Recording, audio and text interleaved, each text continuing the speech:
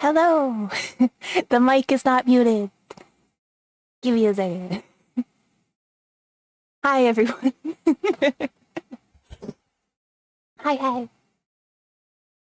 The mic is in the wrong position, though.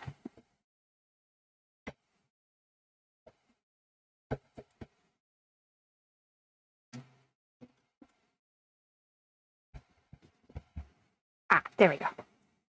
Yeah, I don't know what could have caused that.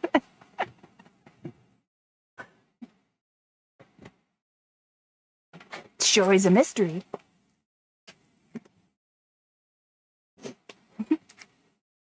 Oh, sorry, let me turn the music off and turn game music off.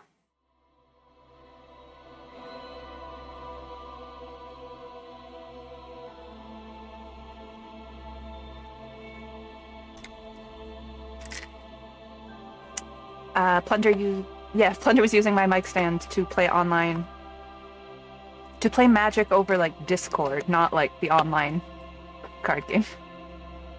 Had a webcam strapped to it, pointing at their desk.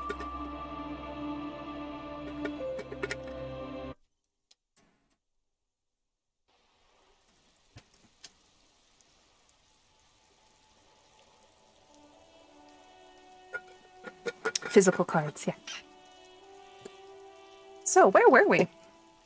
It was 5:40 in the afternoon. We seem to... Are we... Oh, wait. Shit. Are we no longer pantsless? Nope, we're still pantsless. The socks make it look like we got pants. Got our coat. No, don't take it... Look at it. I'm so sorry I took it off. I might have lost that quest. We talked to her. That was the last thing I think that happened.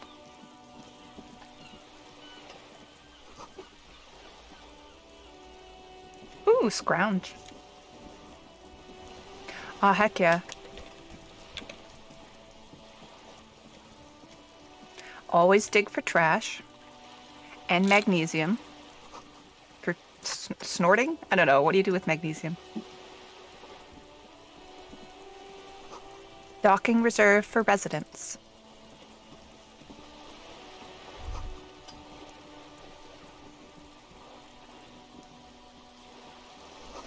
This is worth more than you'll ever earn in all your life. Shut up.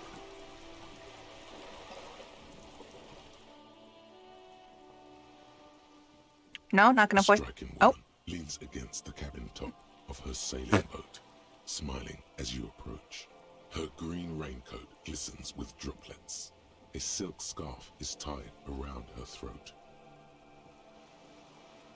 Good afternoon, officers. I'm Joyce. Joyce L. Messier. I represent the board of Wild Pines, the owners of the harbour.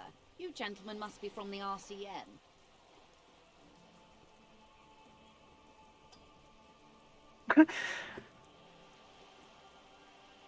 Shake her hand. I'm glad to see you here. I was dispatched to handle a strike, not a lynching. Anything I can do to assist the RCM in this matter, I will, gladly. That is good to hear, madame. My colleague will take the lead on this interview. Really? I should let you know that he is recovering from an unusual medical episode. Very unusual. But I can assure you of his ultimate competency. There's a trace of irony in his voice. Mischief, even. This is a tactic. Kim, what you up to? How interesting. I wish you a swift recovery. In the meanwhile, you have my full cooperation, and the full cooperation of the Wild Pines group. Great. You seem rich. Could I have some money? Is what you want to say, but it isn't that easy, is it? Why not? Look at that lady. Take a gander. Squint your eyes, bub. What lustrous hair. A well-kempt, yet tastefully short, bob of dark hair. Despite the first hints of grey, she's elected to keep it au naturel, shaped into a permanent wave, late 40s style. While dull orange pearls hang from her earlobes, red from the cold. Her light green eyes scan you, full of knowledge and worry, wealth and all its possibilities. These are the kind eyes of the rich man that seem to say everything is possible. Why haven't I asked her for money? Within reason. Yeah, so? Now look at you. You misery-clad simian. Barely able to tie your own laces. Your armpits are legs. A scythe of booze precedes you. Your hair sticks to your forehead and your underwear feels uncomfortable. You're poor. Poor as balls. You can't ask this person for money. You're too.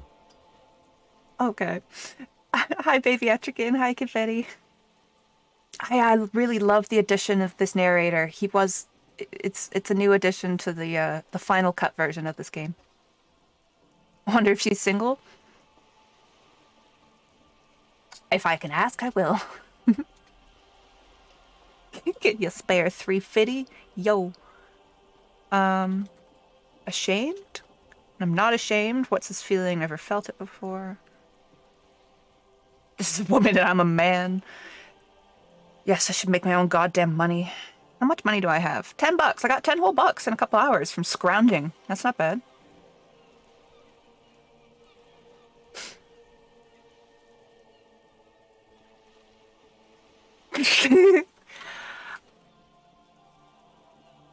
Why was there saffron in your ginger? You're welcome. I made it fancy. I understand there being saffron on the lid for the sugar. I don't know how it got in. The narrator calls you a himbo. Yeah. It's not, what's funny is it's not just the narrator. It's your own brain. Your own brain hates you. You know what? Fuck it. I'm a goddamn working man. I'm not ashamed to shake this leech for some dough. You think your little communism protects you from this feeling? No. Sure. The more demeaning it is to grovel at her feet. As I was saying, if there's any way I may be of assistance, please don't hesitate to ask. Come on, let me do it. Here, I know. Never played the Final Cut. Maybe I need to start a new playthrough. It's pretty good. So far, it's the same, but with, the voice acting. And, like, she wasn't voiced before, I don't think, or at least not all of her lines. Several other characters as well gained voices.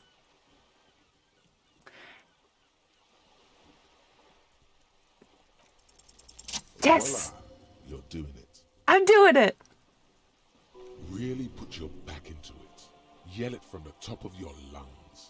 Money! Help me, I'm poor. I need money to keep living. You seem... Now I'm going with the basic. You seem rich. Can I have some money? Why, yes, I am rich. How much money do you need? Hopefully not too much. I couldn't bring all of it with me. Okay, do we take the dumb strategy and ask for 1.1 cent? Which will confuse her and make her pity me. Or do we just go balls out and ask for 60? 10,000 is just gonna... There's no fucking... That's the cost of the boat.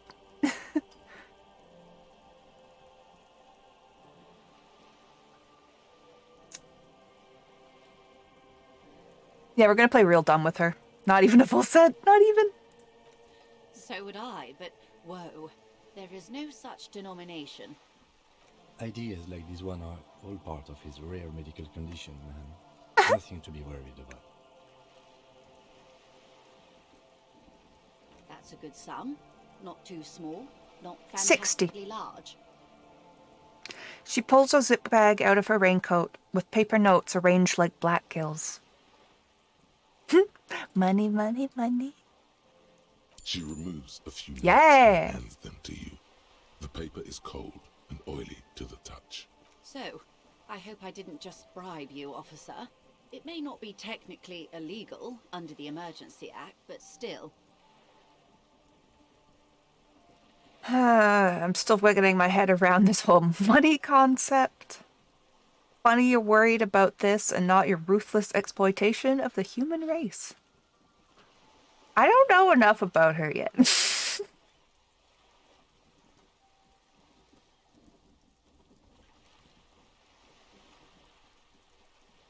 You're right, ma'am, that donations are permitted under the Emergency Act, and seemly as it may be, as long as they are properly logged with the precinct. Which he most certainly will do. Oh, yeah, sure. How else can I help the RCM today, besides supplementing its salaries? Yeah, thanks. Thank you, ma'am. Now I have enough money to afford my hotel tonight. Although I'm going Hobocop, aren't I? To buy all the booze I want, then. I've never not slept in the hotel. I don't know what happens.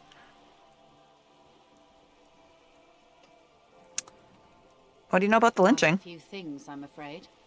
The information I'm to share with you includes sensitive trade secrets. For the sake of my employer, I have to ask for your names and badge numbers. After she gave me money. Of course, ma'am. We should have introduced ourselves. I am Lieutenant Kitsuragi from Precinct 57. Oh, I don't know. And this is my colleague from Precinct 41. Yes, my badge. My badge I have. He looks at you expectantly. Then it dawns on him. Yeah, I don't have my badge. How curious. Why is that, Detective? Remember when my partner mentioned my unusual medical episode? I lost badges related. I see. So, are you saying you lost your badge during the course of this episode? I could have eaten it for all I know. I don't know anything. This world, this city, nothing. Oh dear. Some kind of encephalopathic amnesia. I don't even know how to respond. Same. I do believe you, naive as that may sound. I simply can't imagine what you gain by faking such a condition. As I said, ma'am, his technique may be very unconventional, but he is an officer of the RCM. Of course, I sympathize, but I'm afraid I simply can't share anything more until I've seen that badge. She's a professional negotiator. She should be open to some sort of mutually beneficial arrangement.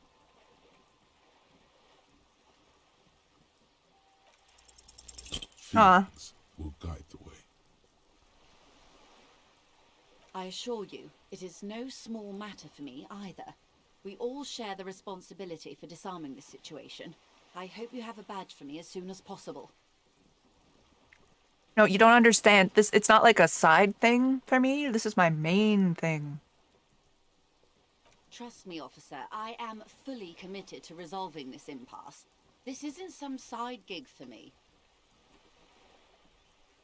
They're literally like, this is not a side quest. We get it. You'll find your badge.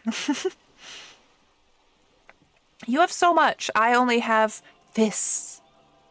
This is all of my existence. She's silent. The wind flaps the sail above her. This boat, for example, in a home somewhere.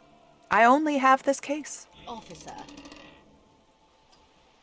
Oh God, this is, he's having a small panic attack. Hi, Rasks. Welcome back.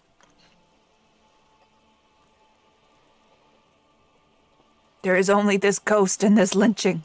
You know, I don't mean to sound cold, but if you want something, you have to give something back. More than just guilt. Eh. You're doing it. Despite your own best efforts, you're still getting in, somehow. I'll be frank with you. If I'm going to break protocol, I need to be able to justify it to my superiors. They're going to want to see something tangible. Like what? The Union is conducting drug trade out of the harbor.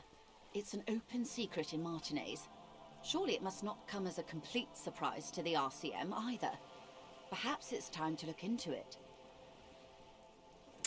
Fine. Or you can find your badge, which honestly seems like a lost cause. Detective, a word in private before we continue. Yes, just one moment, ma'am.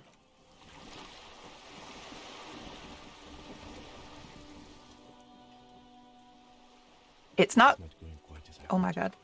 it, Detective. It takes so long for them to talk sometimes.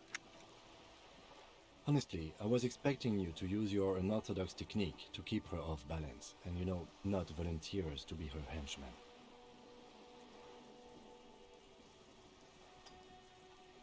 Really? I thought it was going well. This woman is running circles around us. She might have known about your misplaced badge all along, or she's simply an adept improviser. Either way, we've played straight into her hands. Maybe this is all her plan. She might have heard about you.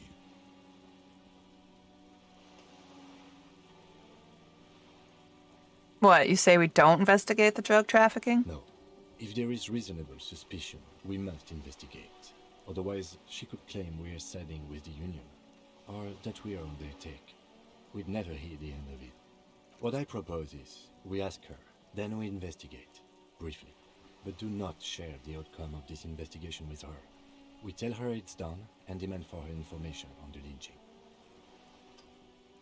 You could just find my badge. That would be fantastic, but do we have the time? The world is large, and your badge is 8 by 6 centimeters.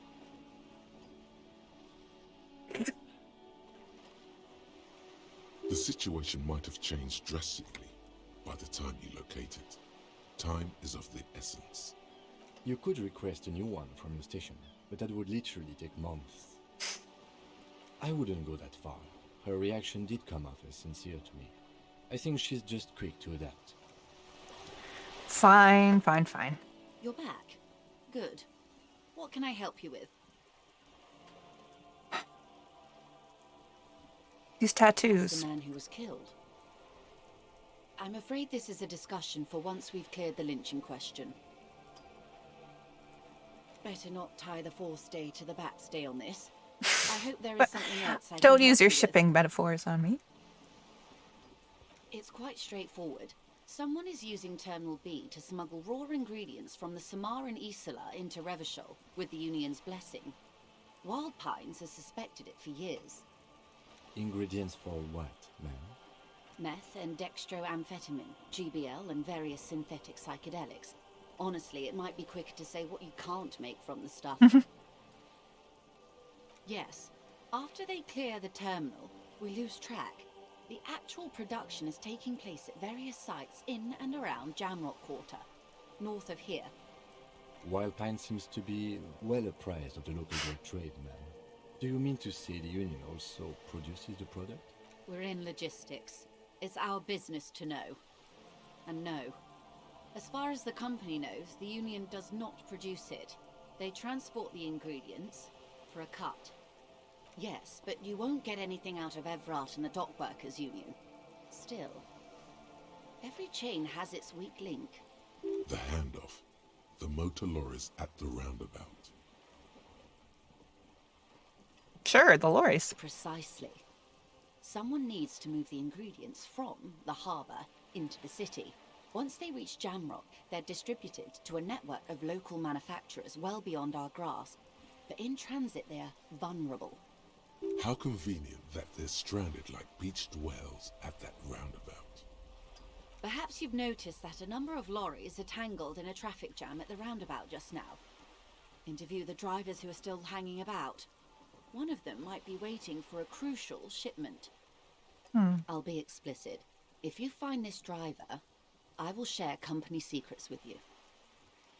Uncovering Union secrets could also give you an upper hand when dealing with them.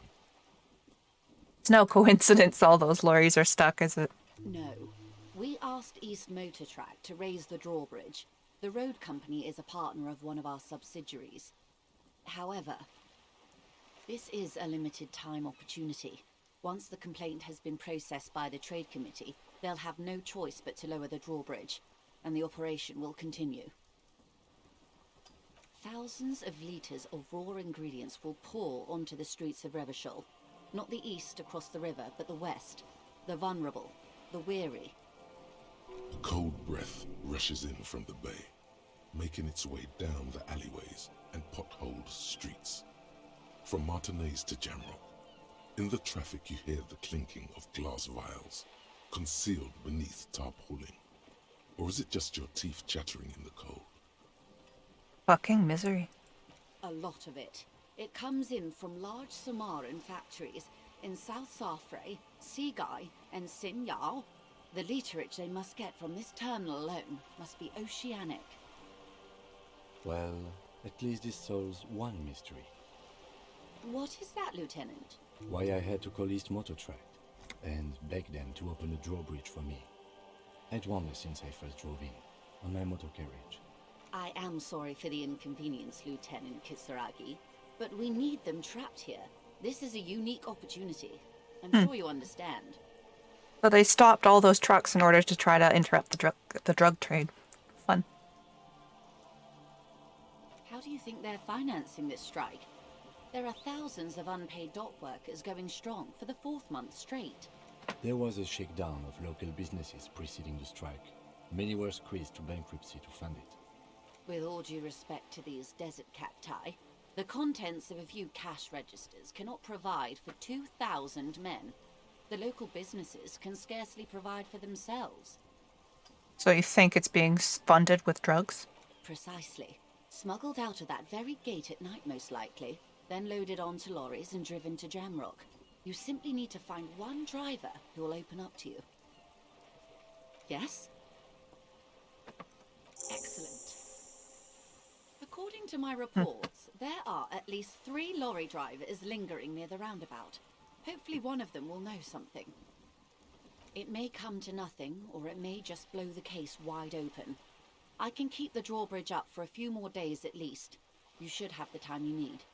In the meantime, let me know if there's any other way I may be of assistance. You seem smart. I need someone to give me a lowdown on this, reality we're in. This reality? Yes, reality is your side case. An experimental side case.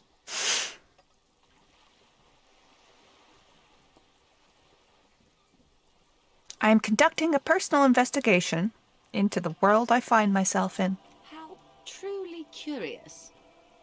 A sort of philosopher detective.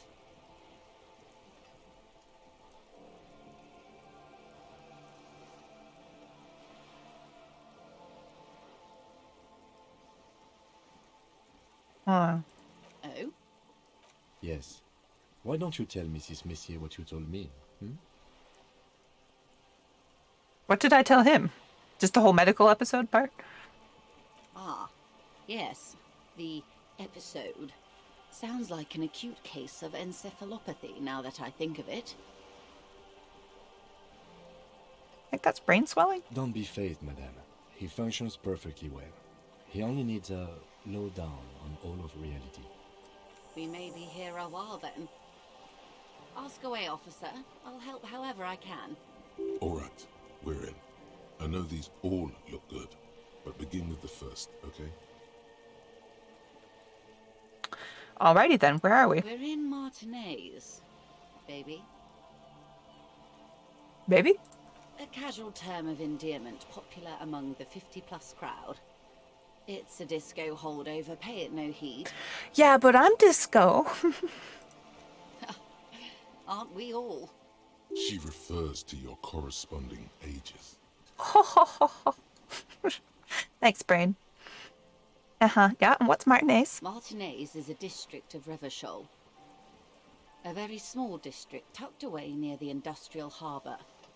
North of the 881 and Jamrock. You would be excused for not knowing about it. Unimportant, they say. Forgotten, even. Shelled to smithereens during the Revolution. It has its charms, just not this time of year. Okay, what's Revachol? Revachol? Revachol is what you call a city. The great kind. History detective. They built this city to resolve history. Our part in it, at least. Our centuries. Who? The nations of the Occident, or migrant workers from Semenine and Ile Marat, depending on your creed. Yeah, this. I've mentioned before that this game's got a lot of deep history. Like, whoa. They say it's where the terrible questions of our time will be answered. The tensions are highest, the fault lines deepest. By that I mean conflicts. Ideological conflicts. The stuff of men. We are standing on a fertile, self-sufficient island able to sustain up to 200 million people in the middle of the Insulindic Ocean, the world's connective tissue. It's where the money is. Okay. So we're in an unimportant part of a very important place. I think it's fair to say so. Martinez is about 22 kilometers from the center of the world. That soldering iron is the bank of the world building. The bottom floors are Insiacom. Coalition government, Insulindian Mission Command. Silence. She lowers her hand. So you can see skyscrapers across 22 kilometers away. The water, the light. It's as though you're seeing it for the first time. There is no recognition, only the immensity of the sea and the cold radiating from it. Observe the large body of water. Cold. She observes your eyes scanning the horizon, then breaks the silence, slowly. I just gained the thought of derealization. Hold on. Name after name, and none of them is familiar. They seem real, but something's wrong. You feel like a kid looking at stickers on the fridge. You see the Apricot Company, World Games 34. You almost see your hand reaching out for them, scratch at the corners, see if they peel loose. This feels like the most important of all the thoughts, the one you truly must complete.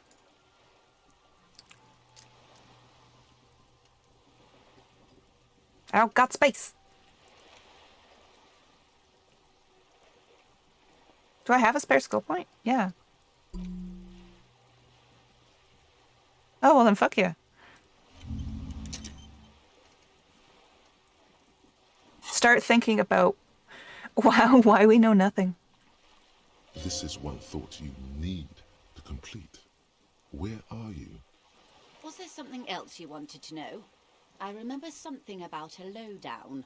This has been informative. Thank you, ma'am. I'm sure my memory-impaired partner has many more questions to ask about even more fundamental aspects of reality. Might I suggest not asking them all right now? Oh, Miss fine. will be here later too, and tomorrow. Isn't that true, ma'am? Absolutely.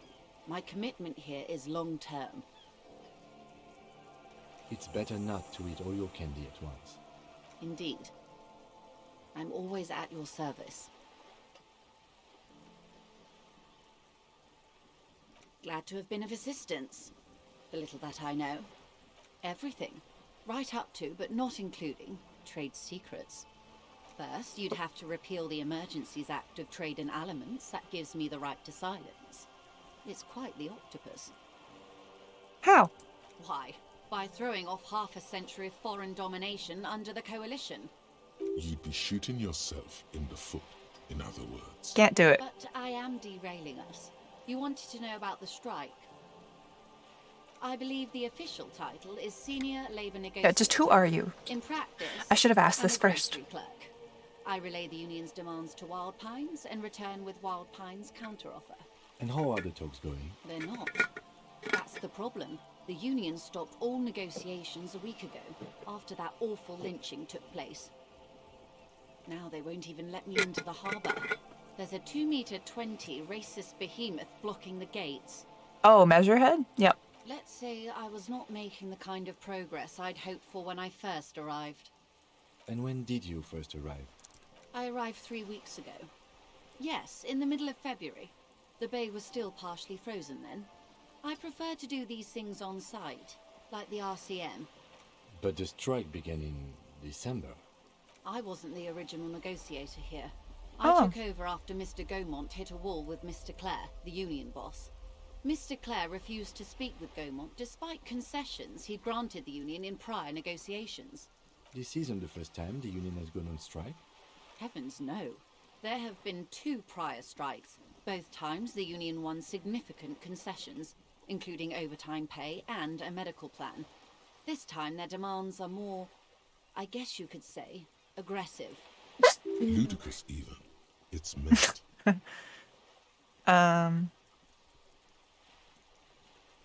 What are the There are demands? leaflets everywhere, and banners. What did they say again? Oh yes, every worker, a member of the board. Most of the workers probably don't know what that means.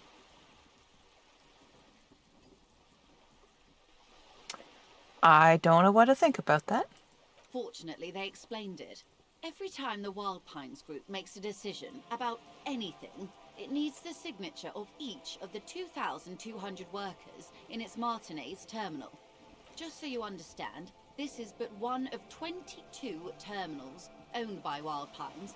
Essentially, not only are they kings of the company, they are also kings of the 72,000 employees of Wild Pines Group.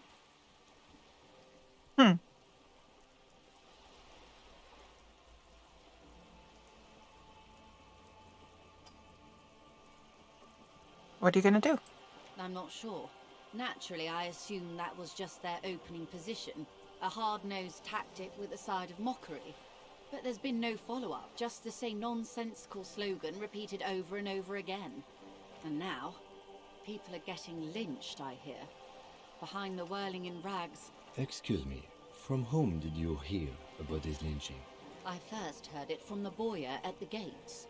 The one whose very name advertises his aversion to work.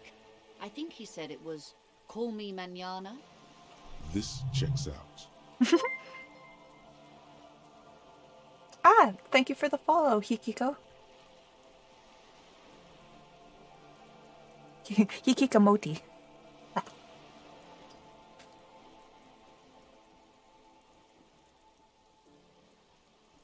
You can just call you Netta. All right. Thank you for the follow, Netta. Welcome.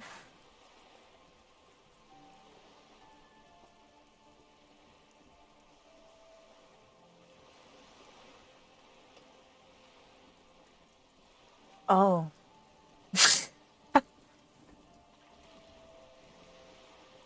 It's misspelled. Gotcha. Netta it is.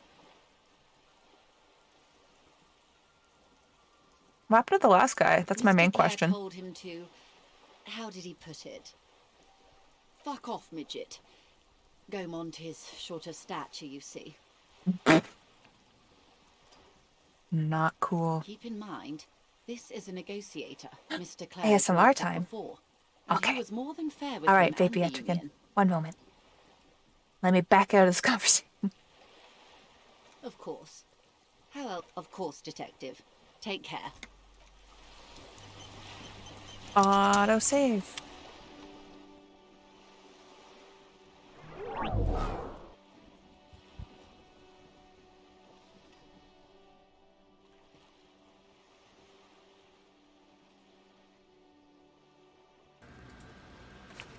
Okay. ASMR mic engaged.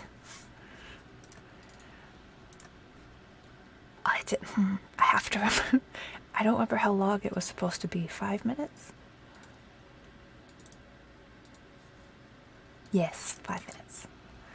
Okay. I have a brush.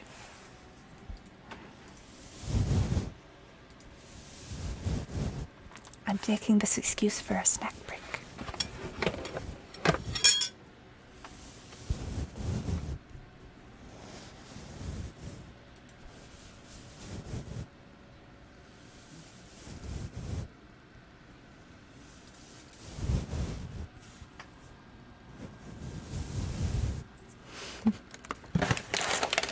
How was everyone's day?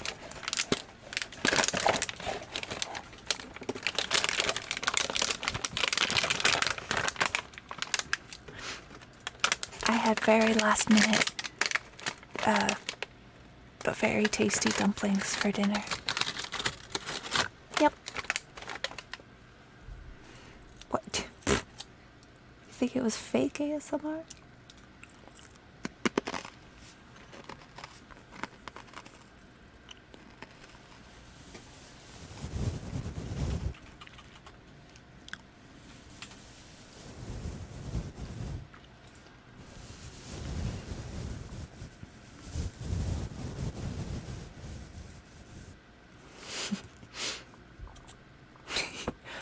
Crispy chips.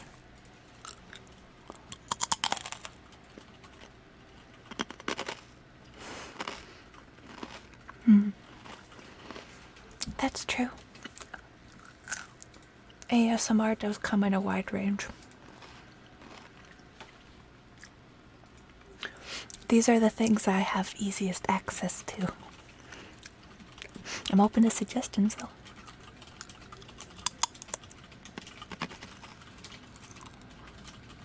They're not Doritos. They're crackers.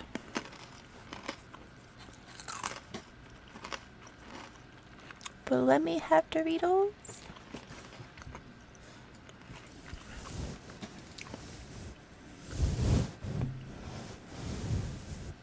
Never.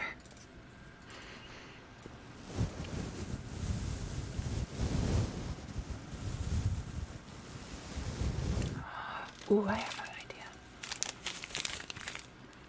I have this little bag of saffron.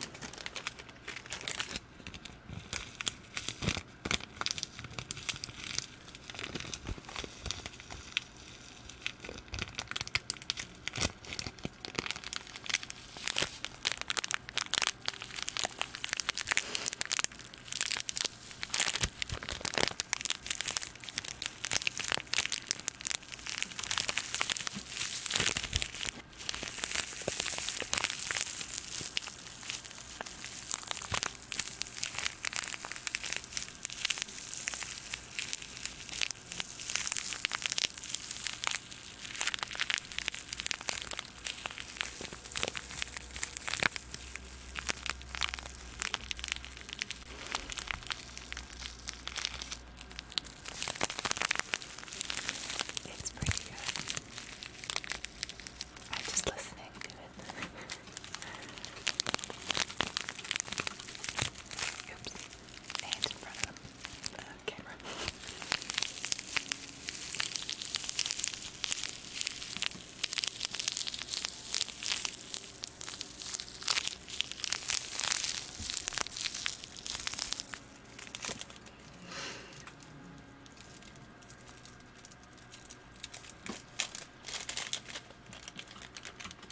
I have to re-inflate it.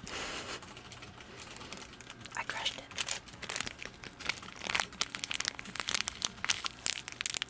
No. What if also Jim? Hang on.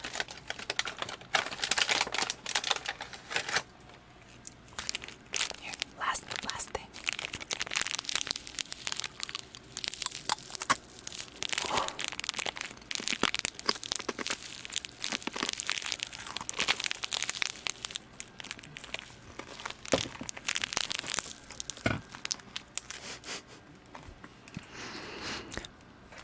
Thank you for joining me for ASMR break.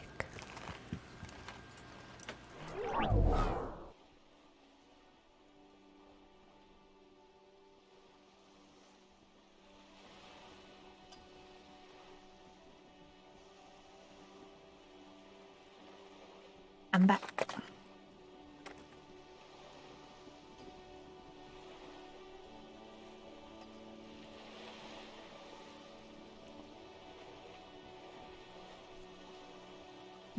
Oh, I'm on art.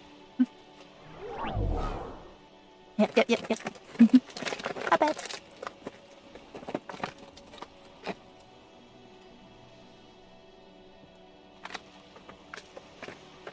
Now you see game.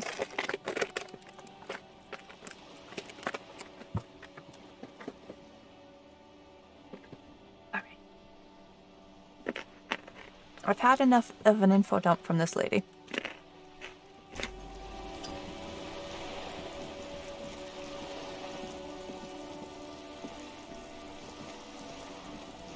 Let's go in here. A sturdy metal door guards the southwest entrance to the apartment building. It's locked. The door rattles against your knuckles, but there's no response. Hello? The door rattles again, but this time you hear an elderly woman's voice calling out from inside. Stop banging on the door! I'm not letting any more strangers inside. It's the police. Open up. The police? Everyone knows the police don't come round here. I'm not joking. No, I already told you. I won't be responsible for any more strangers getting into the building. Oh. Go check the backyard door. Maybe someone there will. Okay. Backyard door. There must be another entrance to the east. Kim, tell her we're policemen. Madame, I assure you, we are real police officers. There is no reply. Just faint, sweeping sounds. Fine.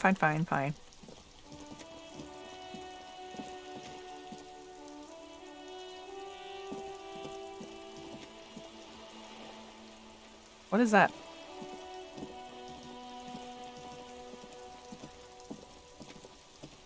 This is a wall on the side of an apartment building.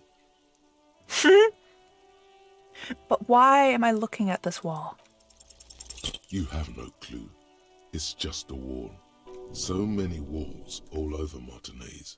Weather-worn, cracked, their paint peeling. But,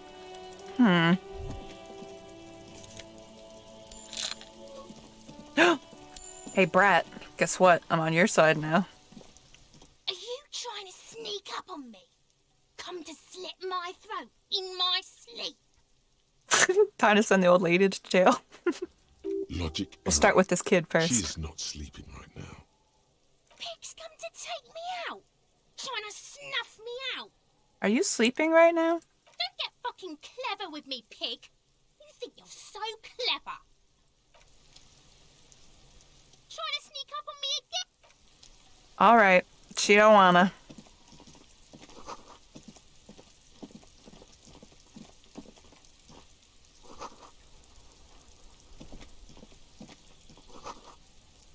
Oh, that's a good point. That guy totally saw the hanging.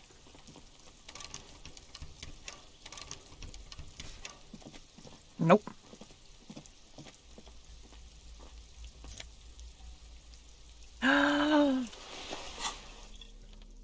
I just gained a hat. An orange beanie with a couple big-ass holes on the side. Might have been used as a mask during an armed robbery. Oh, yes.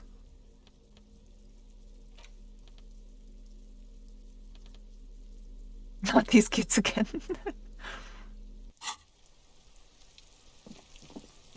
The distillery. Oh no, it's Rain Barrel. Oh, that's kind of cool.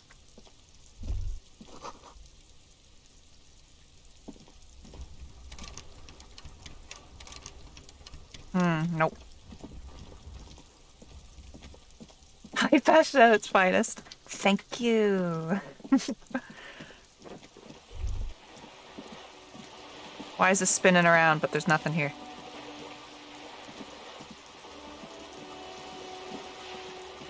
Don't love that.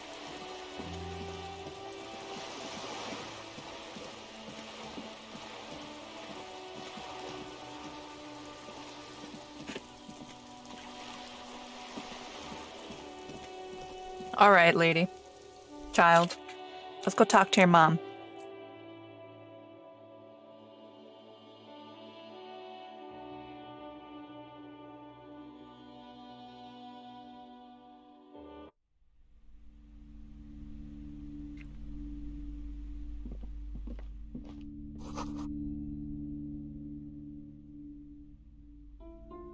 I don't know if I need to, like, if I should look at The these books. display rack is brimming with worn paperbacks featuring an extremely muscular, sword-wielding barbarian on the cover. Nearly all the titles contain the word Hyundai somewhere. Storekeep, tell me about the Muscle Man books. Oh, Man from Hyundai. A very popular series of adventure novels. They're awfully immoral and violent books. Then why are they popular?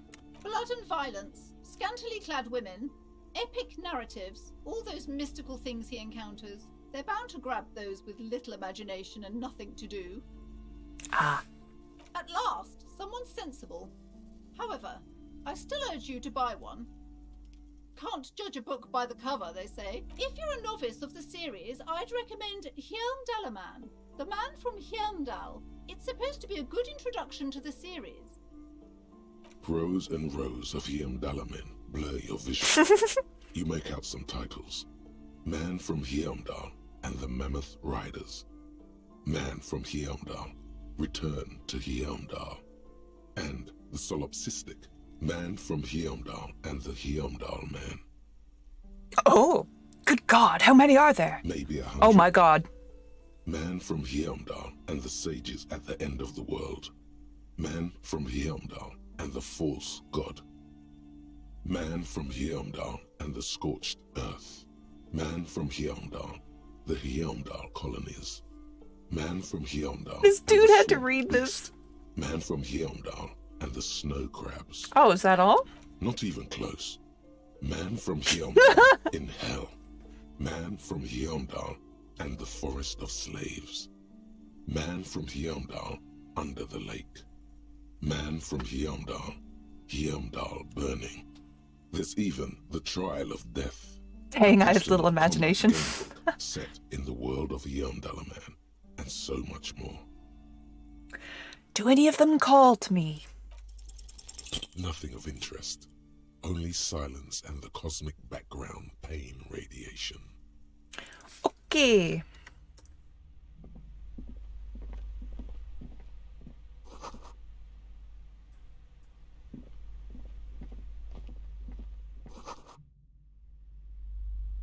The National Recipes of Arda, all about lake trip.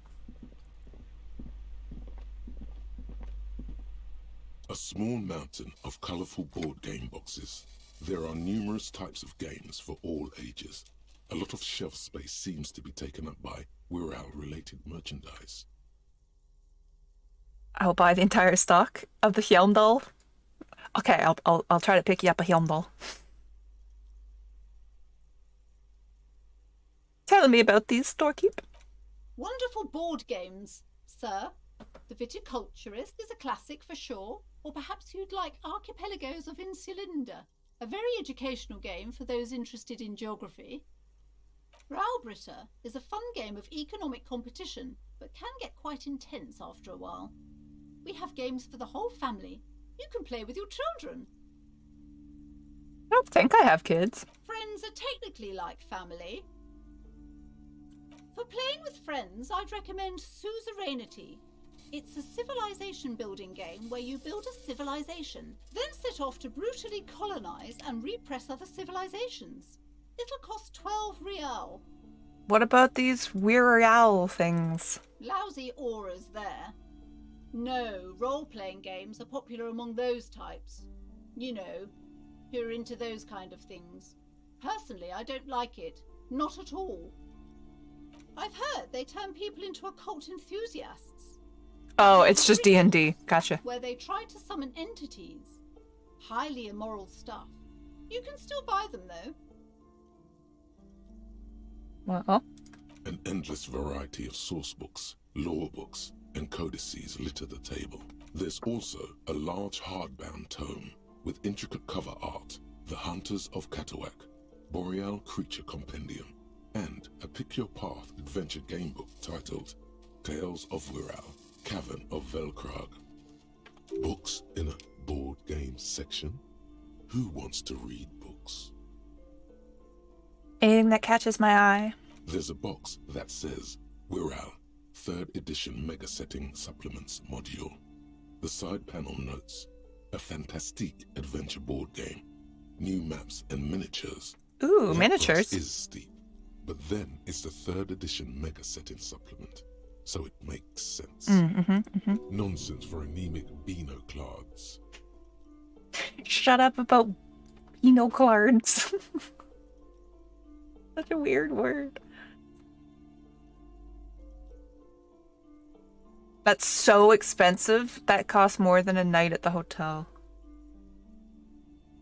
We're going hobo, right? I want it. If you say so, but you better stay away from those immoral occult rituals. I do what I want.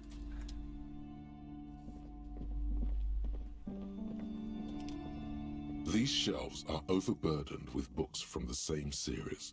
You see the name Dick Mullen over and over. Crime fiction is a disgrace. An asinine misrepresentation of the physical attributes of the arduous everyday work of actual police officers. These books greatly overstate the excitement of police work, glossing over how long it takes to actually follow up on leads and eliminate dead ends. What's more, they completely ignore the psychological hardships of year after year coming into contact with people during the worst days of their lives. Not a single mention of all the stress this work creates upon the officer's family. Detective fiction just doesn't tell the truth at all. I guess not. Now, would you like a list of all the books found on the shelf? Sure thing. Or, oh god, no. Shelves filled to the brim with crime novels featuring the supposedly stalwart Vespertine detective, Dick Mullen.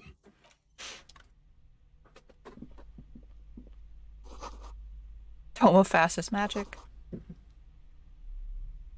Quaint picture book brochure. Several maps have been attached to a bulletin board hidden inside the alcove. They're held up by small pins. The maps look old and faded. Your eye catches a map of Insulinda, a map of Revachol, and a map of Martinez. Which way to the immoral occult so I know where not to be?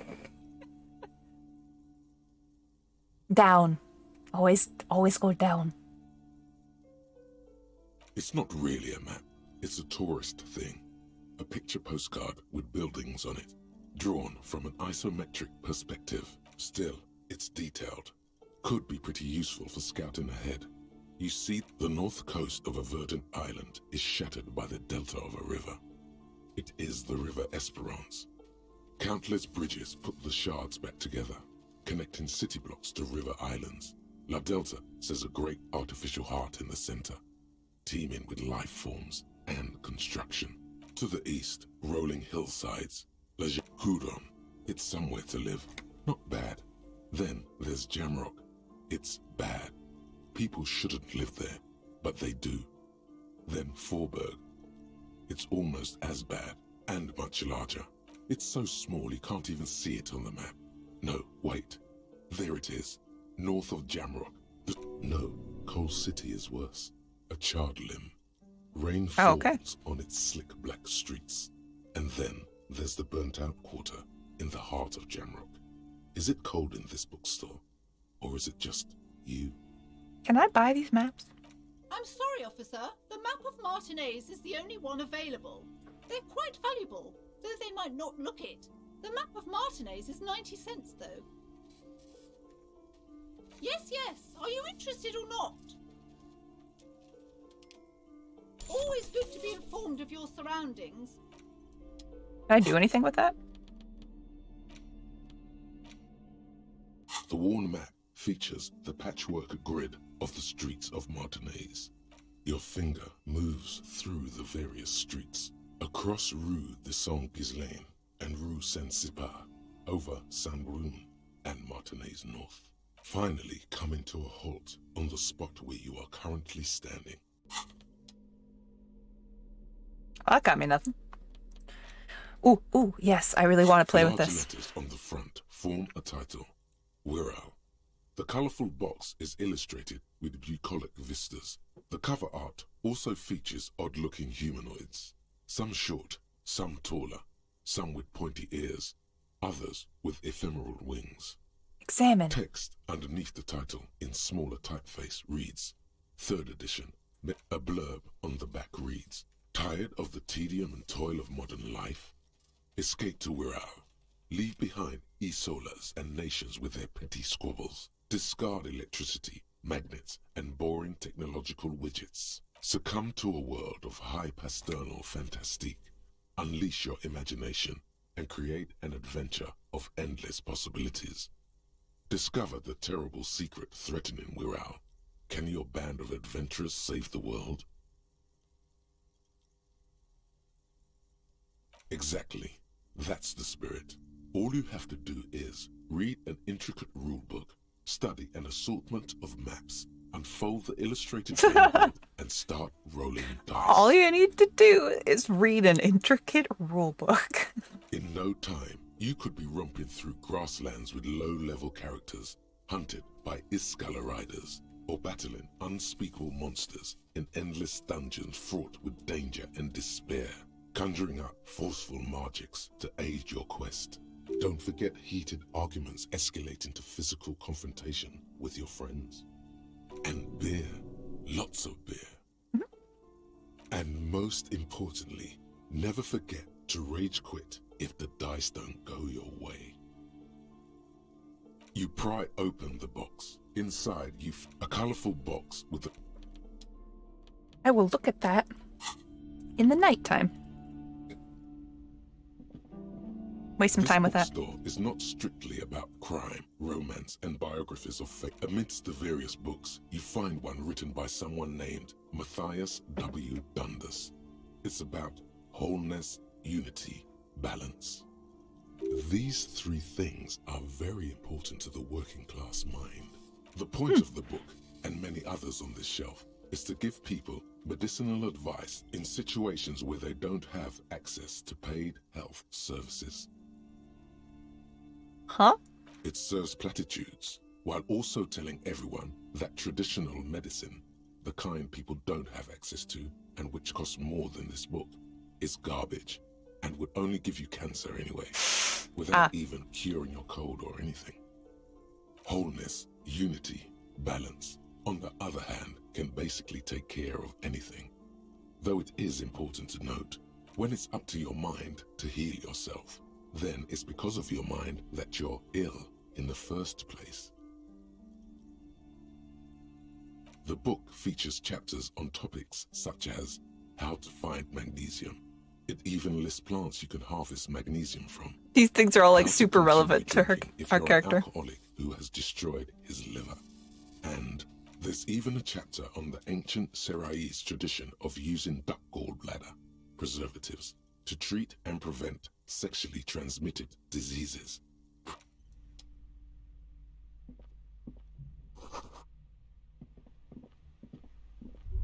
The plaque on the shelf reads, Biographies of Famous...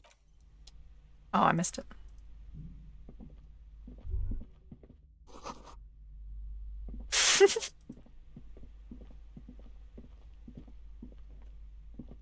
What's this carton?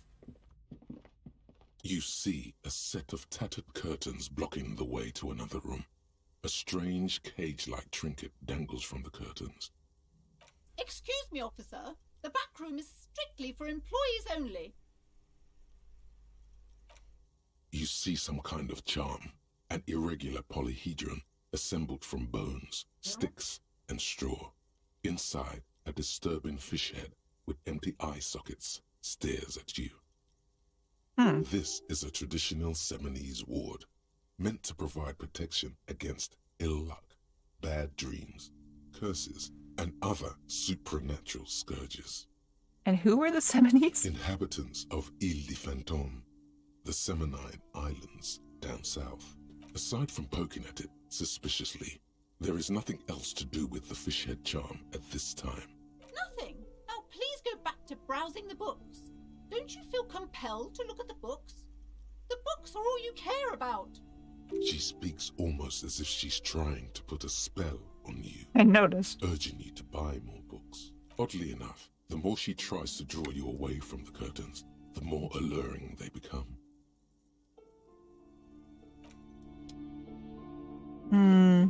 I'll resist. What do you want? Welcome to Crime, Romance, and Biographies of Famous People. Be welcome And please take responsibility for the energy you bring into this space. I could just ask everyone for money. So you're the owner? I am the proudest owner of our little shop of culture.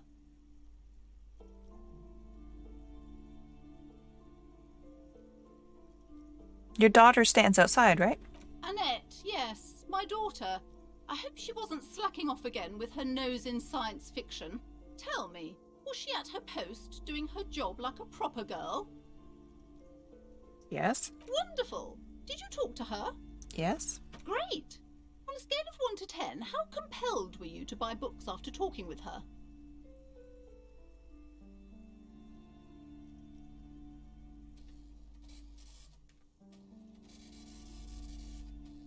10?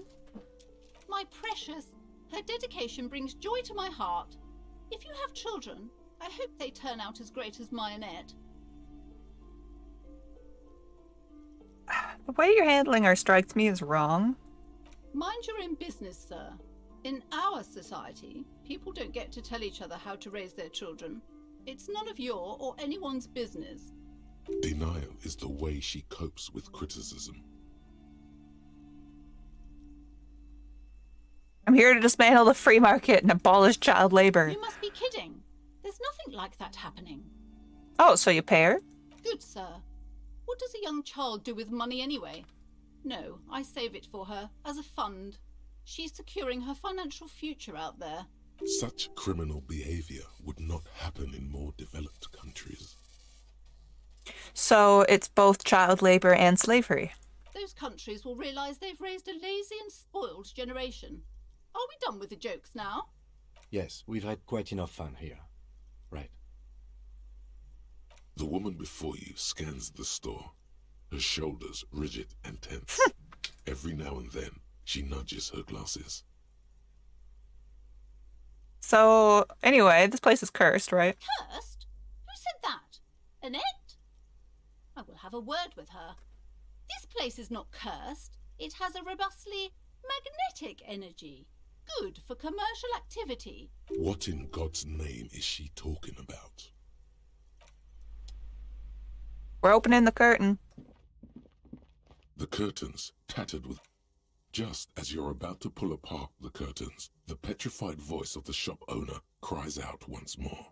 Sir, don't touch that. I told you it's off limits for the customers. Parapsychologically speaking, we're dumb if you decide to open them. I won't be held responsible for the consequences. It's too dangerous. So this is about the curse? No, it's just a storeroom for the employees, I told you. Now please step away from the curtains. Look, I'm a police officer. Let me in. Why? It's not like anyone was killed there. I'm sorry, I don't mean to be so impolite. Just please don't go there. I can't allow that. You'll only make things worse and unleash the powers. I'm opening it. No! Please just talk to me, officer. Come here and let's talk this through before you decide to do anything extreme. Talking is always good. Let's see what she has to say. The curtains, tattered with age and covered in dust. What? Hello again, esteemed officer. I already told you, it's just a storage room for employees. Just let it go, officer. Go buy some goddamn books. You're supposed to be drawn to the books. She recites it like it's a poem. Like she's playing a role she's grown tired of. Yeah, you're very suspicious, lady. Why is there a ward protecting the storage room? Just for decoration. Okay, fine. It's because this place is cursed. Just like an... That was fast. Don't call it the doomed commercial area for nothing. Are you happy now, officer? Happy that you've ruined everything? Why didn't you just tell me? It's not good to talk about the curse, not in detail. The negativism, it's dangerous. Talking about the void wraiths angers them. Wow. Void raves. You have new words. Such wraiths may prove a formidable enemy. Suit up. Oh, we're killing void wraiths. The curse is so much worse than you could imagine. It's a disease. eating at the very foundation. It's the curse of financial distress, of ruin and bankruptcy. Ah, Annette mentioned that. It's not just that, officer. We're dealing with something supernatural here. It's the cacodemons feeding off bad business practices and disappointing income statements. There's something wrong with this building, I can tell you. Ever since I arrived, I've sensed an eerie lingering presence, as if I was unwanted here. Let me take the case. I'll see if it's real. Most certainly not. I don't want anyone who's not familiar with the psychic arts to get involved in this mess. Stay away. Leave the spirits be, so they can return to their slumber. My liege, you know what this case calls for? A para-detective. -1 gave smartass parenting advice. Slither up to her, you silver-tongued fiend. Show her what world-class perfidy looks like. Oh, I didn't want to lie. You're not lying. You're giving her peace of mind. The means are thus justified. Look, ma'am. I've done this shit before. I've seen lots of ghosts. Are you sure? Don't think I haven't seen charlatans before. I was in the void. You're no para-detective. You look nothing like one. And you're clearly a drinker. Pardon me for being so blunt, but... You look like one. Hey now, hey. You need booze to focus. Hey. The lieutenant keeps his usual stony calm. He silently picks out his notebook. That's how I contact the void. How do you know all this? Here we go.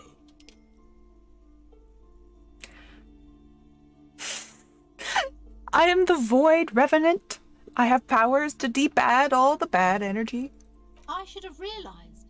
A pattern lies within the fabric. The hand of fate guides us. Our meeting couldn't have been mere chance. Yep. But I am not the only one at risk. I have to think of my daughter. You are certain you can help us? Keep us safe? I can't allow any collateral damage to hit us.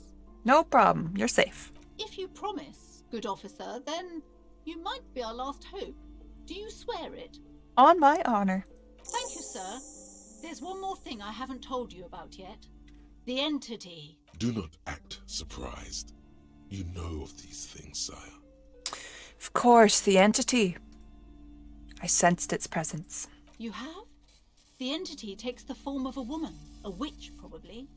I've suspected that she must be connected to the curse ever since I first saw her. Did you know that she lives inside the chimney? Ah, the passes between heaven and hell. Yes, that chimney is part of the building's central furnace, and it's enormous. She has barricaded herself behind some metal security curtains. God knows what she's doing there. Some unnatural magic, I assume. You should go find the entity and ask what happened to all the companies in the building. What is the source of this curse? Here's the key to the warded door behind the curtains. Oh, and please do return to me after you've looked round. I'm quite anxious to know what she has to say about the curse. What you discover in there. Unbelievable darkness and ruin. What you discover? Probably just some office space. Don't be scared. Farewell, book peddler. You see a set of You see a dimly lit room full of dusty furniture and trash. Oh!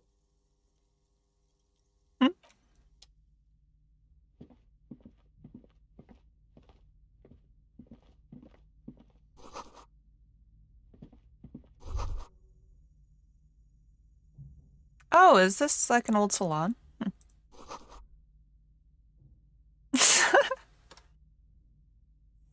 A heavy door with a missing handle stands before you, covered in dozens, if not hundreds, of Seminese trinkets and charms.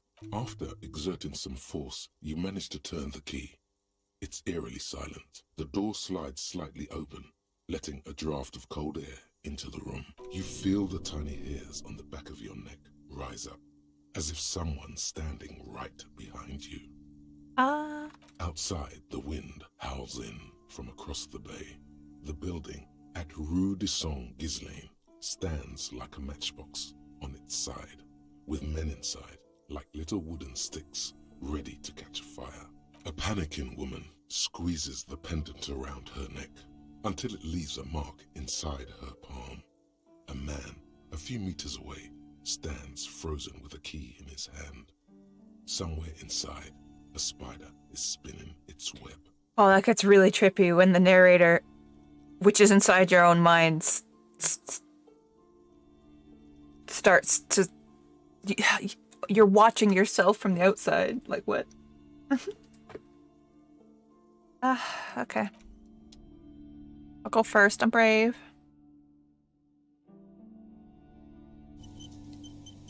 I'm a brave boy.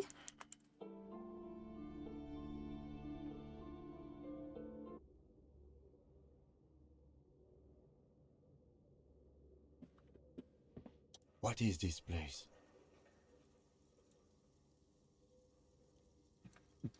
The netherworld, beyond the veil.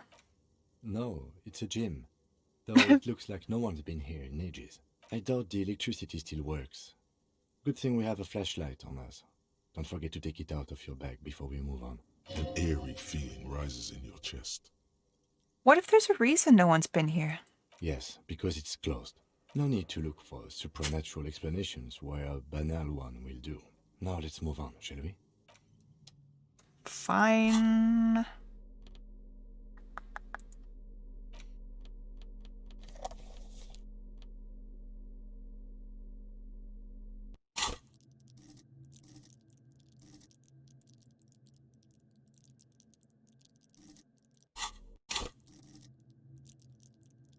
think I have one to spare here.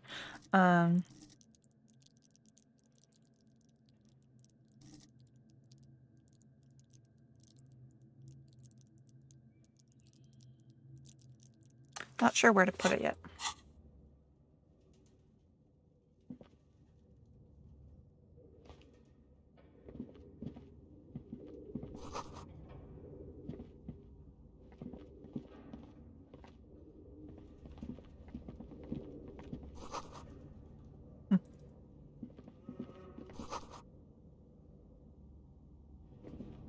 Ooh. A barbell lies on the floor. It's 60 kilograms. Your triceps hum at the sight of these weights. Show the world what kind of beast it's dealing with. Lift them. Yes. There are no collars on the barbell. This is a safety hazard. Look, Kim. It's his trap. No collars on the barbell. You're right. The weight may fall off. Better not touch it then.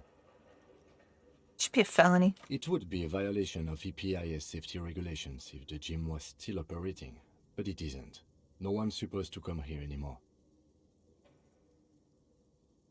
Lift the barbell. Uh-oh. Yeah.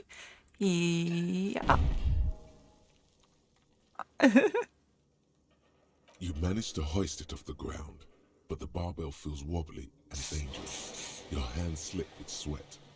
Turns out you're no beast, just an old man with bad form. Maybe I'm a little out of shape, or these gloves suck.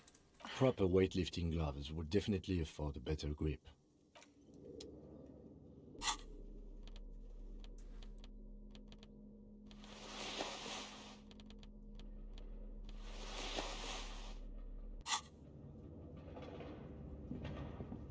Ooh. Oh, a shot put ball. Yeah, I'll take that for later. Can't go that way.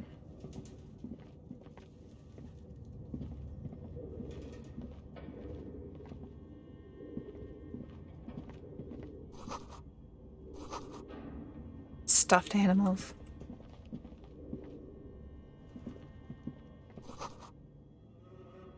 Ugh, creepy mannequins.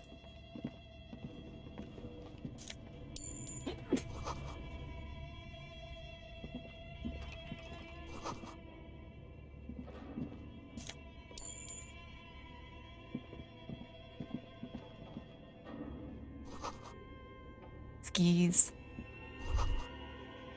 Looks like someone tried to reconceptualize their business here. Huh? Look, the skis and rotor blades both bear the same Slipstream logo.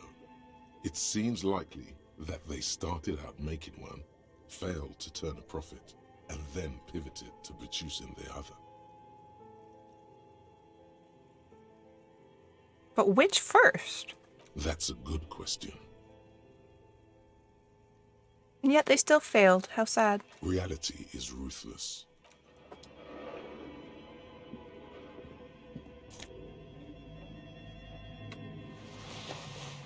Production schedule filament memory.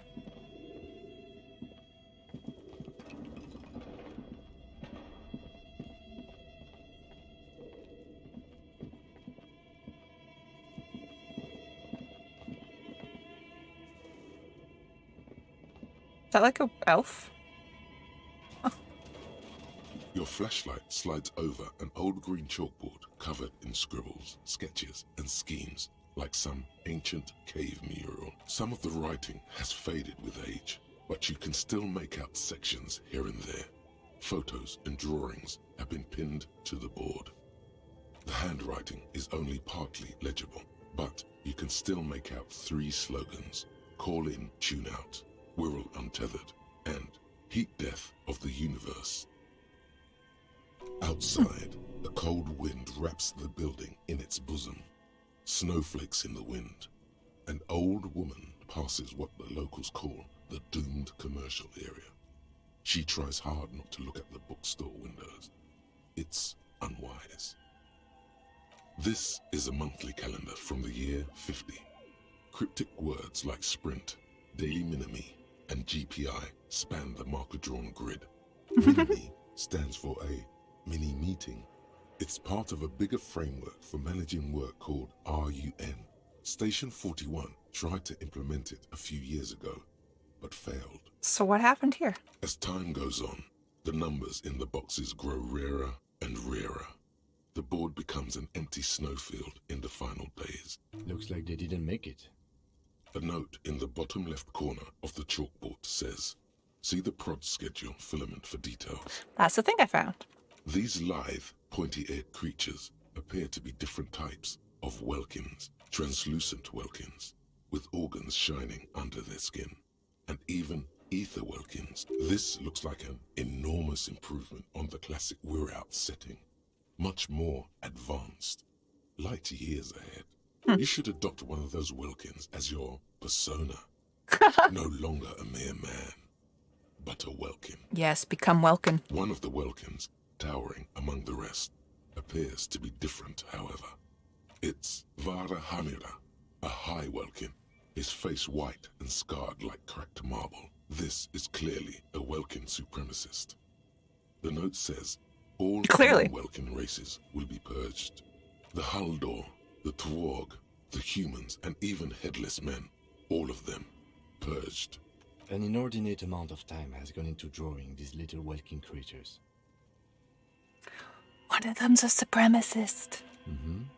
Political commentary. That one has a great beard, too. Kim.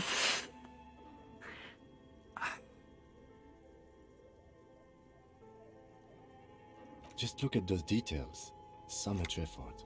The photo collage depicts barren, icy landscapes wrapped in perpetual night. Entire oceans have been frozen from shore to shore. You see primitive oil rigs built into glaciers, boreal dvorg, yurts under the snow, great mammoth-like beasts of burden. Albeit dark and cold, this vision also feels cozy in its own way, like eggnog or morphine. Oh, I guess. A much-needed respite from our own world. A pinned postcard reads, "The heat death scenario. A desperate fight for geothermal energy engulfs the world as Wirral becomes untethered from its sun. Drift." Damn. This old fireplace is covered in lines drawn in blue and red marker, the mesh spreading over the stone like blood vessels on alabaster skin. The whole thing resembles Kadran mosaic tiles. Very pedantic. Wait, what? What's a Kadrit mosaic tile?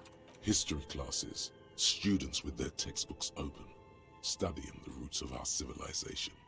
Those aquarelle blue tiles looked beautiful in the sun. Radio frequencies, it seems. UKV 123.6. UK unclear. It looks like a cardiovascular system split into veins and capillaries. Very advanced. The car. Perhaps.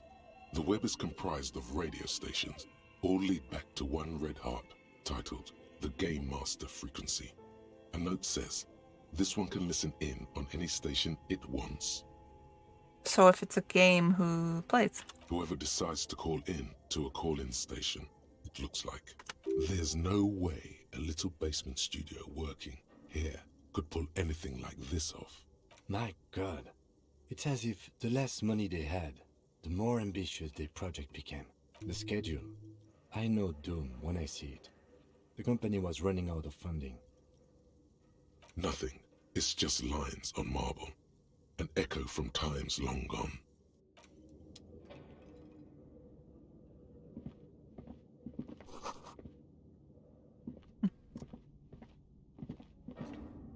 This appears to be some kind of machine with a cube-shaped heart and a wired framework.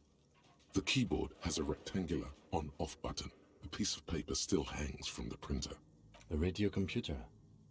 Just sitting here without anyone inside. The machine lights up like some prehistoric animal stirring from its slumber, Ooh. revealing fluorescent play and print keys on the keyboard. The hatch on the machine's central compartment is wide open. It's empty like a beehive without its brood. The filament you have would fit perfectly inside the compartment. Do it. It's empty. The filament, like a smooth draw, the filament slides into place. On the keyboard, the play key starts blinking. A bar of fabric right above the keyboard starts producing a soft hum. The sound of static seeps through the machine's planar magnetic driver. The static gets louder, slowly filling up the abandoned hall, until a voice speaks out. Good evening, Fortress Accident en rue de Saint-Ghislaine. This is East Insulindian Repeater Station 1. Please repeat, is this the production schedule?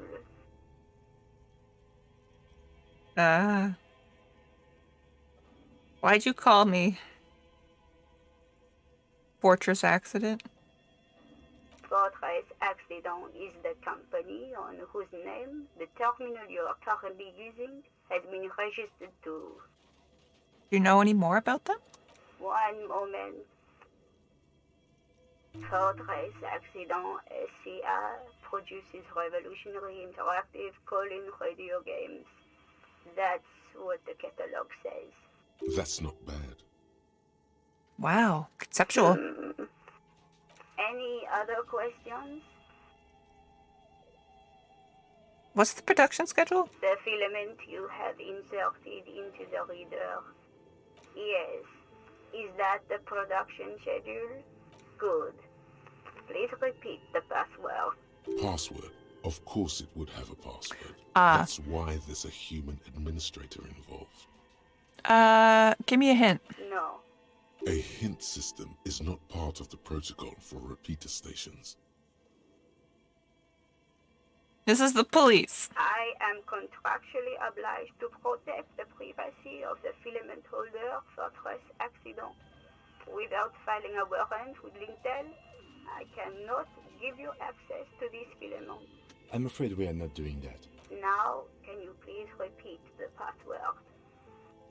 I don't know. Received. I will register this login attempt. Don't worry. Passwords have a way of turning up.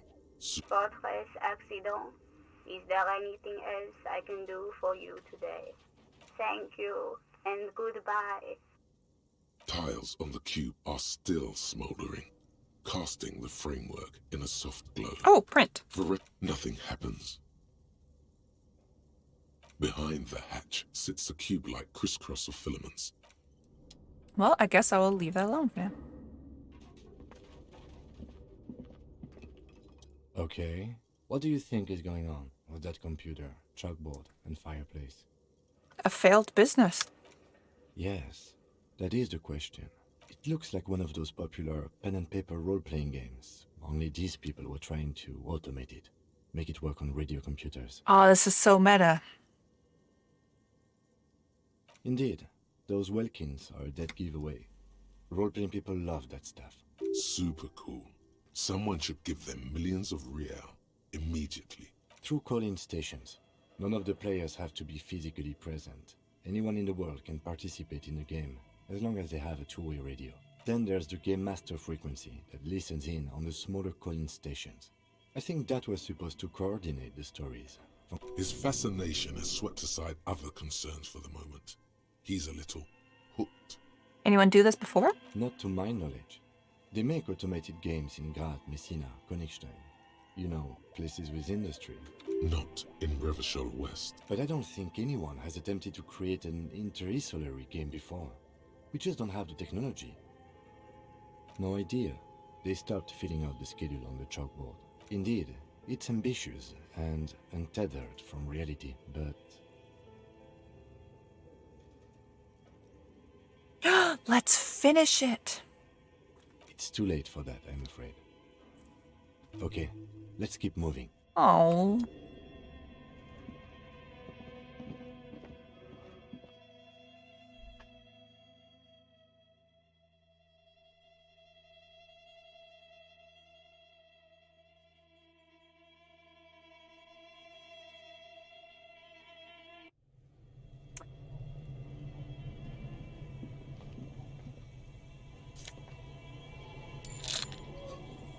Oh. That's a bear. Oh, I missed what that one said.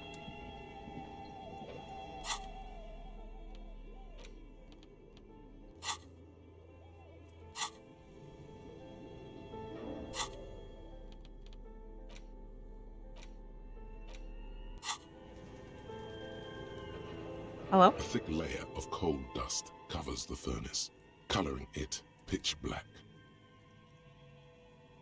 Look inside. It's dark and grimy here. In the darkness you can hear chatter. It's coming from above. A voice or several voices talking to each other. Near the smoke chamber, upstairs. What are you doing? As he sees you halfway inside the furnace. I hear someone talking. Wait, really? We should investigate, see if someone's upstairs. Maybe it's the malignant entity, though. You're right. The rooms do look like they're connected. But malignant entities don't exist. At least not the supernatural kind. Always has to be the skeptic, this man. Hello. You muster all your strength and yell. Your dehydrated, hungover throat can produce little more than a dry croak. The chatter from the chimney continues on as before. You seem to have made no impression. Thank you, Confetti. Up there. Then again, maybe it's worth actually trying something up there. Maybe you should let your voice rest, officer. Try again later. A lush layer of coal now covers your skin, sinking into the wrinkles. Still, it's good to have this dirt on you. Real men wear coal for makeup. Yeah, that's right.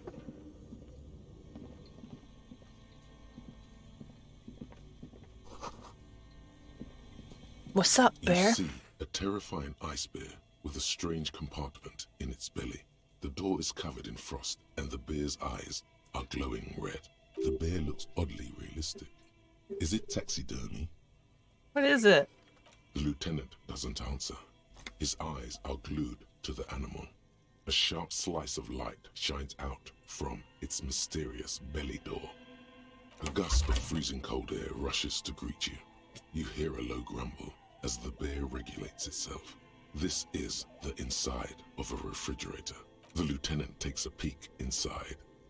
His hand has found the holster of his gun. Him, it's fridge. Of course, just a giant ice bear-shaped fridge. Okay, fine, when you put it like that. Let's take a look inside. The shelves are empty. All you see are crumpled ice cream wrappers with the brand name, Revachol Ice City.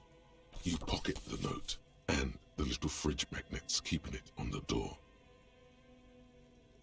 A friendly cartoon bear smiles back at you from a glossy cellophane wrapper. It looks nothing like the fridge. What is this doing here? Good question. It looks like an ice cream fridge. Somewhere in the past, it's summer. 5-year-old Fifette lets go of her mother's hand, change jingling in her pockets as she hops towards the ice cream stand right across the plaza. As she makes her way to the market stall, the girl starts crying. A ferocious ice bear is guarding the fridge, its paws raised to ward off any potential customers. Her mother rushes to soothe her, but Fifette doesn't want ice cream anymore. She just wants to go home. The ice bear stares at them as they leave the plaza. I know.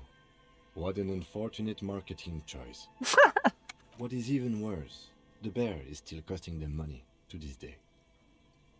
True, it's been plugged in The this whole time. fridge buzzes with energy. The electricity bill on this thing must be catastrophic. Hilarious.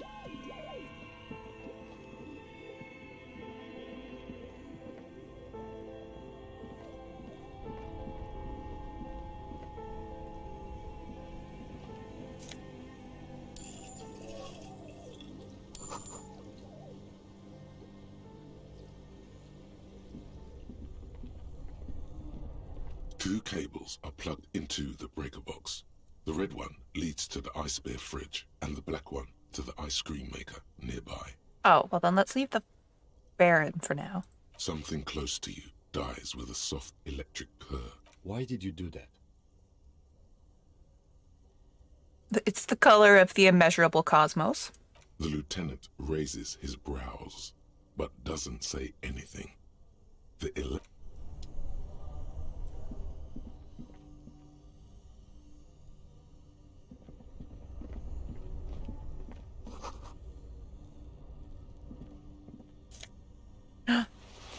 What is that? New shirt? A mesh shirt. Heck yeah. Oh yeah, we look good.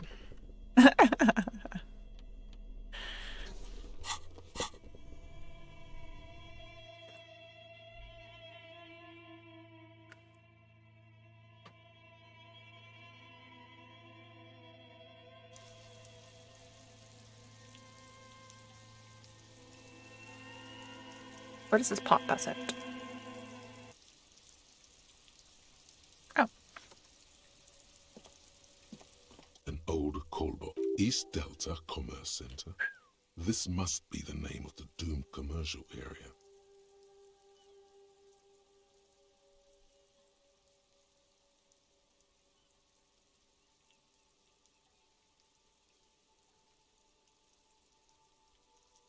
Looks like someone has melted hot. You wait for a minute or two, but you ring the doorbell. All you hear is static. You ring the door. What an ominous name for a hair salon. An off-key melody. Kudos! Please Oh. stop calling here. Grown-ups don't have time for your stupid games. She thinks you're the gremlin child. What would he say to this? Sorry, just trying random doorbells. Nothing important. Please don't do that.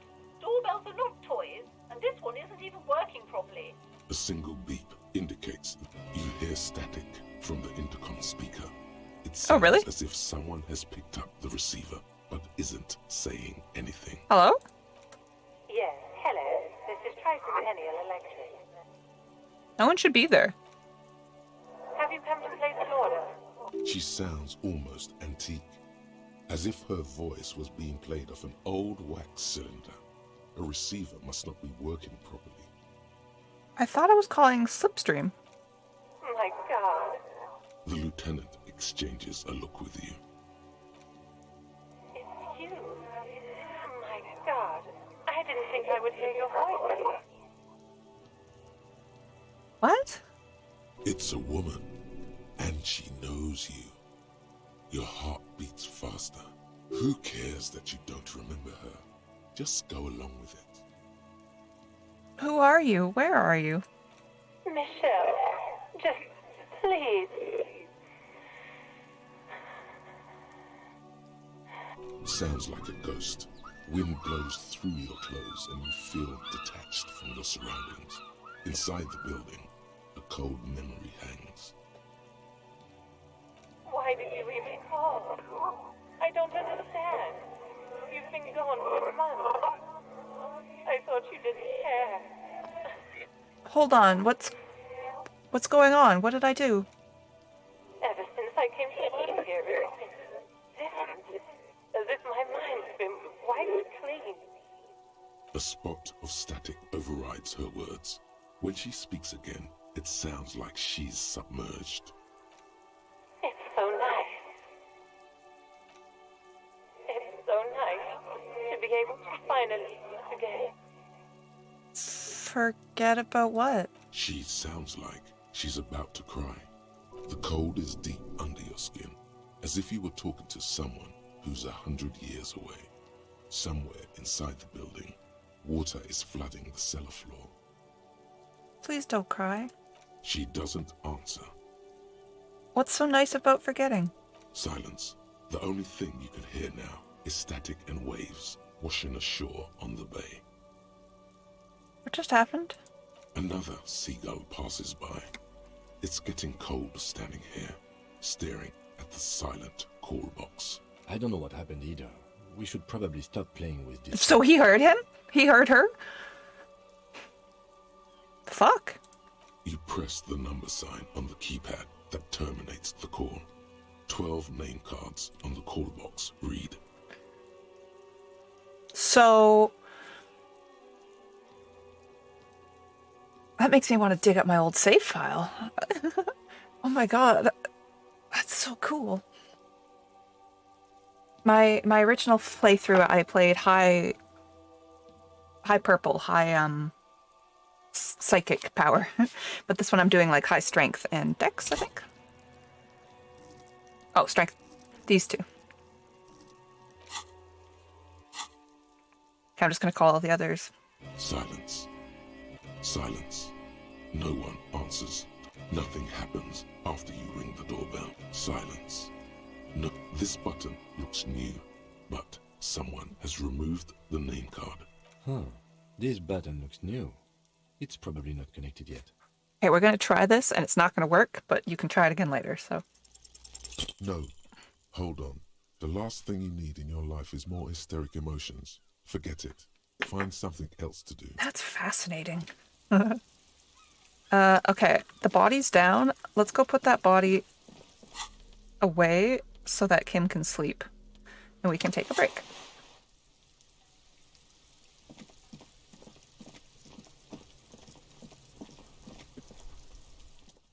The rotting man. The lieutenant adjusts his glasses and takes a deep breath. Give me the boots. I thought we decided to leave it to processing. Okay, so you can sneak out of your room maybe, after he's gone to sleep.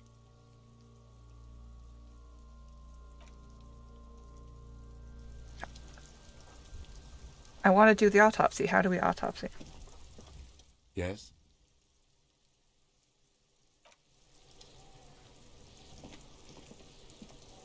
The rotting. The lieutenant adjusts his glasses and takes a deep breath. Come on, officer. What you do know is, at 18.9, there truly is a time for everything, even for yellow gardening gloves. However, they are lacking hygienically. I suggest you get in there in limited capacity. Okay. I'll ask you when I need you to. For the most part, maybe I should handle the contact and you take notes? Yeah, I found the form already. That's right. The dead man stares in silence as you crack open the ledger. The bright red paper is covered in boxes and lists. Above those, an 11-field info form needs filling out first. It begins with... Oh, assistant. That's you.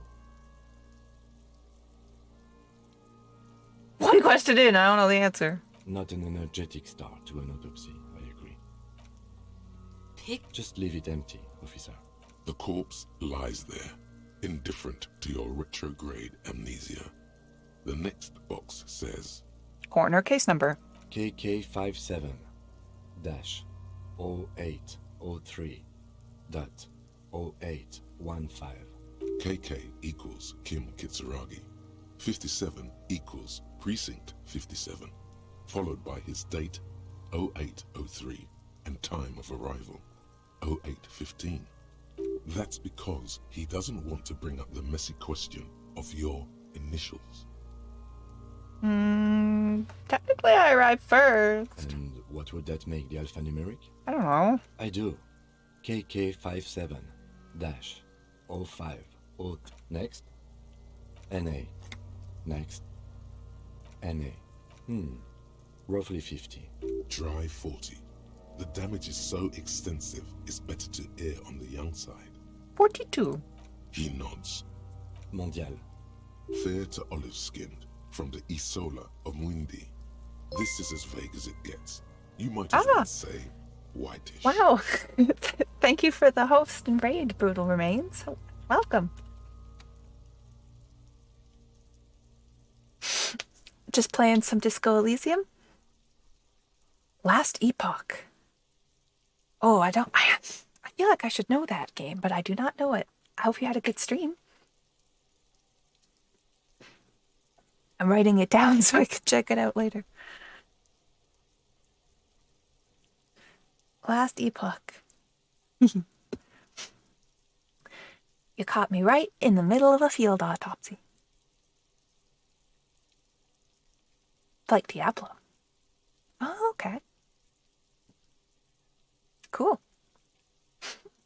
Glad you had a good stream. Yeah, mine's going pretty well.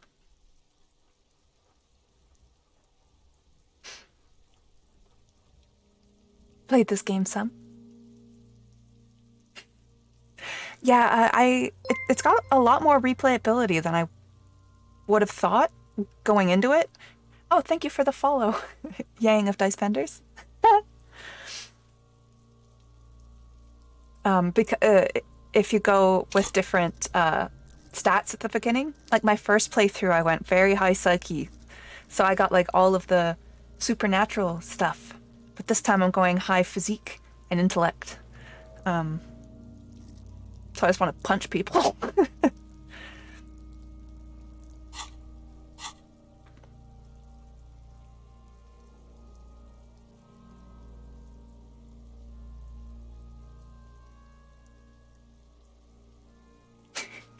Yeah, a dumb playthrough would be fun. I haven't done low intellect. I should do just high strength and motorics. Or physique and motorics. Ugh, them and their custom words. The pudgy mess of curdled meat looks neither mondial nor anything other. Oh, also, if you played this game like a year ago or more, then the more recent version, the final cut version of Disco Elysium is fully voice acted, which is a lovely change. That playthrough, I'm doing it in case. It's so funny. Yeah, it's really great. I'm still doing it. It's coming back.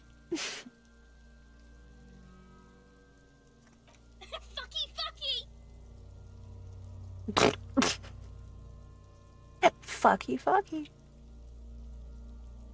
Sorry to run, tired as hell. No worries. Thanks again for the follow. Hope you have a good rest.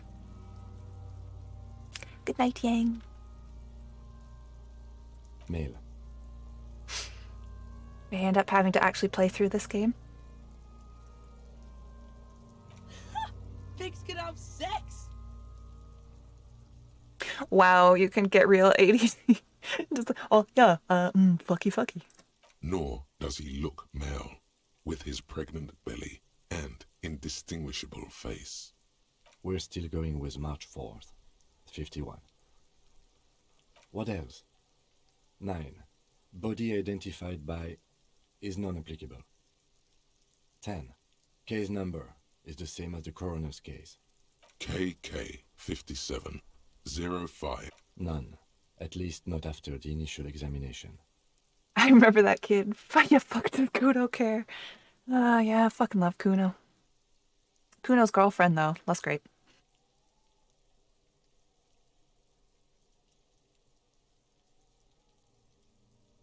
Interfering with the body's position or wounds post-mortem.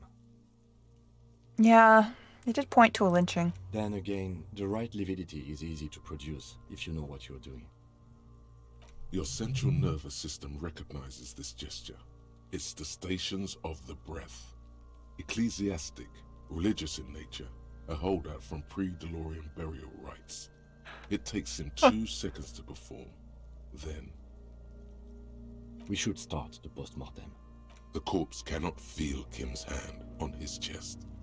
It no longer meaningfully interacts with its surroundings. A thicket of boxes and lists on red copier paper tries to answer why. Lists. Lists. Clothes. The deceased wears armored boots and white briefs. The make of the briefs is Babrodine, I think. See, it's happening. Babrodine, yes. Inexpensive. Size M. Color white. The disappointment is palpable. The red-haired thing was expecting something more lurid. The rest of the clothes have been removed post-mortem by scavengers in order to get to the victim's ceramic armor. Officers are in search of the missing pieces. It would be clever of you to omit the boots altogether, sire. If you are to keep them for yourself, as you ought to, you have deserved them more than anyone else. Heck yeah, omit the boots. The boot has a serial number. It's E50.100.100. The lines between the plates are in the shape of the alphanumerical. The number is purposefully concealed by the design. So I'm going to say that this man is wearing no boots and then write down the serial number on one of his boots. Tattoos. The upper torso is covered in a single, continuous tattoo resembling a microelectronical circuit board. It reaches from the right shoulder to the heart. The assistant has a color photograph of the markings to be added to the case files as document A1. The photo is taken on the scene using a Trigat Mini. The deceased has a belt for airlifting cargo around his neck, tied with a hangman's knot. Color yellow. Length 3 meters. There is a buckle on the other end. Well-nourished, athletically built, measuring 1.8 meters. Generally consistent with age 42. Preservation is good. Ambient temperature below freezing. Body hair is light brown. Oh my goodness. Distribution is consistent with the age. Kim. The deceased had Kim. male pattern baldness. Hair is combed back, short. Touch. The hair under your latex fingers feels cold to touch, wet. Gentle pet. The stench is suffocating. Strands of dark brown hair start sticking to the latex of the glove, like thread off a rag doll's head. Keep petting. More hair sticks to the glove. Hair off the rain-soaked head of a dead man. There Why? are bumps and dips on the skull below. More hair sticks to the... Lividity is consistent with hanging. Nope. The head is congested. Contusions are present on the head, chest, and thighs. Consistent with stones thrown post-mortem. Low velocity. Put some pants on? No. No. Nah.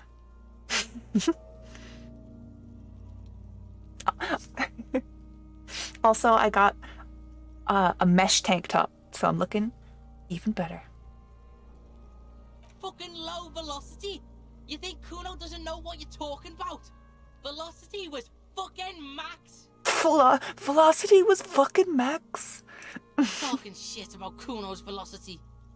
In addition, there are bite marks on the face, scalp, and chest. Consistent with predation. Ligature mark. He tries to cut the Still worrying. There's too much of it. We need to remove the belt so we can get to the ligature mark. You got just the right tool for that. The chain cutters. pet the chain cutters. The hanged man lets out a joyous little bubble of rot from his nose. You have a petting addiction. First stage of petting addiction denial. Yeah, pet these chain cutters. Pet, pet, pet, pet. Always good to think ahead. Now... we need to cut the belt to see the ligature mark below. Carefully, with as much precision as you can. Yay. Thank you for the head pad. See, my pig is gonna fuck his head off. No, he ain't. Your pig's a boring fuck. Let's look first. The belt is equally tight around the whole circumference of his neck, swelling over the edges like white bread rising from the east.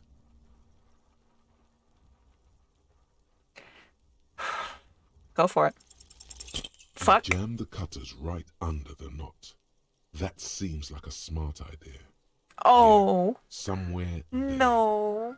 there. Already they're buried deep in the man's flesh. Then you rotate them to get a better hold. Then... rotate some more.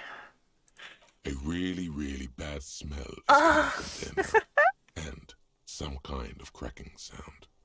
Sorry to raid and run. Oh, no worries. Thanks again. I appreciate it. I hope you have a good rest before work.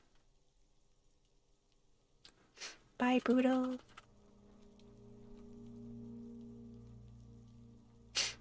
Sucking this piano. What does it take to put pants on a damn Vtuber? A lot. As a species, we reject pants. Yeah, fuck him! Fuck that faggot! Corpse fucking time! Told you my pig was hardcore. I should have a go first. I think I have a strategy. No, I was just about to do it. His head, yes. You were about to cut off his head.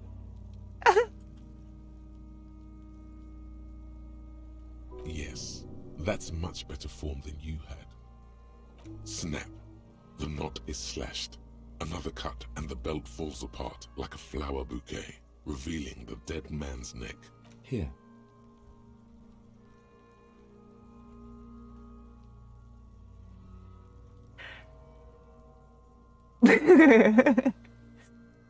Plunder accumulating more and more skirts to burn all the pants? Yes. The rope rises to a point, leaving a gap in the ligature mark.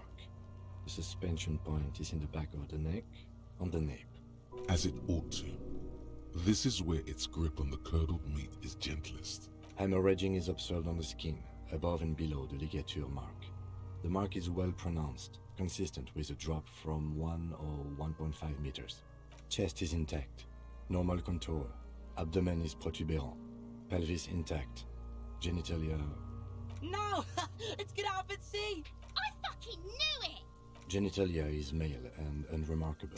They've just been waiting this whole time. Oh, I better double check. The dead man's penis is Nope. average-sized.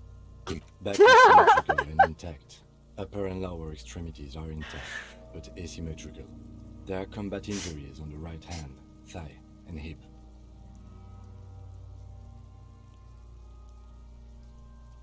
Bullets have bitten little pieces out of him. It must have been excruciating, especially the hip. Before you is a temple of pain that knew little tenderness in life. I'm not gonna waste these legs on pants. In Heck addition, yeah. I see smaller, residual scars, too numerous to count, covering about 30% of his skin. From wounds sustained over 2, maybe more decades, dispersal and accumulation indicates long and active combat duty. Last item, hands. The hand feels heavy, filled with decay liquids, like it's ready to explode if squeezed hard enough. You're suddenly repulsed. Hands are clean. No sign of injury from struggling. I was. Maybe I'm just not seeing them. Honestly, this stench is making it hard for me to think at the moment. Ooh.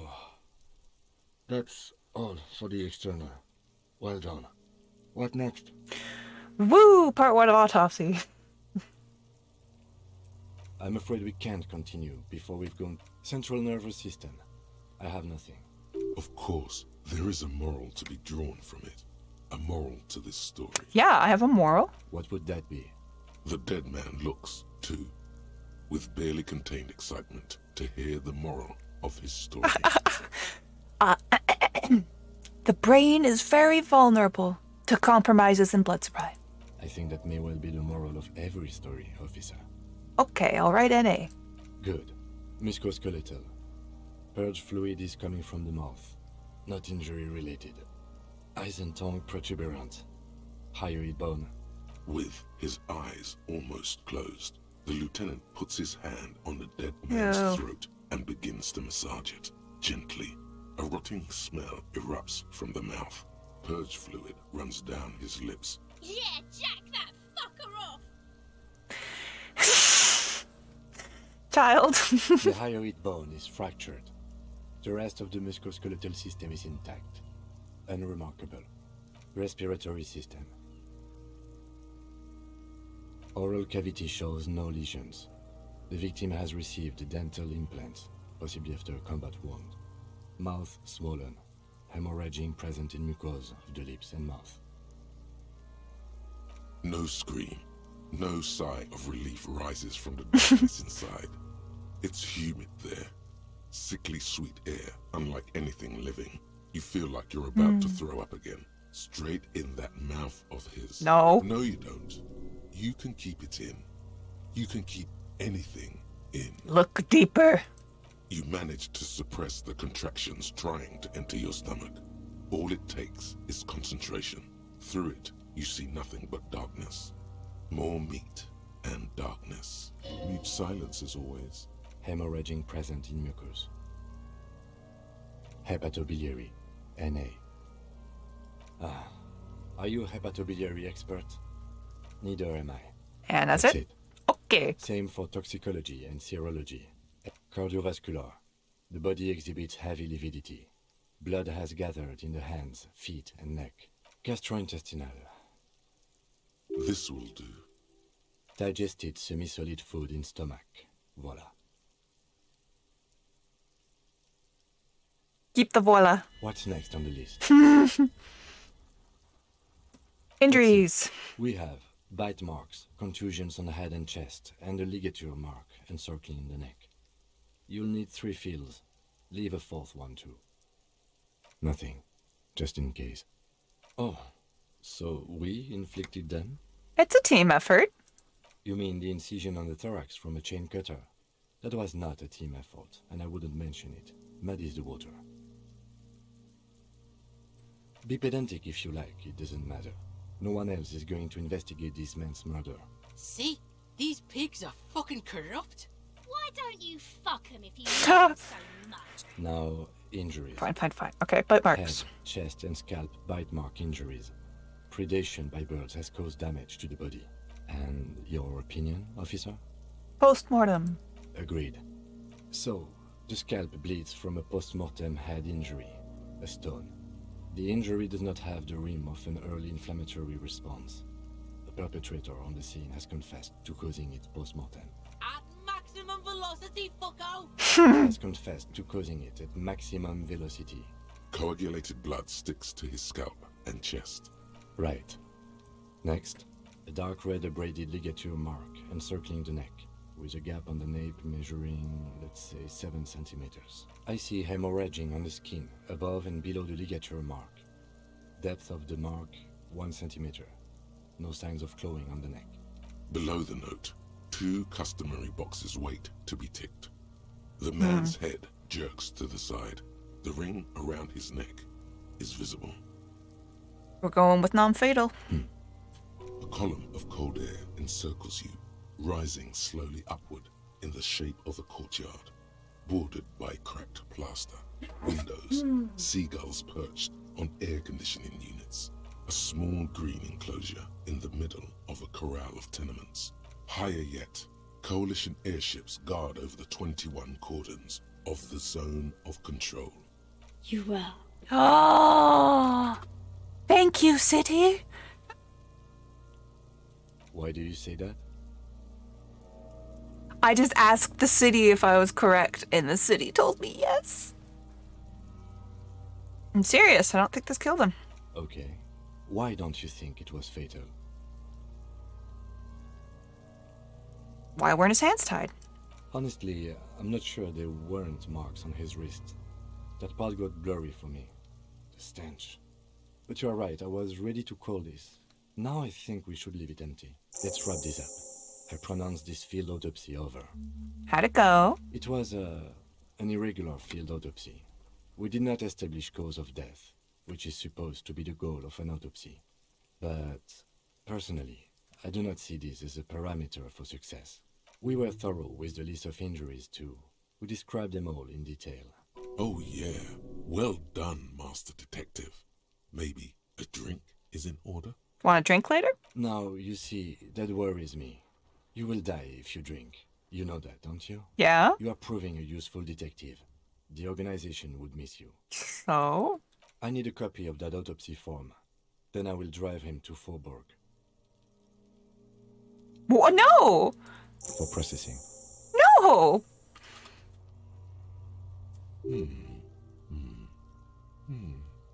I'm sure we didn't get everything. You're meant to put him in the There's always fridge. something. What do you mean take him? I thought we decided to leave it to process. Okay, so you can sneak out of Fuck. the room maybe, after he's gone to sleep. I'm gone. Where? Into the wild pale yonder. In the past. Way out west. The voice on this man. Who are you? I'm a joke. Look at me. But when you were alive? A killer. A motherfucker. And a killer. Go ahead, Kobo. What do you mean? It's the power of your imagination. Cool. Go ahead. Ask me more questions. You fucking love questions. Because you're a copperoonie. Look at all of them go. Do you want more questions? Give me a comical amount of questions. Coming right up, copperoonie Rooney. This is getting upbeat now. Who killed you? Love did me in, brother Copo. It was love all along. Because you have. Is my name Rooney? Fuck no. You're no Rooney. You're right. Between you and me, your name is probably Harry. Fuck no. Good for you. Sure, Lobo. I can ask you a question. Why are you doing this? Looking at my face. Motionless. Looking into my eyes. Standing here. Why are you investigating my murder? I don't have anything else to do. This case is all I have. I'm all you have? Then you truly lost it all, brother. You let the world drag it all away from you, and what it left, you pissed away.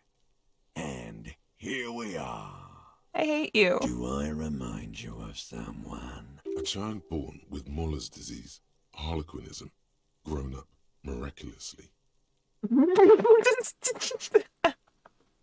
That's just rude. You sure wrinkled out of that one, Coppolini.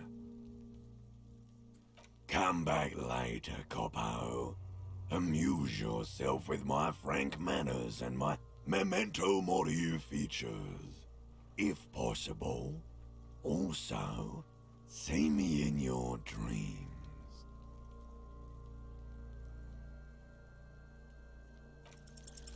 You run your hands over the victim's cold body, his limbs, his torso with its swollen organs. His fingernails have turned dark.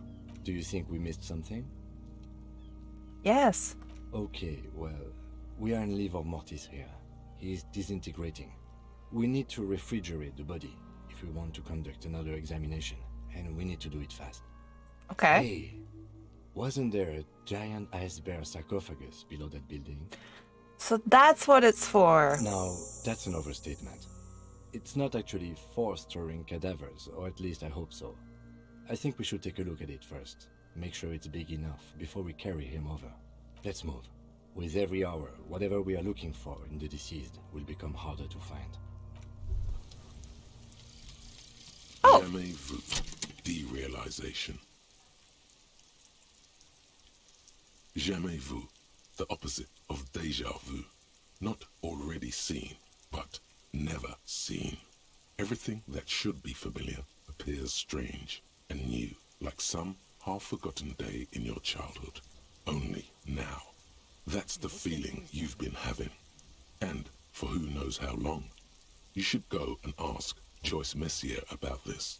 What world are we in? This is a fundamental question. That is pretty fundamental sounding.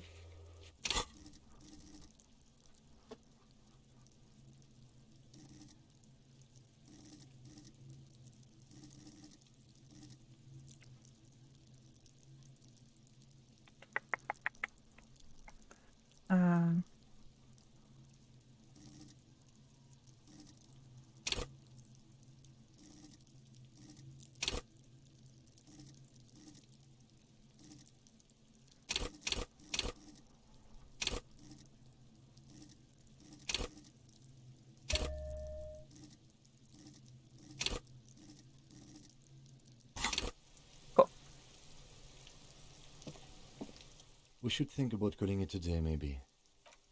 You should take care of that, then. Let's talk to him anyway. Okay, I just want to put the body in the fridge.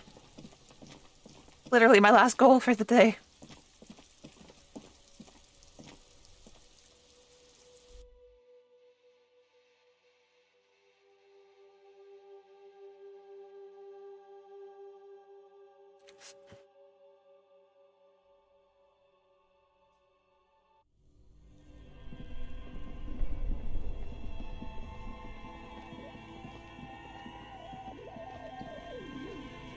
The bear's eyes are still glowing. It's certainly an eccentric choice. Your visual confirms you could fit 2 more bodies in the ice bear fridge. Shall we go and get the body, then? The 2 of you. Okay. The body is heavier than you expected, and stinkier. It takes half an hour to get it down to the basement. Then 10 more minutes to stuff it into the fridge. The lieutenant takes a step back to admire your handiwork. Beautiful. A dead body in an ice bear fridge. This is some of the best police work I've ever done. You have created an ice bear sarcophagus. Yes. Definitely earned a drink after this. Perhaps even some pagan rites. Yes, let us perform pagan rites. Bring out the mead, set it ablaze. I knew you would say that. I knew this would lead to drinking. No, no more. This is paganistic enough, and it does not leave this room.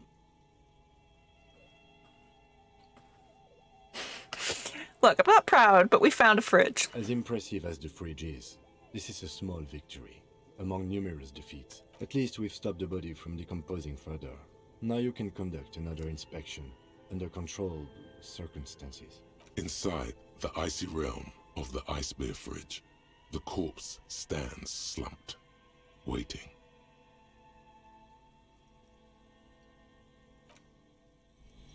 We're just going to leave him in there. We're going to put our little detective boy to bed. Oh my god. Let me out.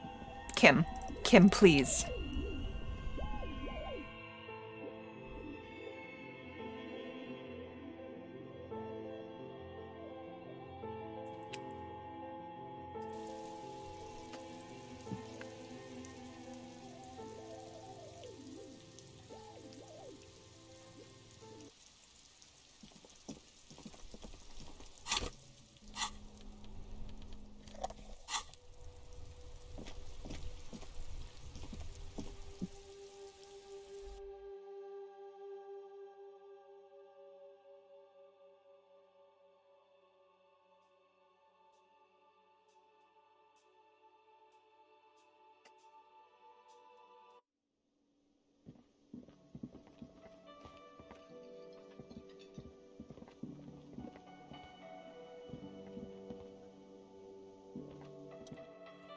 I help you? Thanks. I hope you found what you were looking for. How strange. I certainly didn't put them there. Well, who else has the keys? The trash collection service? Ah, the elusive CS Municipal. I doubt we'll be able to track down who was sent here last and when. On Clinton Street, near the Boogie Street Diamond. Thank you anyway. Yes. Yes, have you got it? Does that arrangement include you paying me what we already agreed you owe me? Oh, come on, man. I understand your predicament as the manager. However, I feel I must remind you that we are here to conduct an important investigation that also affects your business. Forgive me for saying this, but your colleague seems more committed to drinking, and I mean no offense. It's really nothing personal. I just have to protect the interests of this establishment. I have a key. Good luck trying to use it. All the locks have an electronic component. They have to be unlocked down here with a master key before your guest key will open the lock. I'll break it down. Oh, wonderful. Try to do that. Not until you bring... Okay, I might have something in my motor carriage. Oh, Lieutenant, we're done here. I don't even need Kim's money, but yeah, I'll take it. He watched me get $60 from the rich lady. He was with me.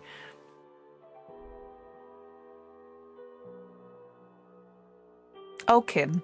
Kim.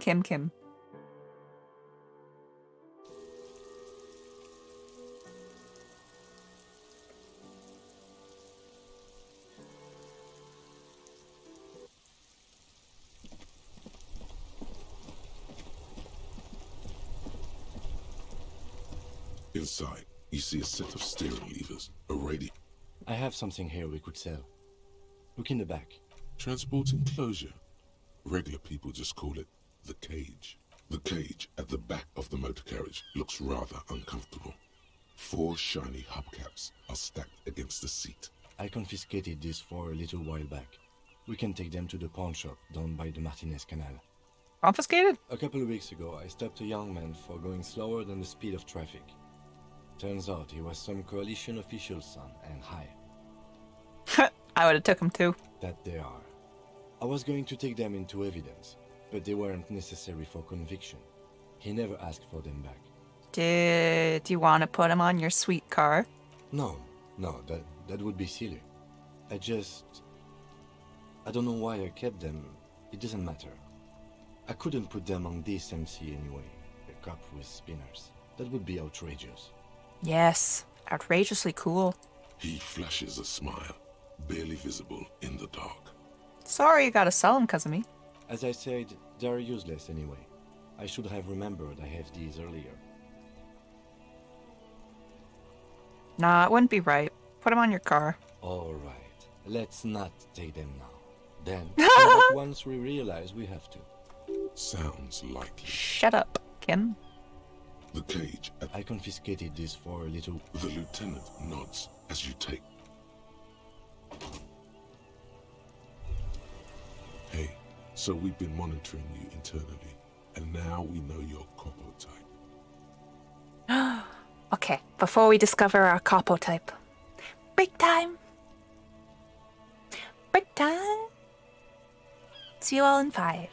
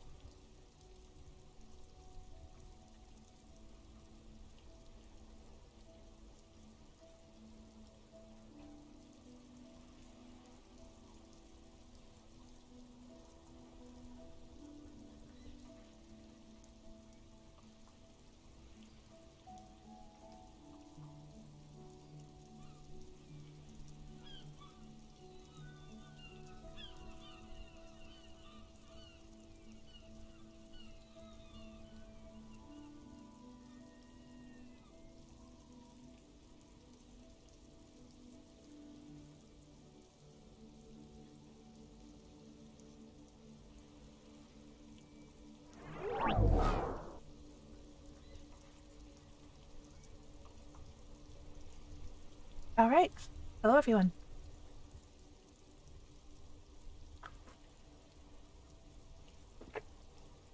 I got myself some peanut butter cookies and some milk. Classic combo is best combo sometimes. So.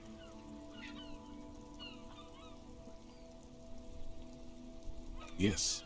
Guess what's yours? Uh-oh. Combo types. Y'all dunk your cookies? Because I'll fight you if you don't.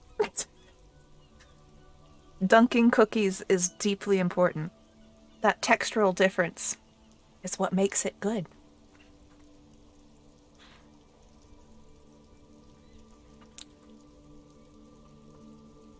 Not just for Oreos.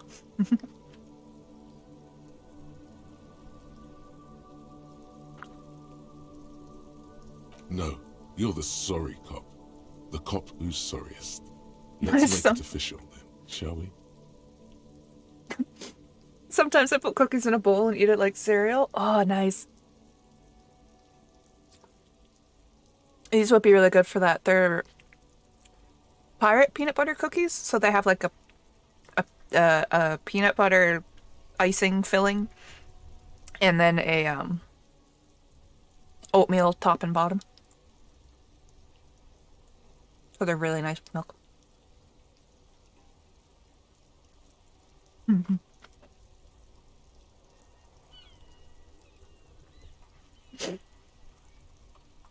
I dunk my Oreos till I stop breathing. Till bubbles stop popping up. I like to do my cookies in halves. I dip the first half, so I still have a solid half to hold. And then I eat the soggy half. And then I usually just dunk the whole rest of it. Oh, you know. Apocalypse, Superstellar, the advanced interesting cop, liquid shadow cop. Oh! But you're too sorry to say those things. So, here we go? Oh, they should be sorry. Yes, yes. Impotent rage and lamentation. Let's wrap it up. I am not sorry. No, you don't. Come on. You'll be back to saying sorry in 2 minutes. Stop wasting time and begin the repentance. Fuck off. Wow. Okay. Fuck off.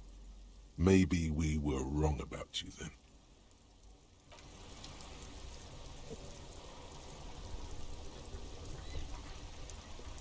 Ain't no sorry cop.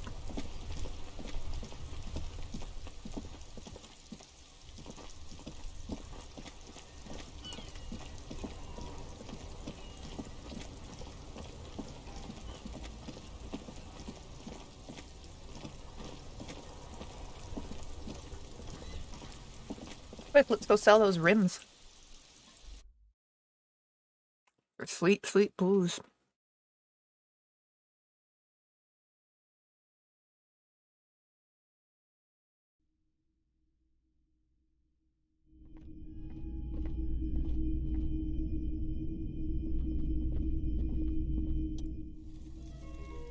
Greetings on this fine night.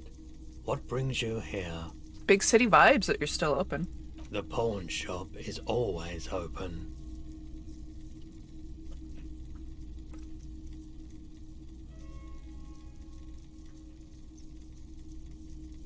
Yes, we'd like to sell these hubcaps. Roy takes the hubcaps from the lieutenant and inspects them. The spinners appear iridescent in the dancing light of his pawn shop. Yes, these are very, very good. Did you defraud some foreign prince for them? Jump a misc banger? No matter. I'll give you 200 real. Cool. No one was defrauded or jumped, I assure you. Of course. I meant no offense. 200 real for you, officer. Sick. Delightful doing business with you. Do come again. Thank you. Here's the 60 real you need for your bill. Do not waste it. The rest is for him, to compensate for the pain of being separated from his radiant spinners. Anything else you're thinking of selling? Another No. time, perhaps. Feeling warm and enthralled by the movement of light, while the mind continues to race forward. Lucky bastard. He's probably on Pyrrolidon.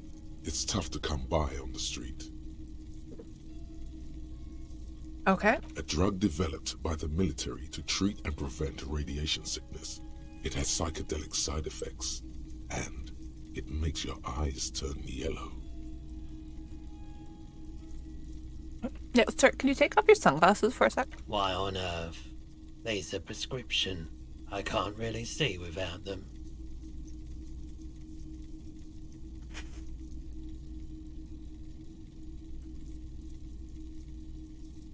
Chill out, man. I'm a chill cop. Just want some of what you're having. Pyrrolidon is just something you know, since the People's Power disaster.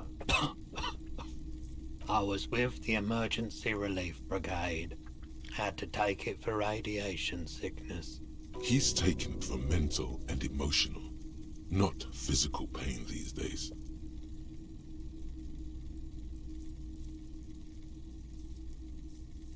The people's pile? A bad idea. Some poor leftist built a particle decay generator in hopes of bringing affordable electricity to underserved communities. It malfunctioned. Radioactive waste everywhere. Probably some of it in you too. Oh. The People's Pile was a Type U particle decay generator that failed immediately after entering service, releasing radioactive waste into River Esperance. Construction began during the Commune of Revachol. The people, needless to say, they blame the things communists. didn't work out.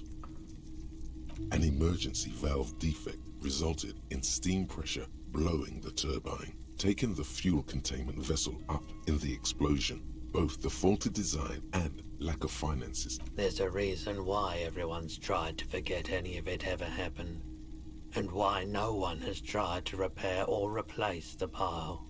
So much disappointment, and early deaths. Cancer mostly.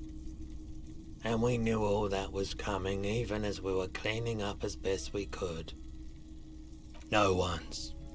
Everyone's. A bunch of poor people built themselves a primitive nuclear reactor, hoping for the best. What do you think is going to happen? I see. The cleanup happened 15 years ago. I was young then. Later, my second aunt died. Left me this shack and all the assorted junk in it. So I came to Martinez. People told me don't go there. It's a shithole. I said, people, we just had a nuclear pile meltdown. I'm gonna get as far away from Forberg as I can. Still in the same city, but I like the theory more than the story. Yeah, you gotta get in on those vortices, my man. So, want to share? Have you tried it before? The lieutenant steps away. Meanwhile, I'm with to the cop. admire some of the knickknacks on display. Looks like he doesn't want to get involved. He won't be your nog, but he won't be thrilled about this either. No. If you say so. Here you go, man. Yes, darling. That's the coalition government ordained Pyrrolidon. Straight into your gut.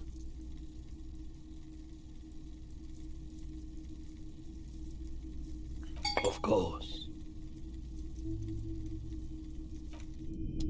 Sweet.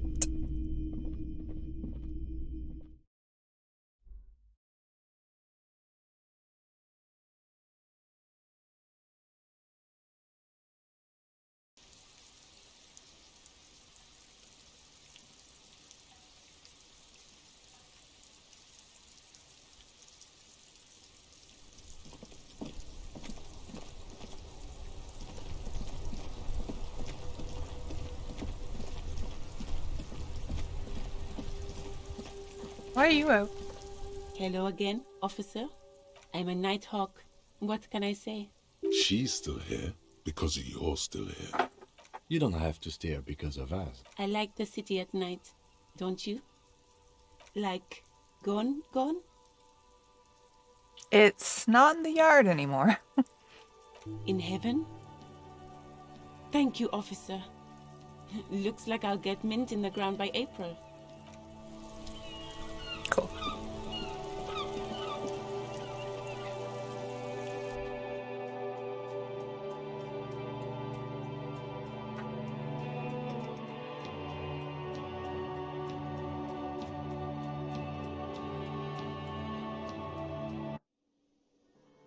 This detective works hard. He works until 11. Alright, man, I got your bunny. Can I help you? Yes, have you got it? For the room, 60 real. Well? Great, thank you, officer. That's all I wanted. Payment for services rendered. If you continue to stay here, I just ask that you please pay your nightly bill in advance starting tomorrow. The electronic lock to your room has been disabled till 9 PM tomorrow. Please pay for each night in advance starting tomorrow. 20 real per night. I'll take a room here too. Of course. Always happy to have officers from the RCM as guests. Another thing. Yes? What? No, I'll take that. Okay, we're gonna drop our friend off to bed now. And then go out and enjoy the night. There's a bit to see.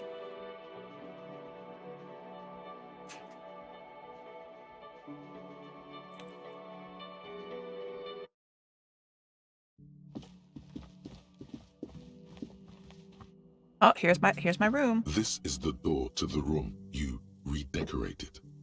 Just a moment. You had some questions earlier, I believe. And besides, we should discuss our progress on the investigation. All right, let's go talk, man. The air outside is brisk. The lieutenant is silent for a moment. He listens to the traffic hum. Then...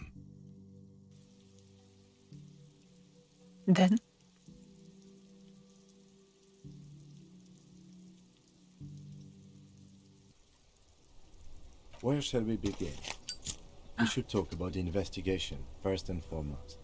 But I also remember you wanting to discuss the RCM? I didn't know you smoked. I have a cigarette every night when I go over my notes. It's something of a ritual. Oh man, he looks so devastatingly cool with that cigarette. You want to share? I apologize, but I only brought one with me. I have exactly one cigarette every night while going over my notes. Below, the city trembles with its remaining lights. People are rushing home, running away from home, smoking, sleeping, singing in the shower. Edges of dining tables, hands, aprons flicker through windows before the lights go out. You mean this? This isn't cool. It's an unnecessary trial of will and unhealthy. Yes, it's been a long and eventful day. Well, we inspected the victim's body, so that's good. It was not easily approachable in that state, but we did it. I would say our initial inspection was very thorough. Then you shot the body down, which was quite a shot. Just can't wait to shoot more shit.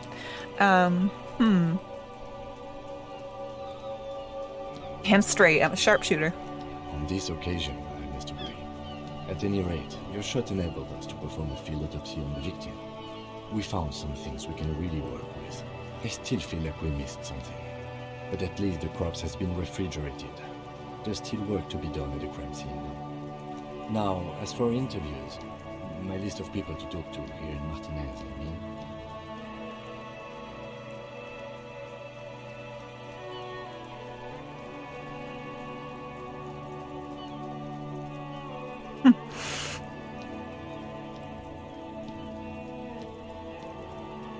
Unlike most cops, I understand how important communication is. I'm glad we can agree on that. We weren't able to find the union leader, No. much less interview him. So that's on the to-do list for tomorrow. I know. We tried to interview the Waipan's rep, but she asked us to do something for her first. Fine, so be it. I have a feeling Joyce knows how dangerous the situation really is. We have to get her to talk to us. If Kim is emphasizing something this much, it really must be important. Okay. Above all, though, today was exhausting. What's with all the running? You know about? Is that a standard Precinct 41 practice? Yes. I have a really good theory about why you're running so fast, son. Just you wait until we get up tomorrow.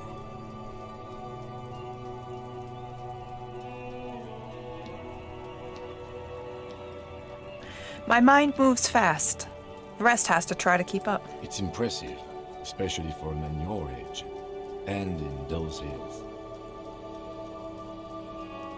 Do the shoes have heels? Nice shoes, by the way. I like the green. Goes with the orange.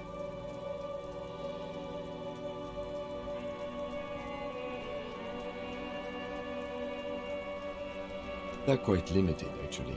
The power officers of the Revachol Citizens Militia exercise most frequently is imposing fines of up to 1,000 real for offenses, in accordance with an interdepartmental schedule.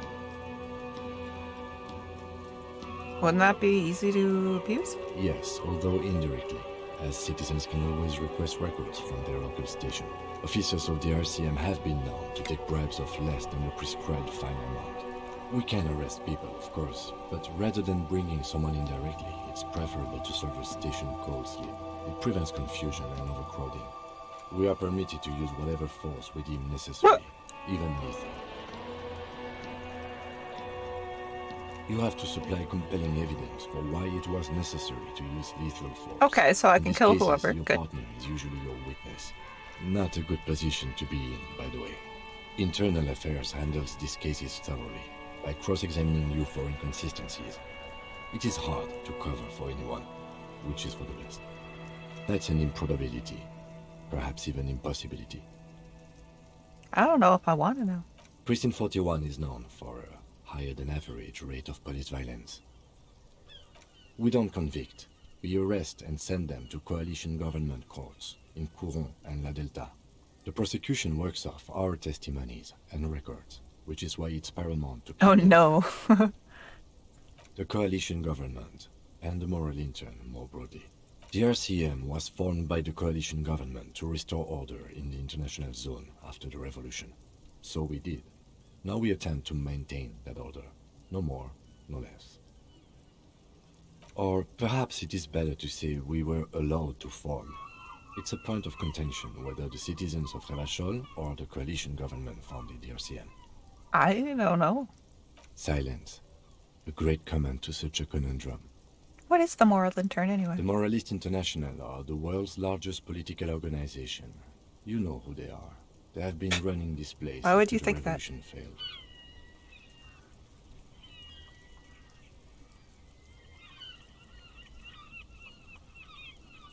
They're a union of center-left and center-right parties across the Real Belt. Our coalition government is just one of its many projects. What do they believe What in? do they believe in? They are Dolorians. They believe they continue the humanist project set forth by Her Innocence Dolores Day 4 centuries ago. Others say they are just technocrats. I completely forgot about the whole Dolores Day thing. Dolores Day is God. Sorta. It gets very confusing. Humanists.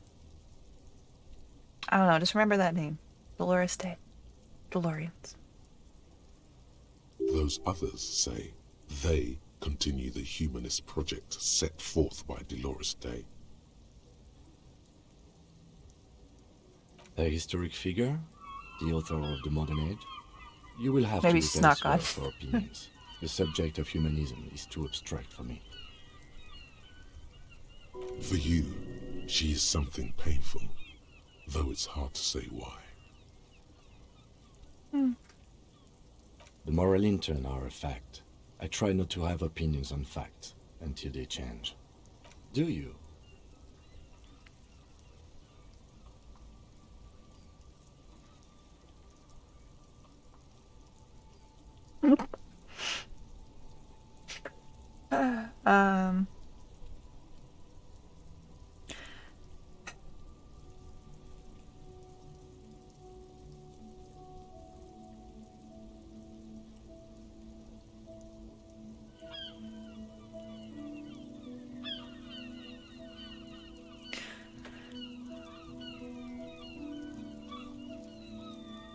You know what? I don't have an opinion.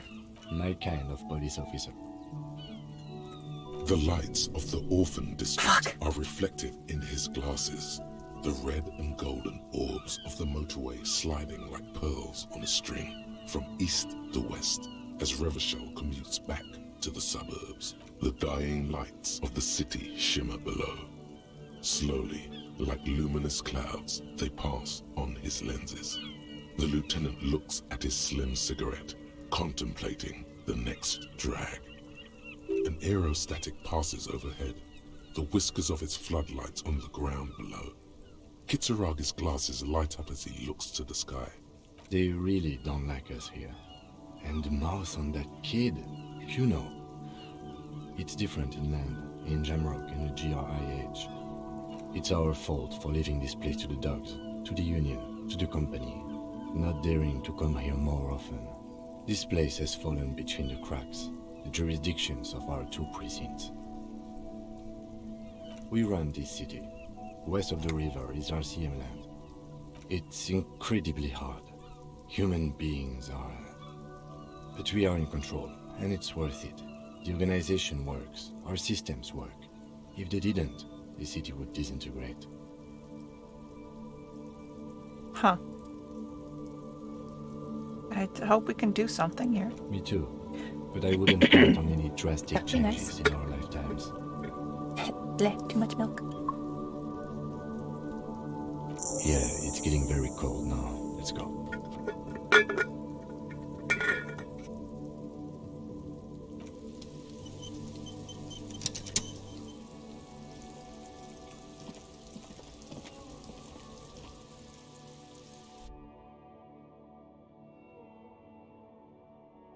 I'm glad we had that nice, heartwarming, calm chat with Kim before I go buy out the supermarket of all the alcohol and drugs it has. And party all night.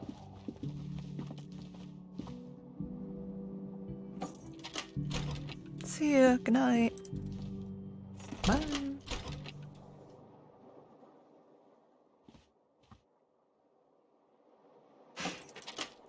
Idiot.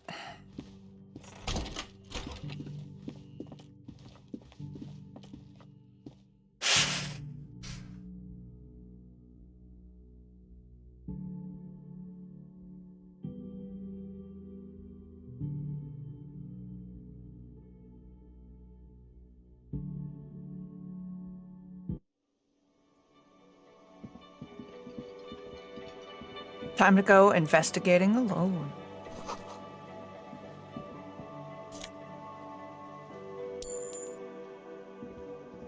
You see a heavy steel door with a prominent dimple lock. It's painted blue. The cobalt blue surface feels rough to touch. The stainless steel door is flush with its frame on every side. It leads to a side building, adjacent to this one. The old building next to this, half ruined. Whatever is behind it must be older. The door does not budge. I'll be back. Mark my words. The door stands silent, unmoved by your words.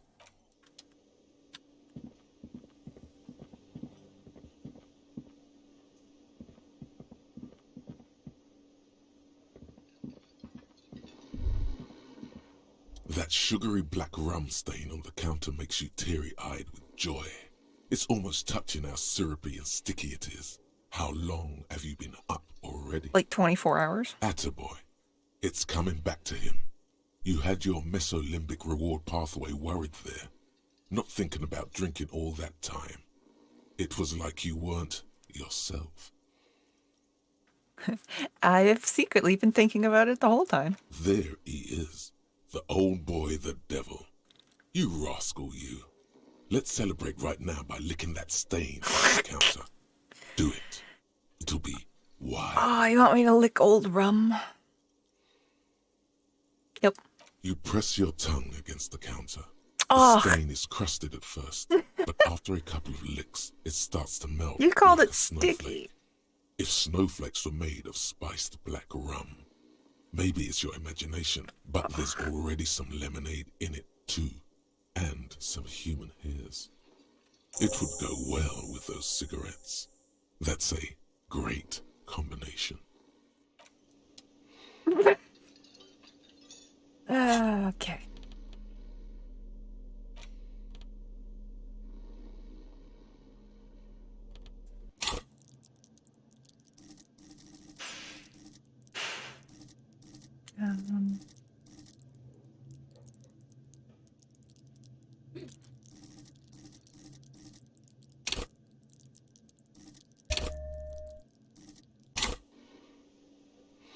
Let's get a little more conceptual.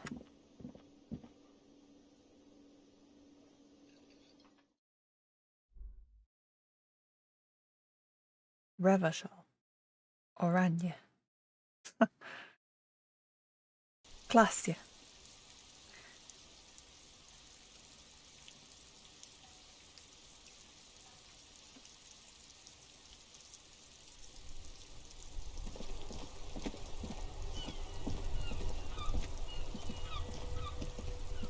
The dented yellow mailbox.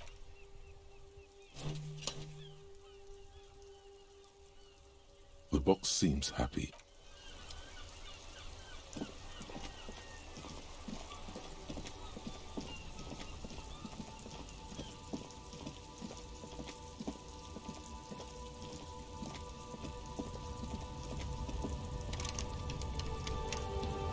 This place closes? No! Okay, fine, I'll have to do the one bit of drugs I've got.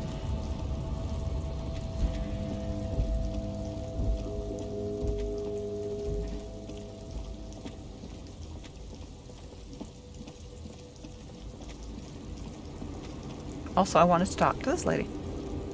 Actually, before that, let's do the drugs.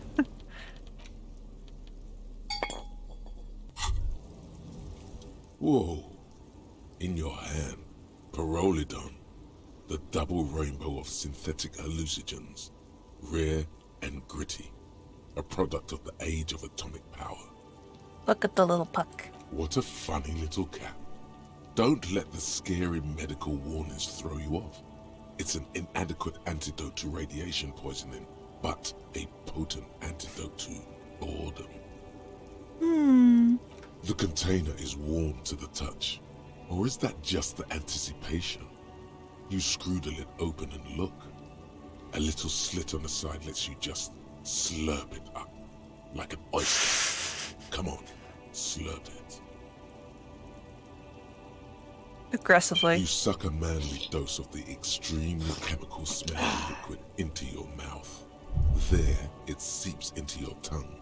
When you swallow, it's already almost all gone. Like a kiss. It tastes like many things, all melted into one conflagration in the back of your throat. As you look around, the world slowly exists as it did before. Only now, gentle flames lick at its edges, as though it were a photo burning. Really? No, of course not really. It's just a metaphor. The effect of that otherworldly drop of liquid is slower, more subtle than that of real flames. Why not? This government-developed substance seems very non-intrusive. You could even operate heavy machinery, fire machinery. Already you can tell you're going to be slurping a lot more Pyrrolidon. This stuff is going to give you insight into that little flickering light hidden in all human beings. I mean, shit, it leveled me up.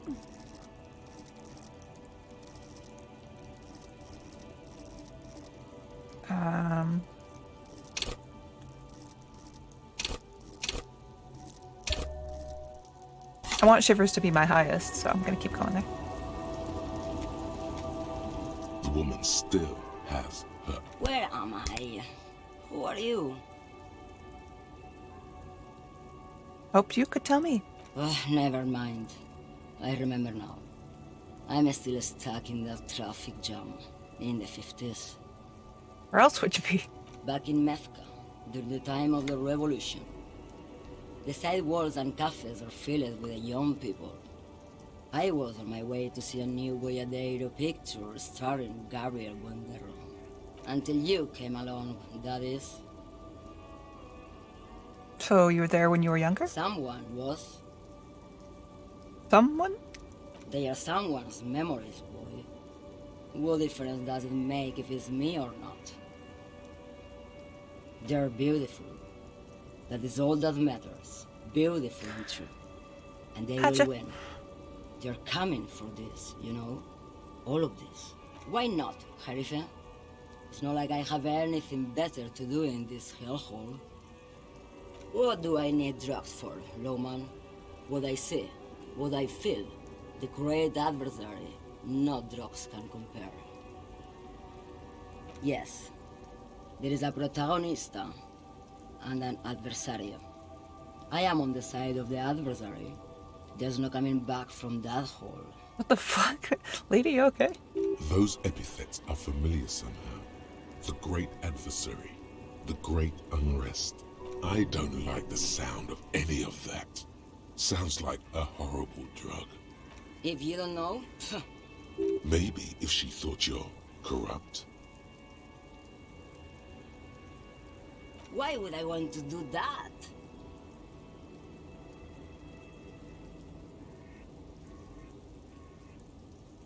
Loma, what in the name of God are you talking about? Okay, fine. Are you smuggling drugs? Maybe. Probably not. Makes no difference to me either way. Just this month I made half a dozen trips from Saramiris to Grad on the U41A. What do you think they take from Saramiris to Grad, Loman? That's why I'm asking you. It's diamonds, Loman, obviously.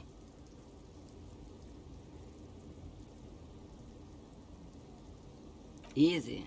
He's the skinny man who thinks he's a poet. Never trust a poet. Also, he's the only one I can see from here. That's correct. There is no visibility of any of the others. Where do you want me to go? This isn't so bad. I can listen to music, or the seagulls. Or I can just relax and let my mind carry me back where it will, to the Great Plains. What do you mean? Because I'm one of the best caminers around, that's why. I'll get routes no one else will. Lomonosov's Land, Udashnaya Zemlya, the Western Plain. A terrible cold comes over her. The Transcatolia Magistral, U41A, Adestradas du Mirador, all the good ones, the deep trenches, where the bluebirds fly. Ma'am, what are you talking? You're right, Loman. I'm the one who should take my health more seriously. Thank you for looking out for... Is that all you woke me up to say? Diamonds? Of course not. But whatever stupid things they put in the lorry, I imagine. I quit concerning myself with that a long time ago. She says that as if something narcotic is the real reason. Oh, I'm kind of talking in circles with her. Oh, it's so much more than a... Yeah, it's definitely some kick. Some terrible kick in the dark. Of course it does. What did you expect? Yes, go. That didn't help at all.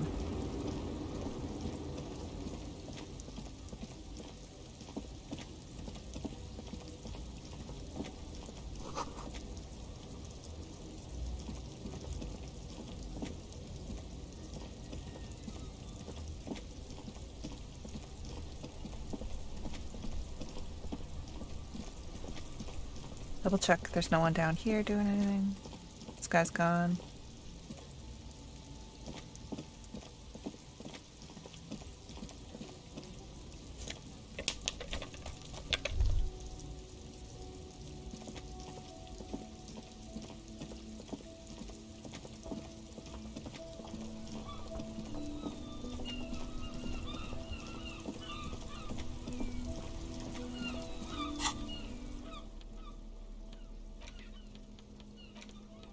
Put my hobo gloves back on.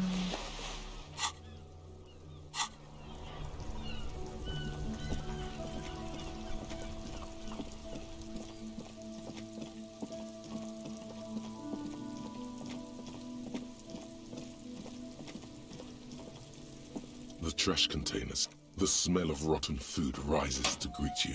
I need to know if I can sleep in this. Cartons, It's important dirty to me. rags, and organic waste.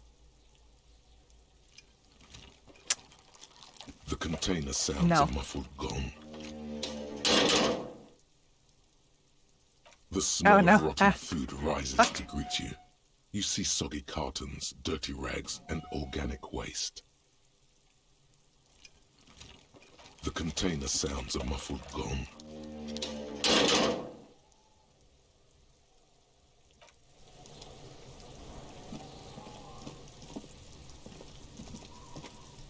Fuck does Kuno care? Pig, do you have any idea how fucking stupid that sounds? Kuno's cruising his bitch on the town, and the bitch comes back griefing to the Kuno. Get the fuck out of here, fat ass! Those pants are too small for you. I'm not wearing any pants. So?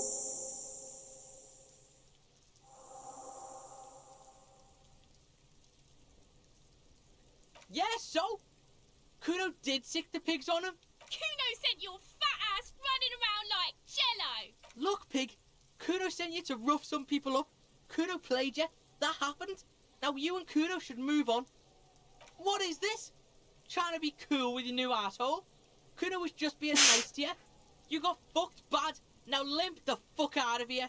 After this shit, you better... Yeah, real interesting.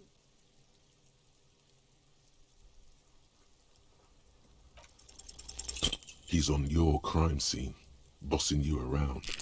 And he's been here for some time too. This is where he hangs out.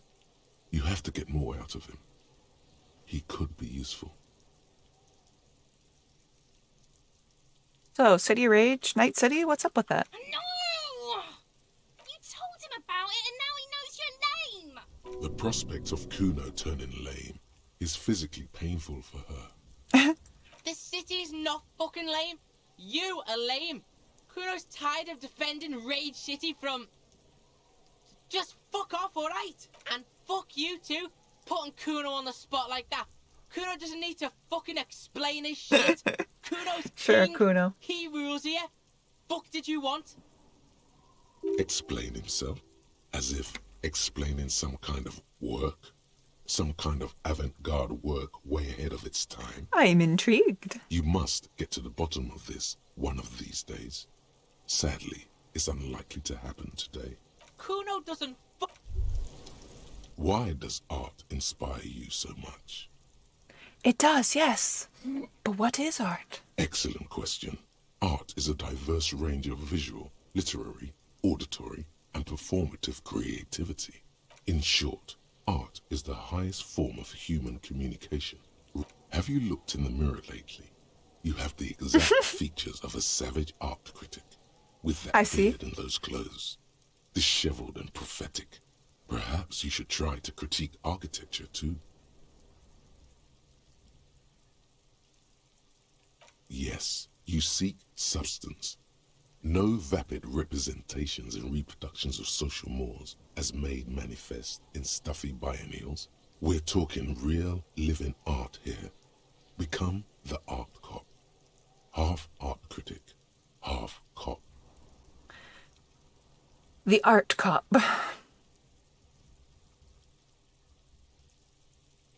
Quit being so indecisive. What are you going for here? Some kind of indecisive and camp aesthetic now? Strike a bold shape here.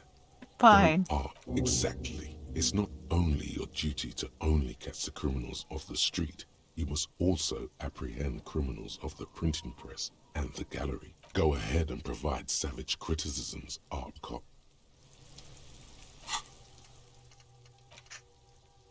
Yep, it's another capo type, the worst one, the most savage and brutal, the art cop. Nothing is good enough, everything is shit. You have to employ an armada of adjectives to depict and demean the mediocrity of the works and visual institutions around you. Really flex that critical muscle, until the vocabulary for punishing mediocrity becomes second nature. Here we go. Actual art degree.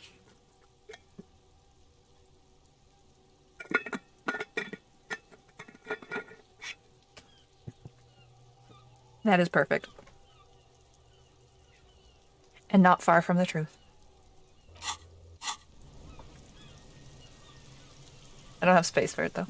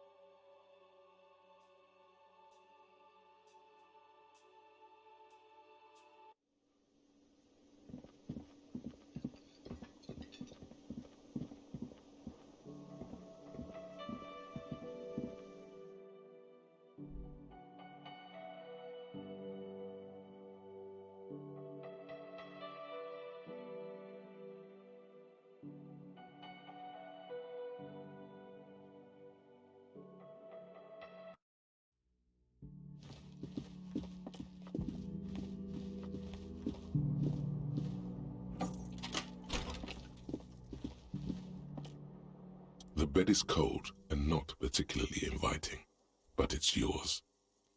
Wait.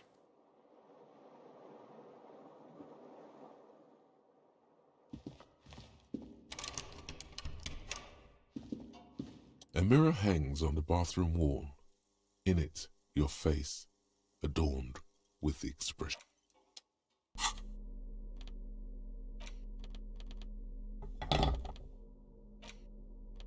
Oh, I can keep using that? Cool. A mirror hangs on the bathroom wall. In it, the chain cutters slip out of your hands as you attempt to twist the faucet into place. Well, you know one thing for sure. You've probably never been a plumber. Whoops.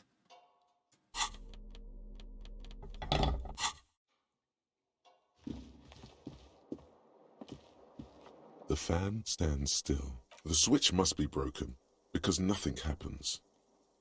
The air in the room is starting to feel like... Well, never mind. The bed is cold. The sheets feel at once coarse and clammy against your skin. The bed sags beneath your weight as you stretch out and finally close your eyes. And then sleep doesn't come.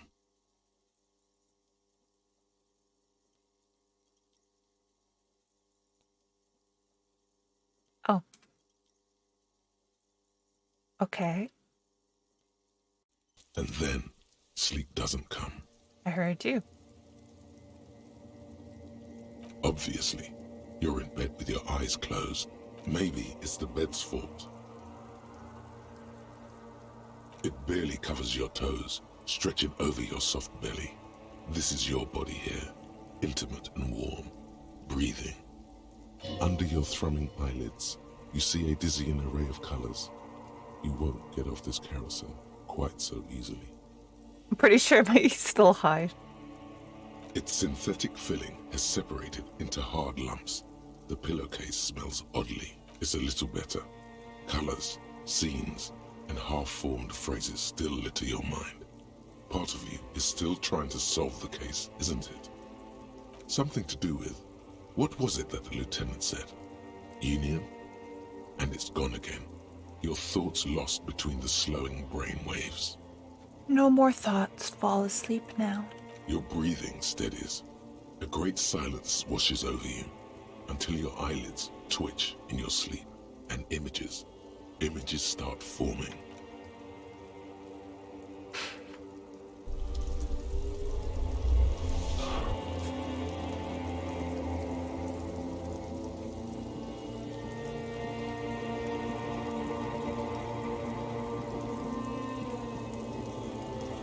Oh.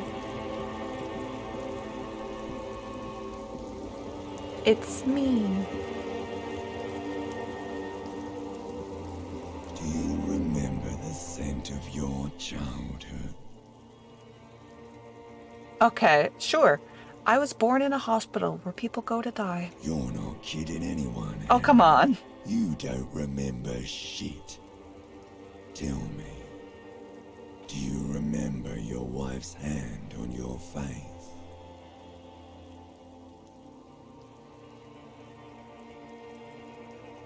My wife. He had a wife. I left. Oh no, funky baby, you stayed. It was the rest of it that left, while you just stood there, with one hand on the bottle, and the other on your dick, watching it go. Tell me, where are your friends? Human beings have friends, Harry boy. Where the hell are yours? I can get it back. No, it's gone. 3 times gone, and never coming back. You failed. You failed me. You failed Elysium. Elysium? Everything. The Pale and the Isolas on the surface. The outer magnetosphere. Burning, furious truth. 8,000 years of written history. That's a lot of years of written history. You really dropped the ball, Harry.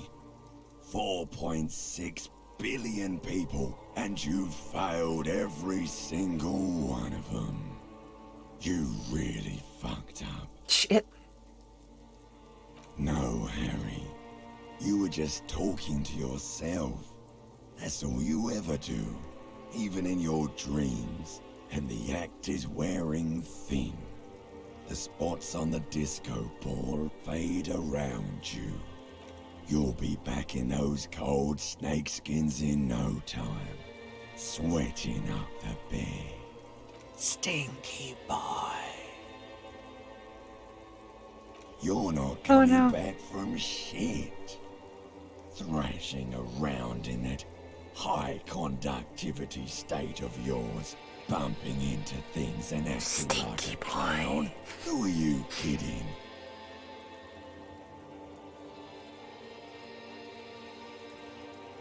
You're trying to what? I can't hear you. This is just a word dream now. Jumbled up garbage. The pictures are gone. The bed rises to meet you. A thin, sleep-like state. More glass than velvet, grinding in your head. So something is wrong. Sleep shouldn't be this bad, this dry, this unnourishing. There's something wrong with your thoughts. Some kind of new type of hangover. There's more? Oh yes, party boy. And it's worse than the one before. Just think of the shit you saw. Here it comes too. So soon already. A silent alarm goes off in your head like clockwork. Barely let you sleep at all. Time Your to dog. get those clothes on, Harry. Limbic system, you're creepy. Time to go to work in the shit factory. See? Creepy.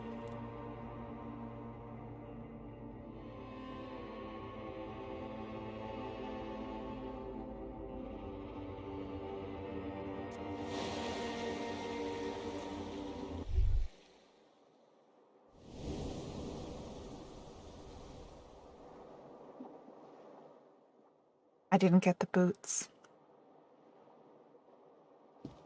Fuck. Good going, buddy. Yes. Wait till you see the one with the chick in it. It's gonna be a good one. You feel even worse this morning than you did last night. You don't know? You don't know? Some broad that messed you up. It'll come to you. It always does.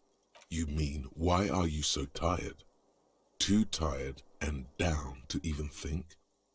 It is worrying, isn't it?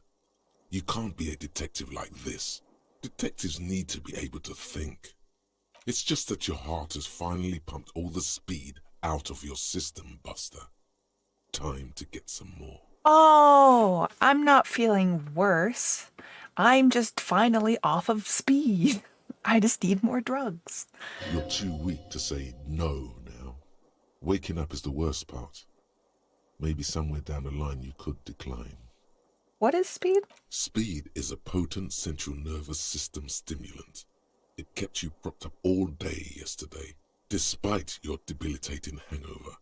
How else did you think you even got up from this floor? It's power, man. It's professionalism. It makes you feel like you're young again and ready to detect. Ready to go to war against the world. Oh, well then I guess I need more. Of course. Martinez is Speed Central. I bet you that kid has some. Follow your nose. You and Speed will be happy again. You will make her come home. This time, it will be different.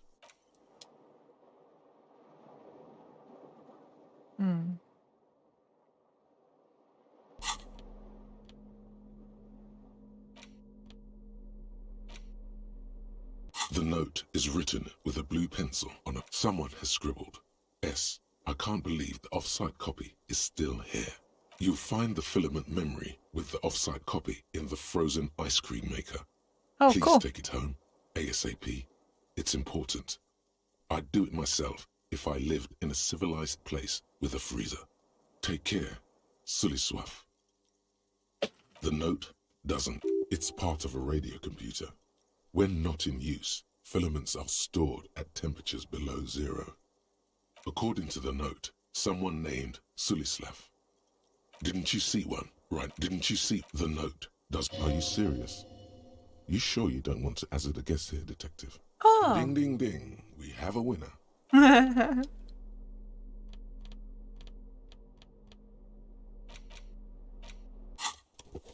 Oh, and an incredibly cool piece of kitchen tissue is stuck to the back. Yes, you can piece them together using the alphanumeric code on the margin. It always... Why, yes, your precinct number is 41. I just gained initials. Every last alphanumeric in the files begins with it. And these are your case files. It's safe to say HDB are your initials. Nah, I don't feel them. I don't like HDB. Feeling isn't really the jurisdiction we're in right now. It takes about half an hour to piece one together using the system you've devised. Where do you want to start? 1. Some assholes brought their couch outside and hung out on it. In the middle of the street, on the roof, on the hillside by the motorway. You know, at an unexpected location. They were young, and they thought they looked cool on it. Like models. Yes, as you said here, total assholes. Young people are the worst. So anyway, you got a complaint about the damn sofa, or couch. They were leaving it out in all these unexpected and whimsical locations. They took it to, where they also took photos of themselves on it, and smoked cigarettes. Because they felt it's intellectual. Cigarette butts, coffee cups, stupid couch. You had to clean it all up. No, you didn't have time for that. These notes show that you have what is called a real goddamn job. Not much has changed in the meanwhile. A bunch of sodden papers still sags from the clipboard. The two sides of the board appear slightly misaligned, like a drawer that's come off its slides. If you bend the plastic on your knee, slowly, the slides snap back into place. It should be possible to just, you know. Oh, he really doesn't want to do this. What are you waiting for? Just. Without resistance or sound, the two panels move against each other. 2 ticket stubs and a handmade postcard. Oh my god. Fucking kill yourself, you asshole. Uh-oh. 2 octopuses are smiling, reaching their tentacles toward each other in the colored pencil drawings.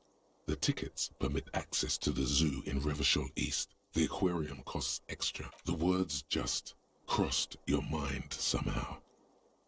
Who do you think? You. Thin wax paper has been glued to a piece of cardboard. Sounds like leaves rustling when you pick it up. You see violet flowers, floral patterns, patches of glue. Uh-oh, this is from my wife. Familiar handwriting lines the inside of the card. Looped, round letters in a woman's hand. A young woman in her 20s. There is care, effort, and a smile. You think, Harry, it begins. You're already reading. I wanted to write you a letter so you can read it when you wake up. Maybe it will make you happy. Throw it away, please.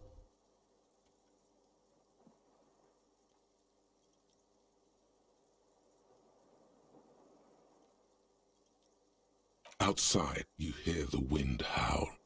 A sudden gale blows in from Martinez, flapping street signs and window blinds. Come outside. Okay, I'll read this outside.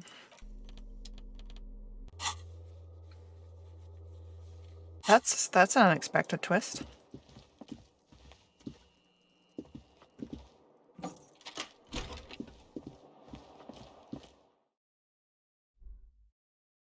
Hopefully this is outside enough.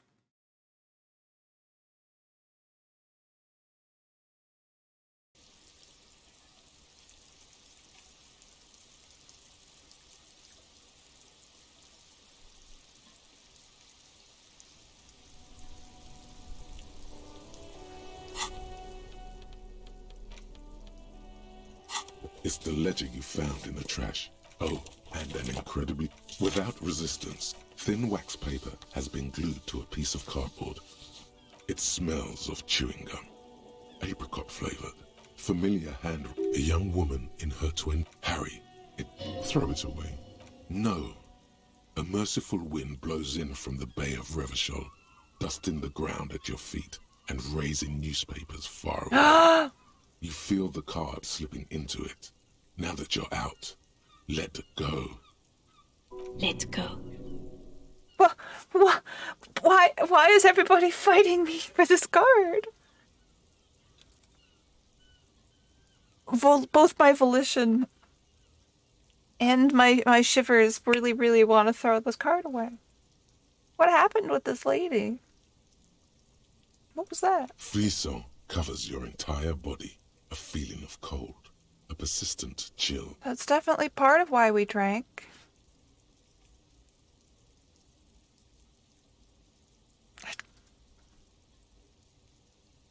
No, don't throw away the baggie. There's dust on the drug baggie. It's not good, but at least it's some kind of way to be together. Huh? Did she give me drugs? Bullshit, I was just about to do it.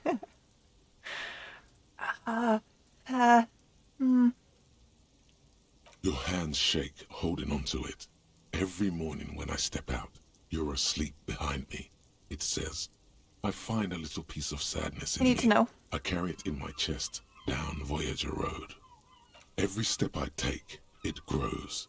By the time I reach the fuel station, it has filled me entirely. I step onto the light rail and look back. Sparks fall from the bow collector. Dead? I know it will be like this until late afternoon, when I get off the 42 and walk back to you.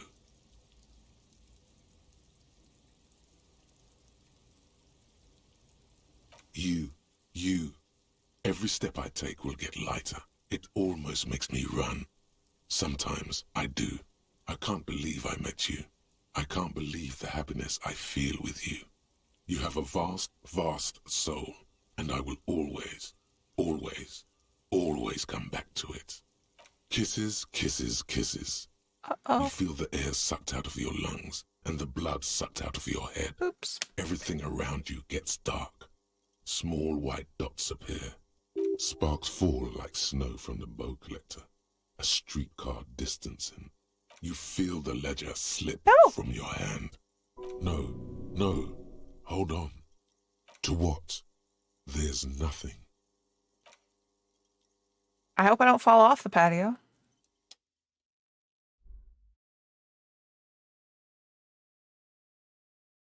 Shit.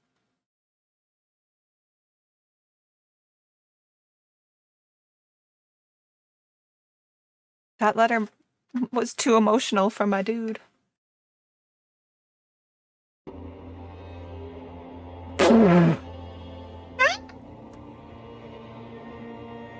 Oh, too emotional.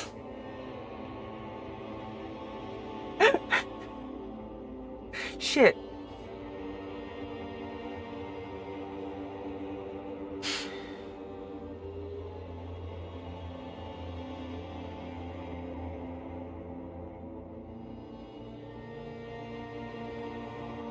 Great.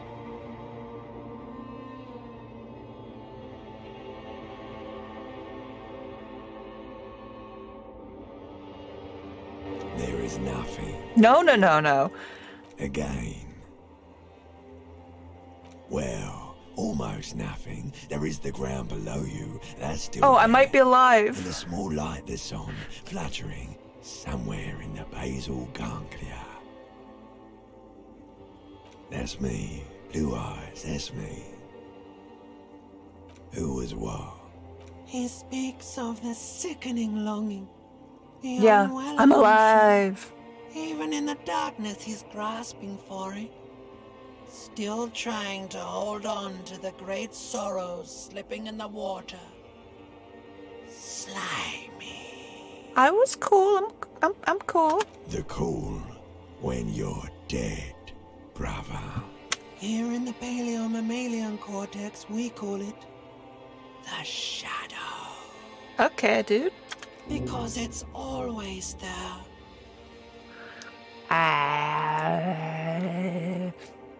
There was something about a bow collector? Yeah, man. What was that about? I don't fucking know. What's a bow collector?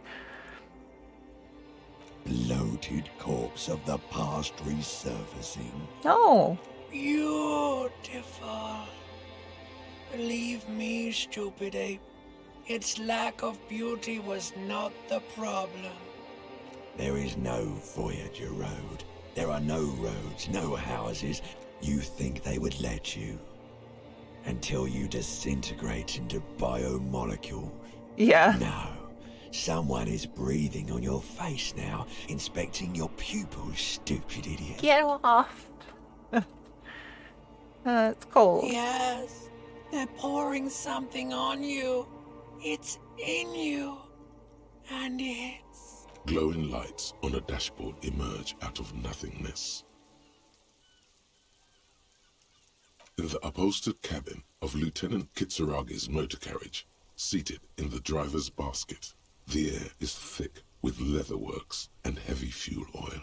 Cold water runs down your chin. I'm alive, though. Drink. Water. The water is cold, silvery, the stuff of life itself, as it pours down your parched throat. Drink.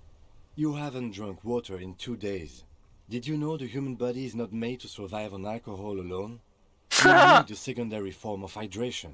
Fuck, he's correct. With greedy gulps, you down half a liter of cold water. Some of it spills on the driver's seat. The lieutenant pays Don't think I've no eaten heed either. to it. What happened?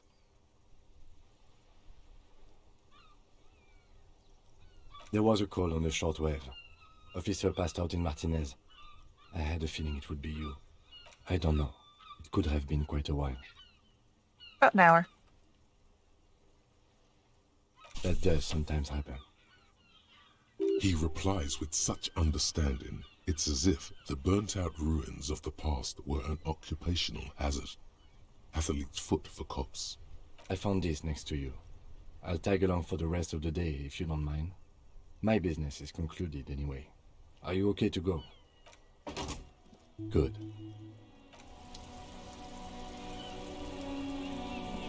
Morning. Looks like we can get to work at once. The Union must have turned up. They look rowdy. We should talk to them. I mean ungovernable. Men who drink beer for breakfast? There's talk of an armed wing of the Union called the... That would just escalate them. In fact, even one more thing before we do. Ah, what? We don't have to talk to them immediately. Yeah, streetwise. But aren't you? They're in no hurry to leave. I think I am done with this game for tonight.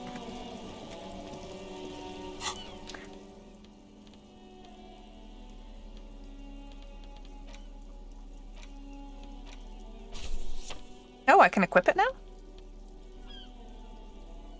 The same ledger you found in the trash, but worse somehow. It makes you think about the letter, about the woman's handwriting, about not wanting to get out of bed in the morning. -2 authority, +1 empire, +1 inland. +1 empathy. Huh. Cool. Be very official. I also got a couple of thoughts.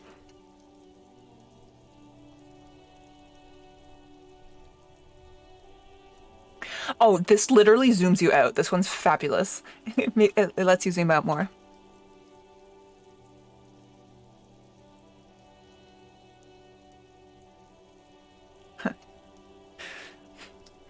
The little man's forgotten his name, but he remembers the feeling. Look, he moves. He reaches for the feeling's best friend, a bottle of Commodore Red. Puts on his disco clothes and gets smaller and smaller. So the bow collector. Sparks hell on earth. Oh god. That one's not fun.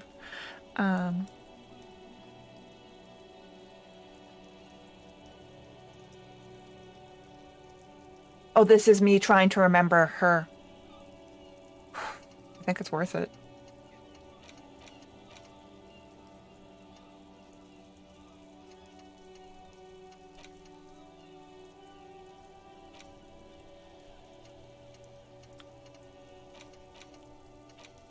Yeah, I'll fit that in when I can.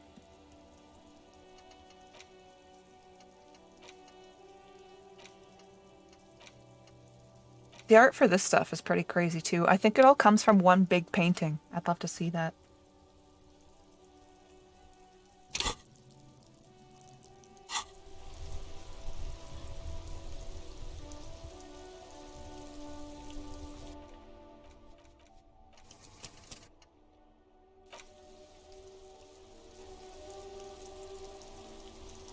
So I'm going to take a 10-minute break and then come back and play something a little less story heavy for a bit. See you all in a bit.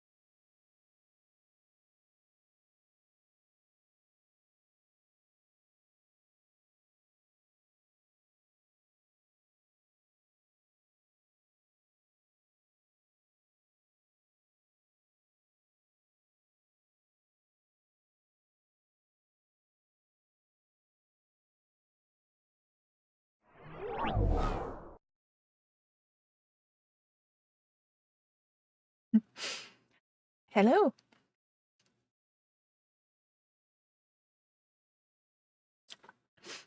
Let me make it so you can see the game here.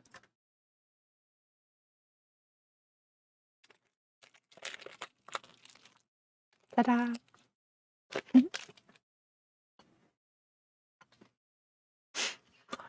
I hemmed and hawed the whole break. I'm like, what do I want to play?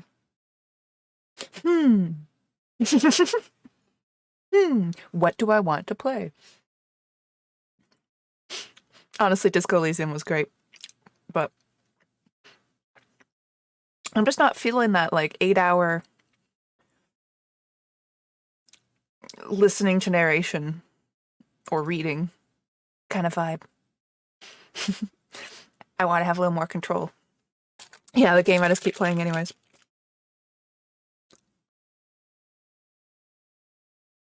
So, I played a bit more of the biome that I started last night. I'm such a noob at this game. Like, I've never gotten past a certain point. Some people have made whole fucking perfect factories. And... Bit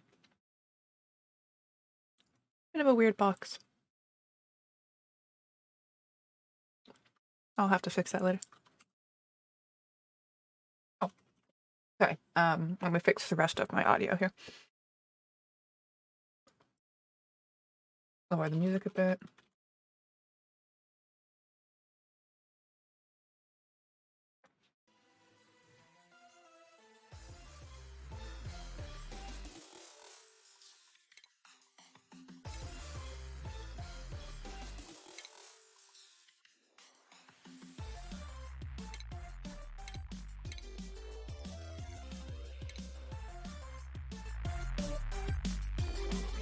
Okay, there we go.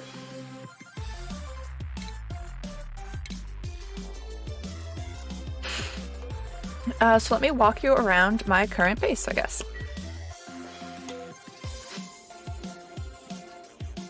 Is it paused?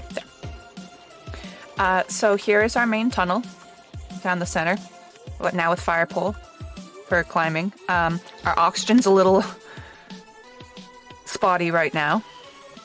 Hang on, let me turn on my oxygen generator here. This is our water supply. This was our first one, but it's like way the fuck up here. So here's our better one. I'm just starting some farms and stuff down here.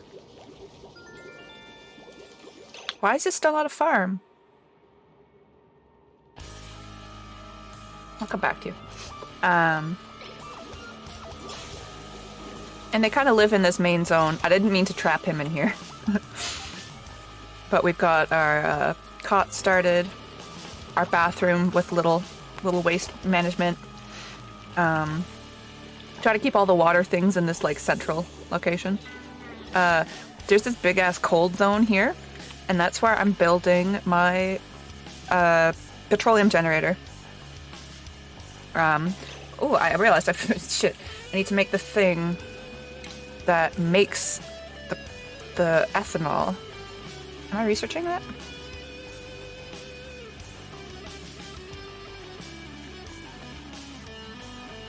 Okay, I'm researching the thing that makes ethanol. So I'll have to be down in here somewhere too. It's all in the cold.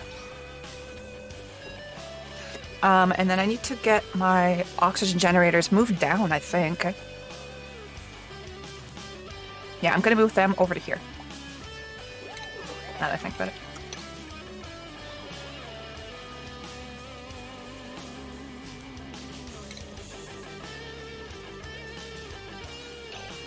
Ooh, did I just unlock that? I didn't notice. Okay, so I built this here, and now I can go, like, steal these.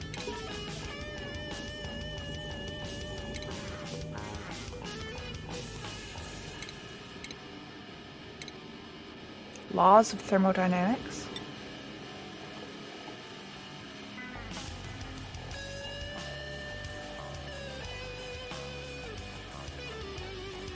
Huh.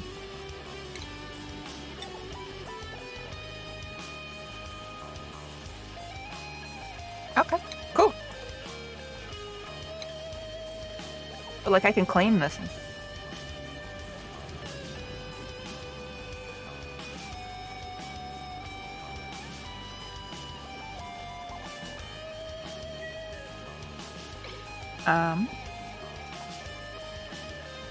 Oh, it's because of this stupid thing.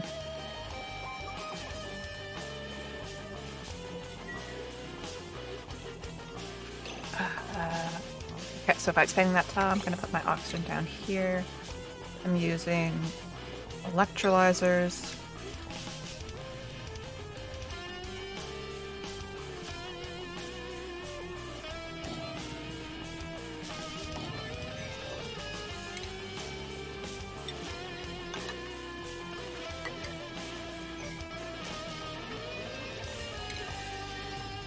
Which will need power and water.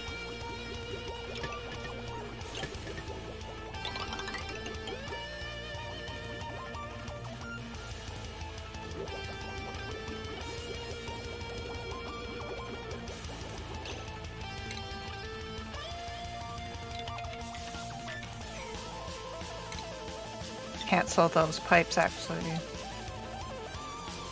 No. Okay, go for it, yeah.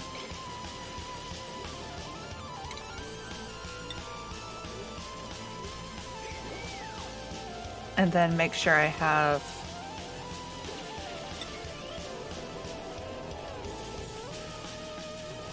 Oh, well, that won't do.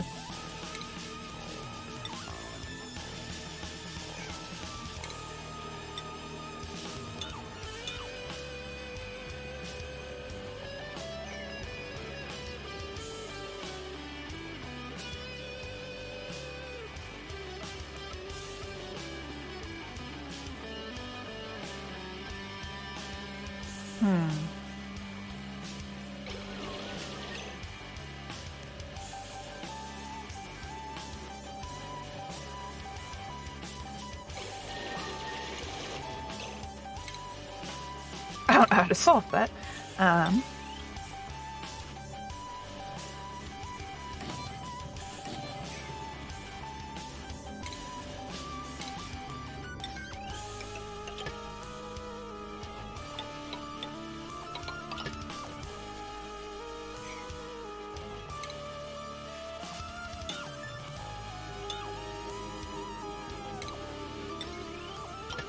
Aha, okay. Got it.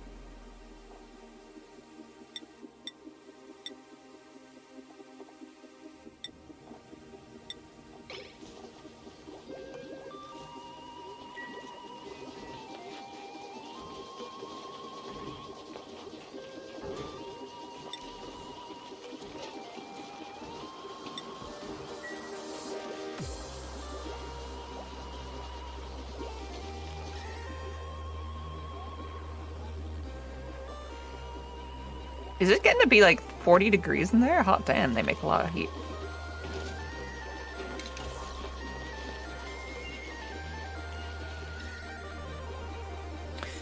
This is going to take a minute to cool down, because I just took it from up there. Starvation? Who? Why?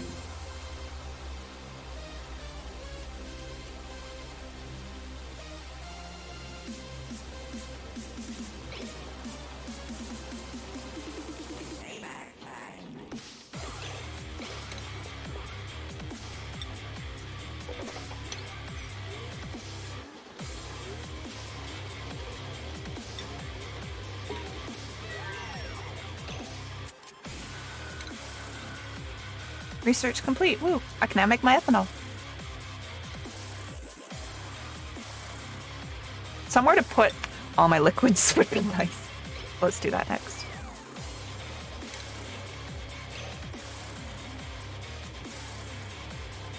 I don't have any fucking sand here, and that's kind of a problem.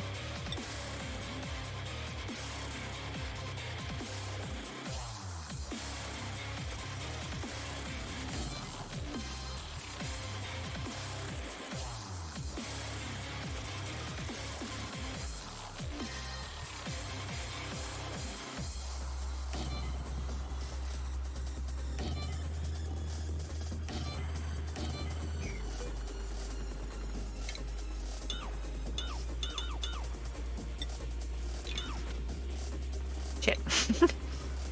I only meant to do the one there.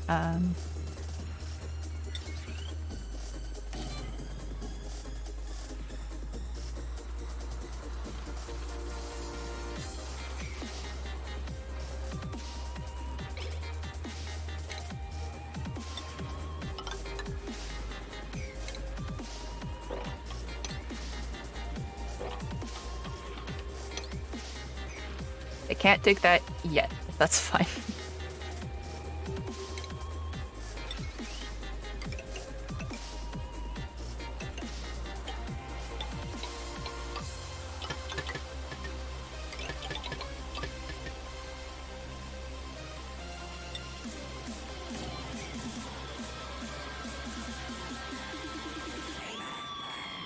There.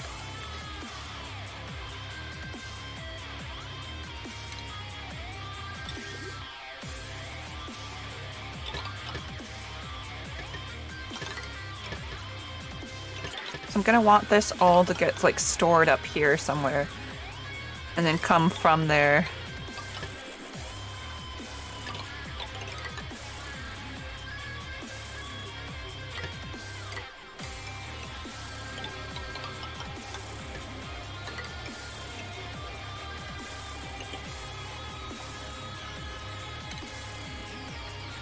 That's a bit too direct.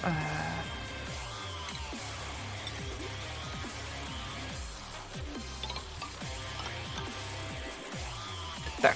That gives me some opportunity to like mess around with stuff.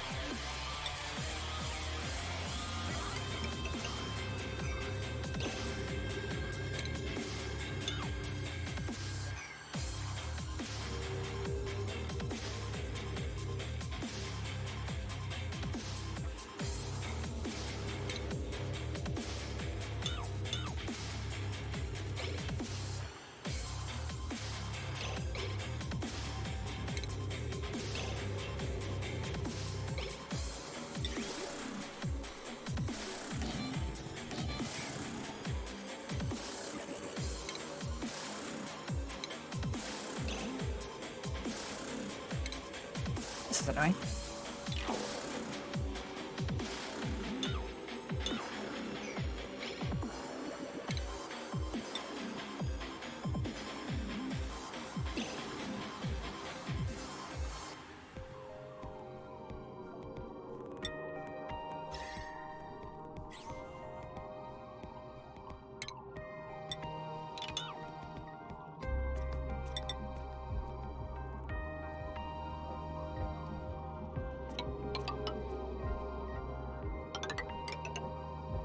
Hi, Pigs Official. Welcome.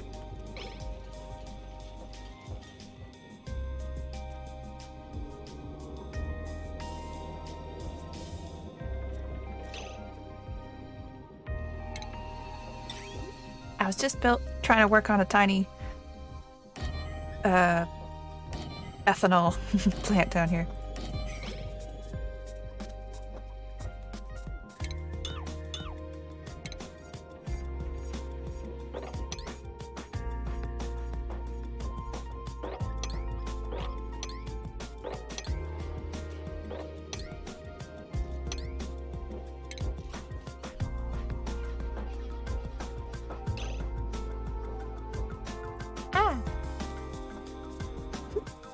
Thank you for the headband.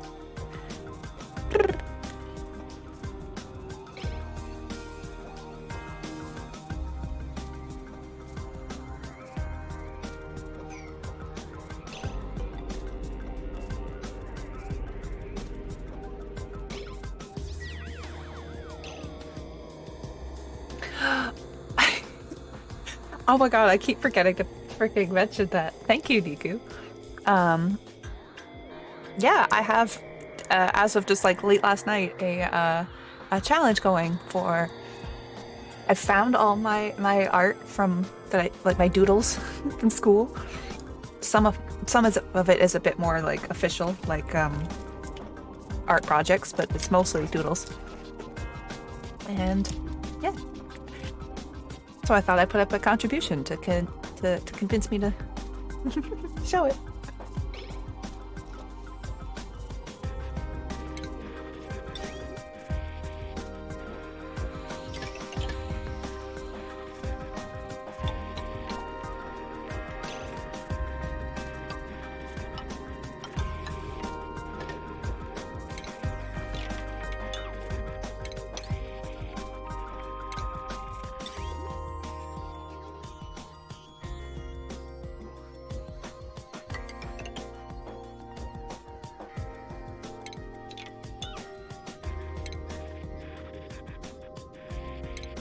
Must see.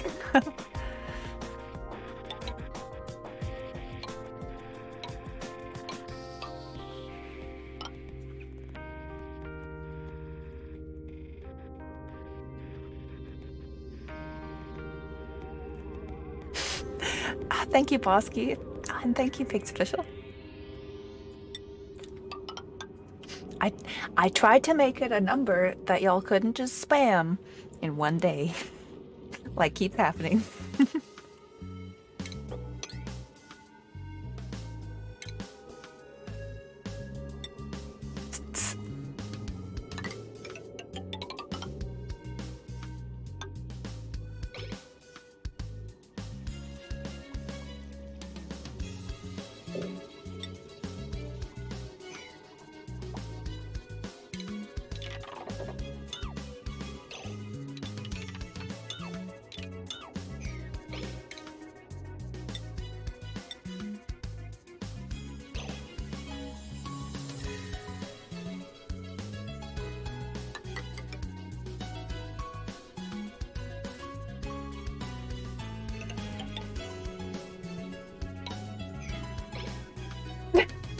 Don't you frowny face at me.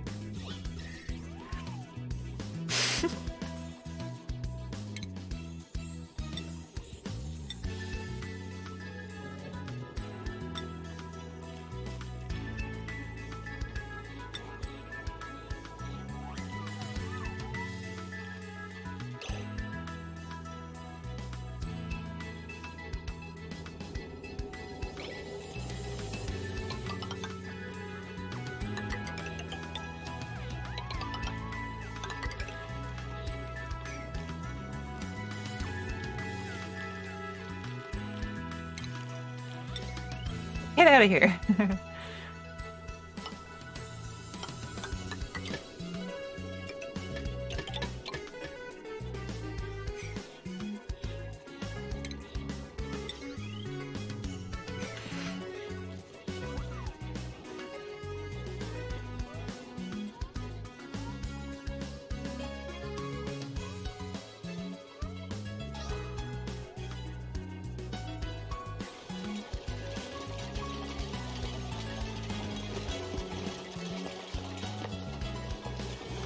Yay!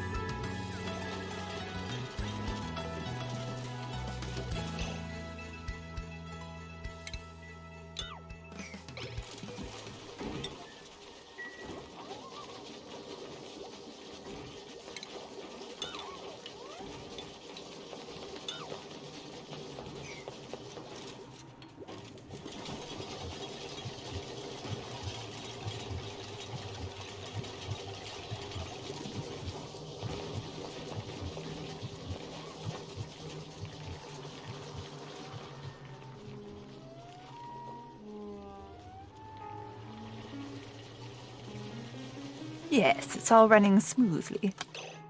Except for, when did that pipe get destroyed, you fuckers?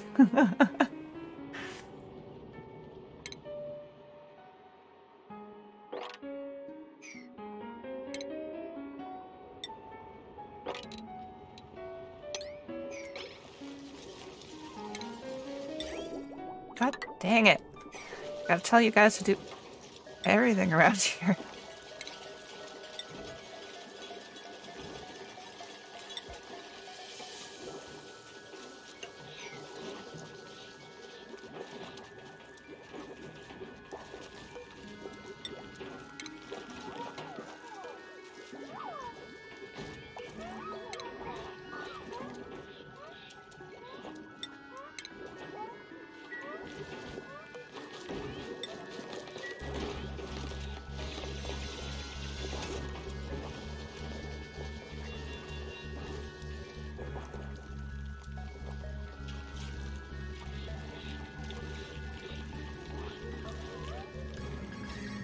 Is that cold over there? Huh.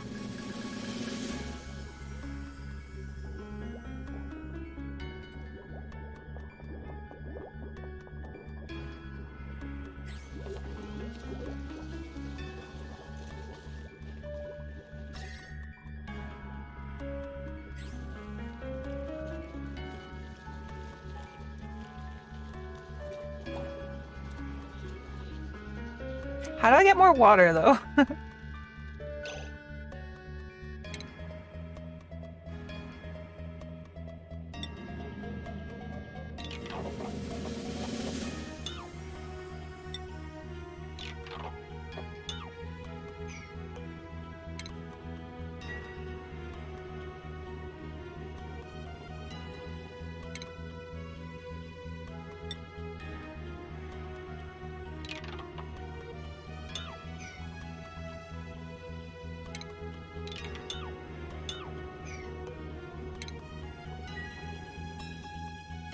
Thank you, baby Etrigan.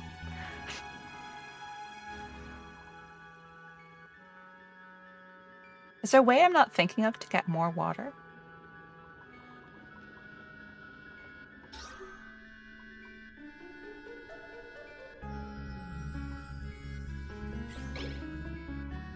I think I've used all the sources I've found. Keep going up. There's a wee bit here.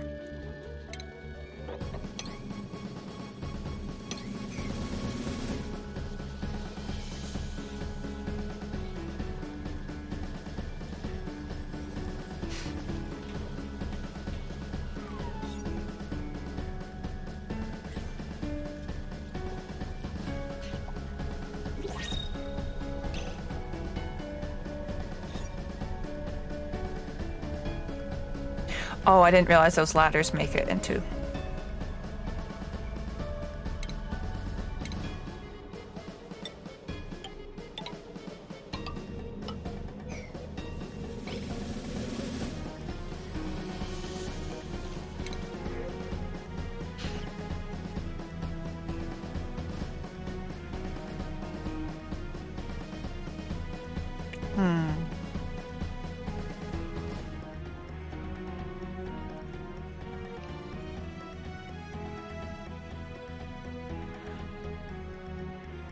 The fact that this one starts with a tier 3 digging skill, though, that's pretty good.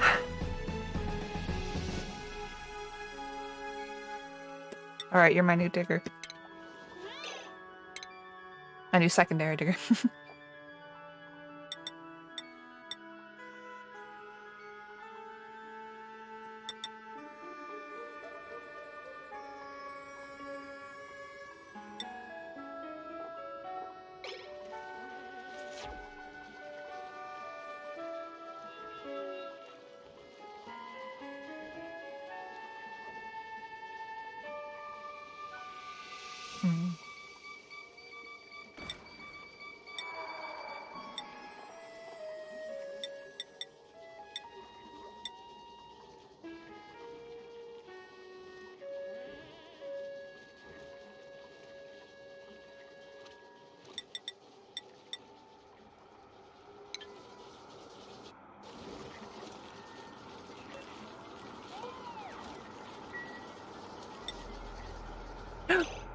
I got some rust.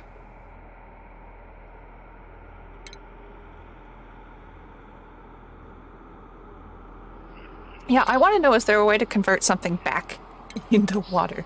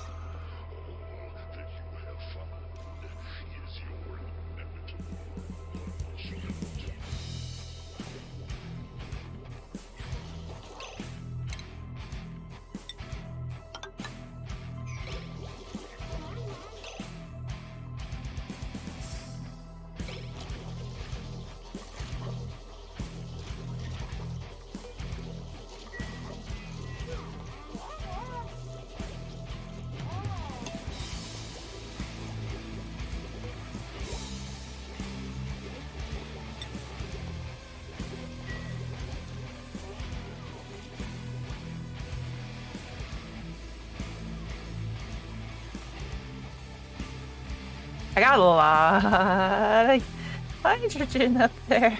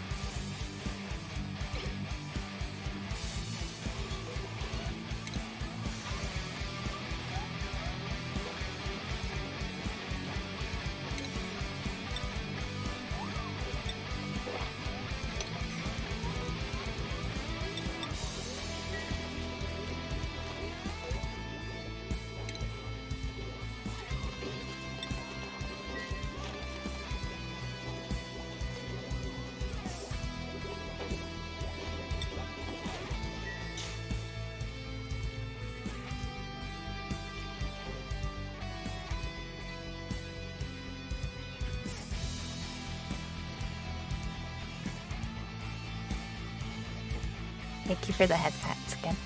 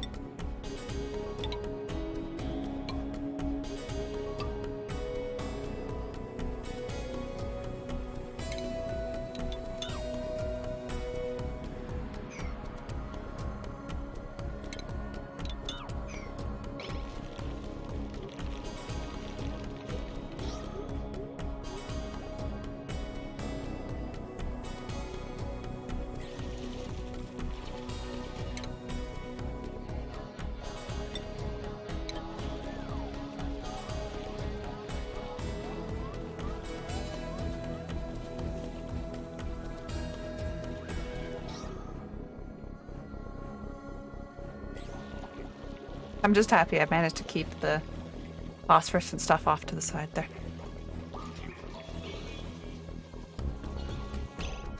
You earned a skill point? Good job, babe. Proud of you.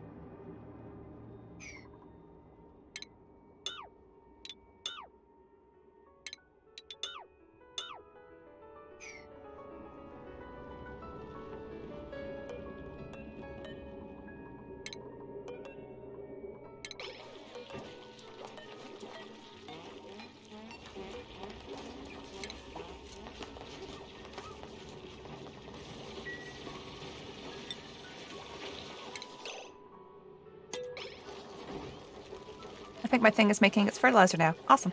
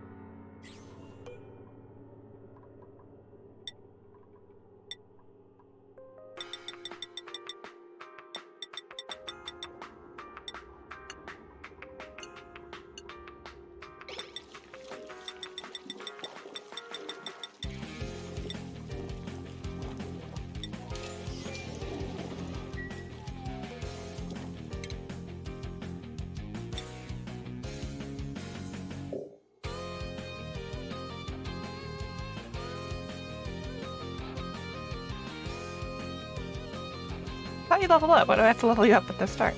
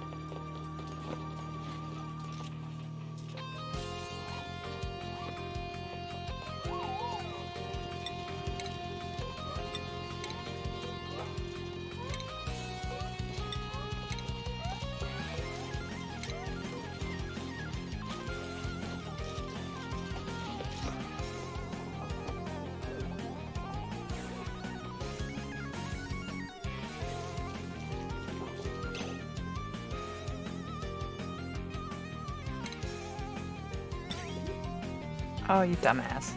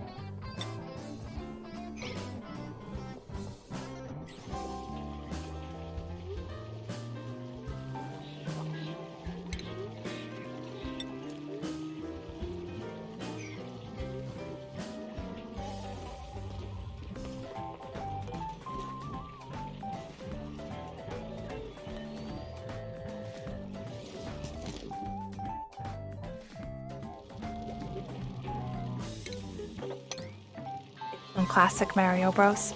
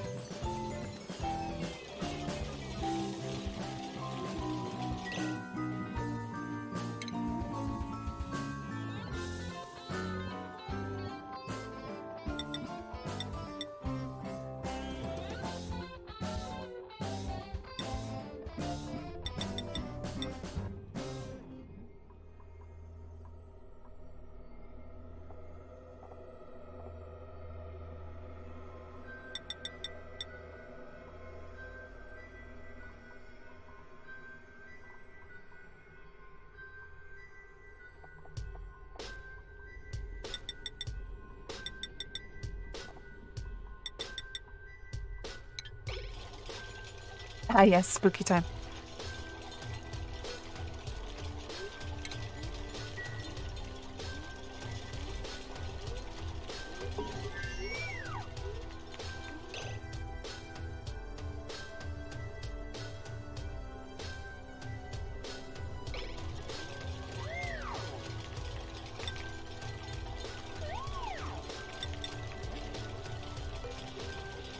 Don't let the Pokemon ghost get me.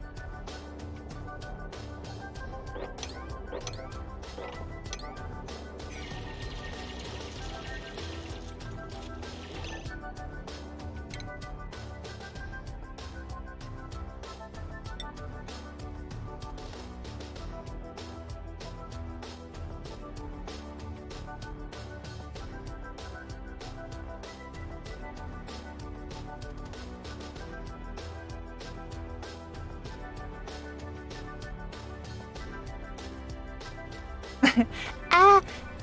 Spooky Gengar?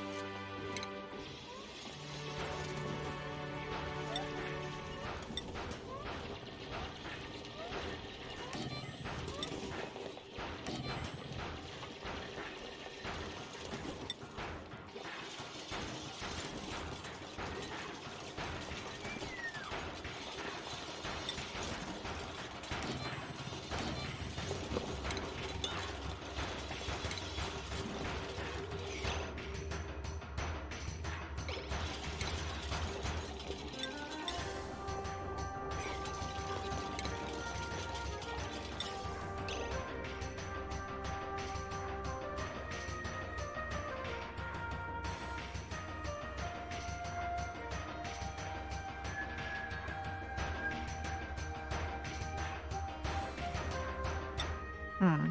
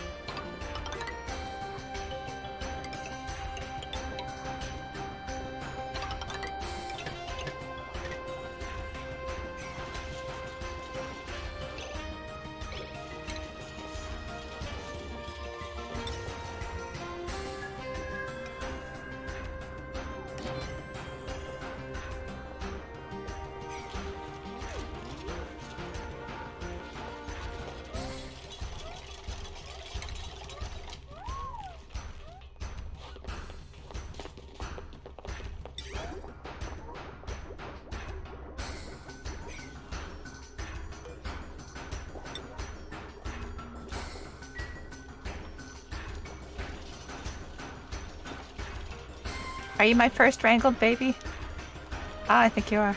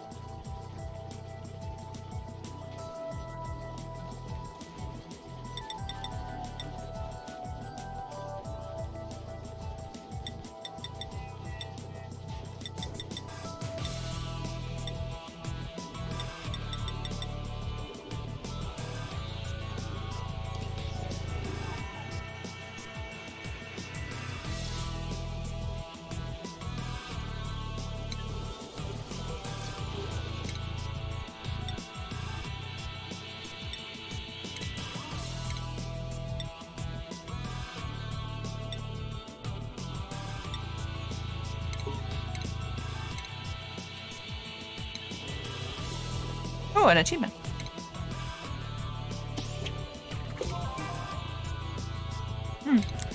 Buy the sculpture.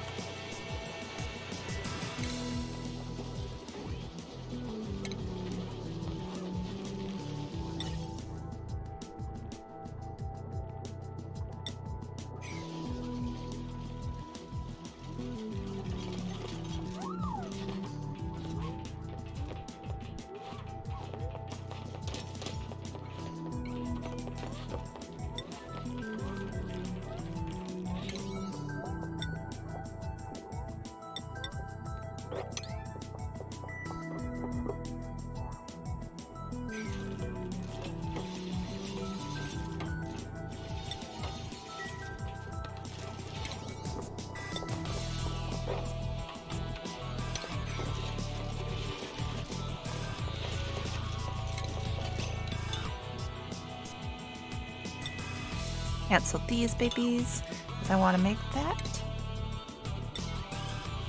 another door.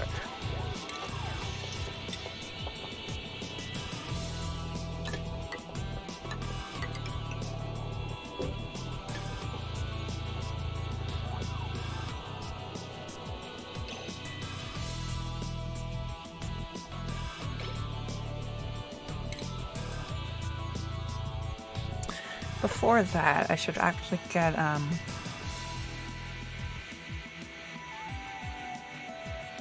this.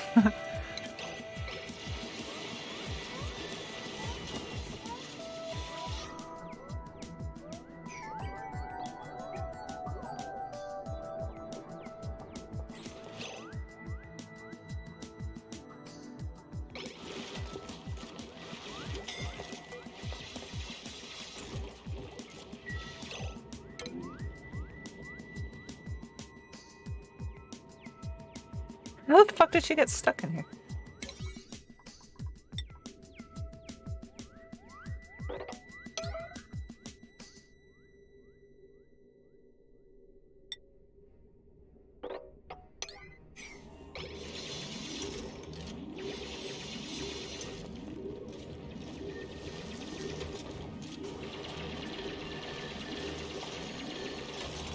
Come on, team, help her out.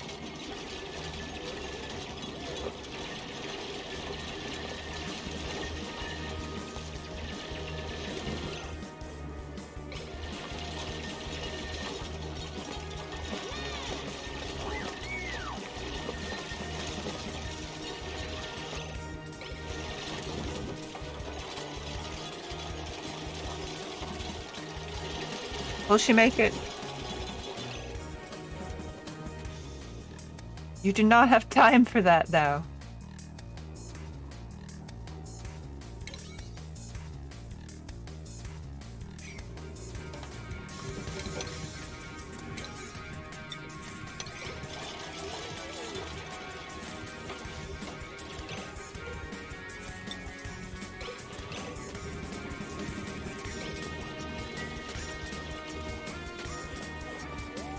No.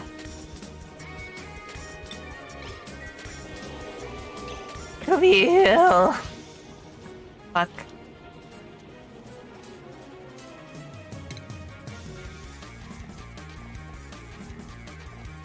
She was my dedicated digger, you bastard.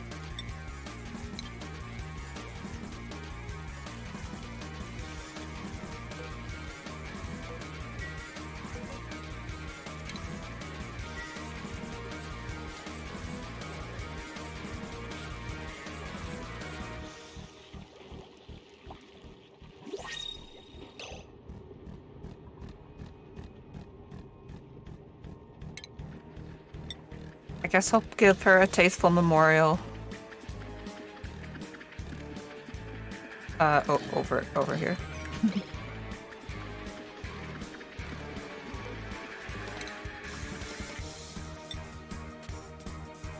Oh, sick.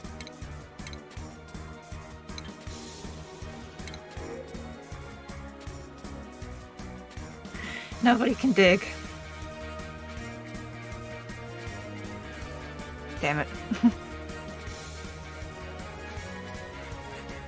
Guess we'll get some more lights.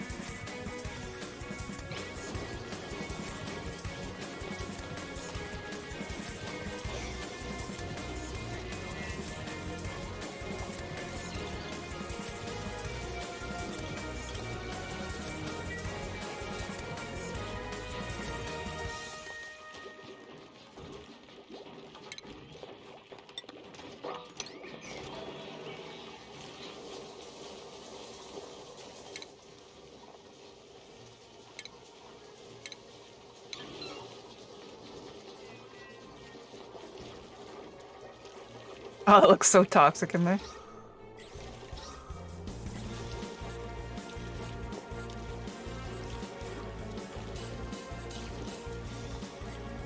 Oh, this emits natural gas?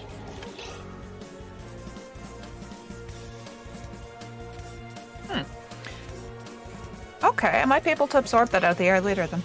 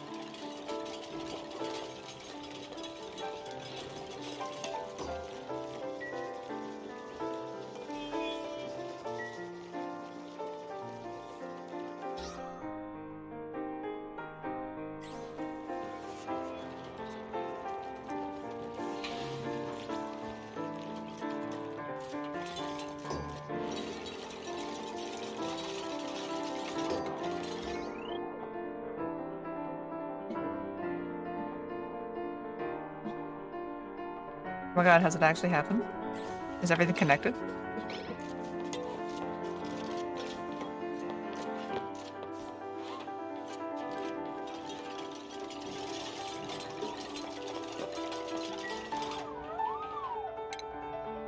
Achievement. Oh.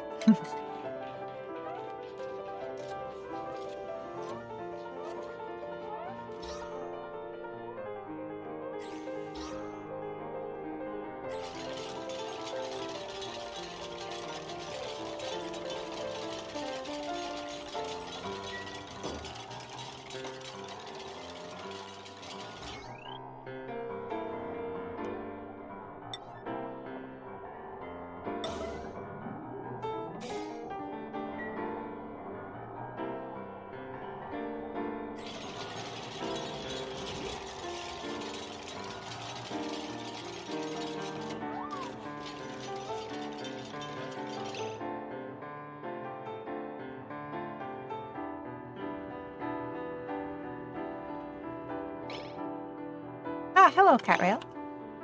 Welcome.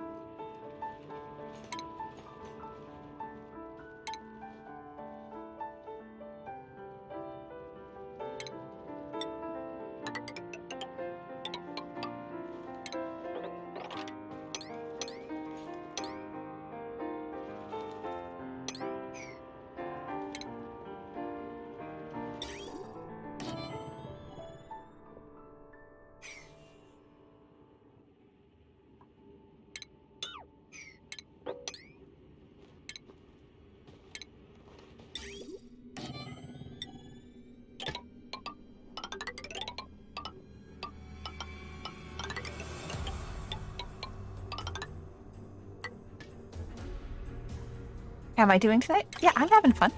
I don't know about the people watching me build my little future base here, but played some Disco Elysium before this. It was good.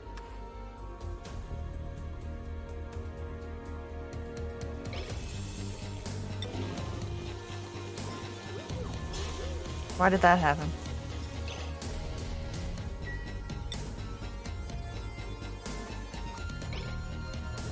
How about you? I hope you had a good day.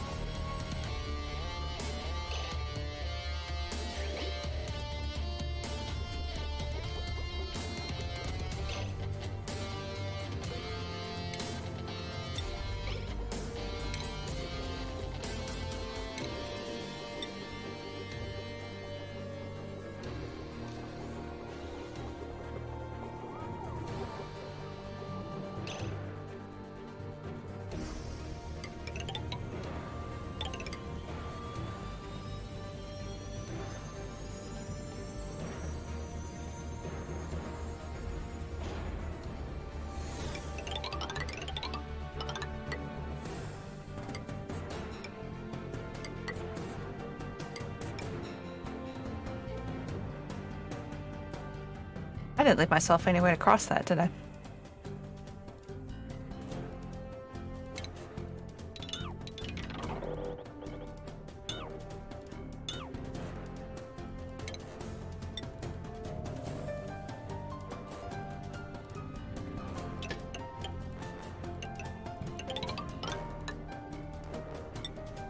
Never heard of this game, saw me playing the other one a while ago. I do like my miscellaneous games. Oh no, you can't bridge to bridge.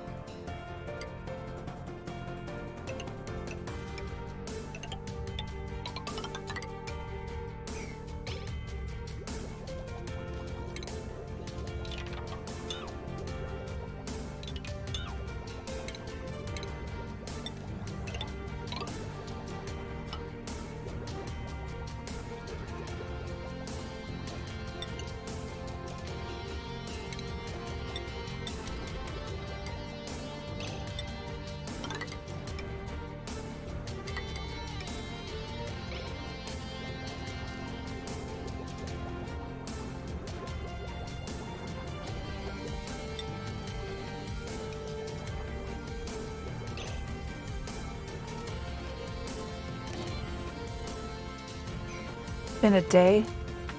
Venting on Twitch is not okay though. I see. I gotcha.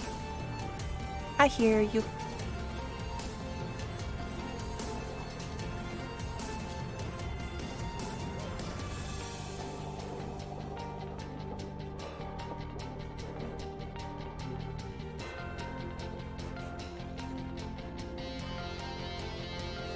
What happened to this poor thing?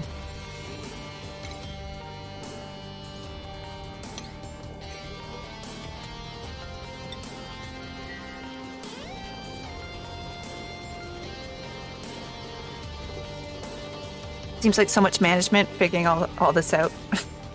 Bigger brain than when I play Arknight. Yeah, I'm not too familiar with Arknight, but yeah, it's a lot of balancing. And like I only know what I'm doing because I'm like 10 games in. I just keep playing. I stayed up too late. Good night, boss. Thanks for coming by to my stream. Have a good sleep.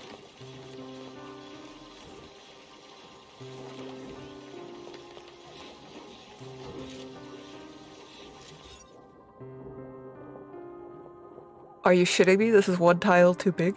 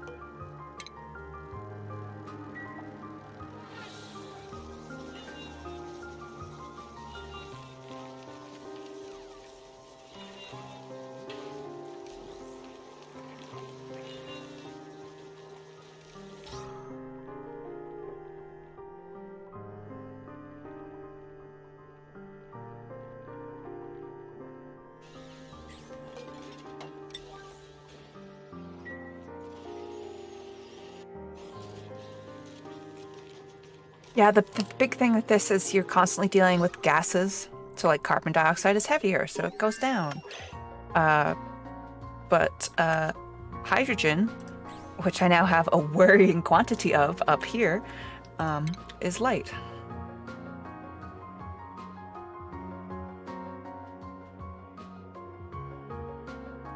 This whole distraction was a waste of time, but that's fine because I just unlocked the hydrogen generator. Oh, okay, I guess I can still use this building and just pump the hydrogen down.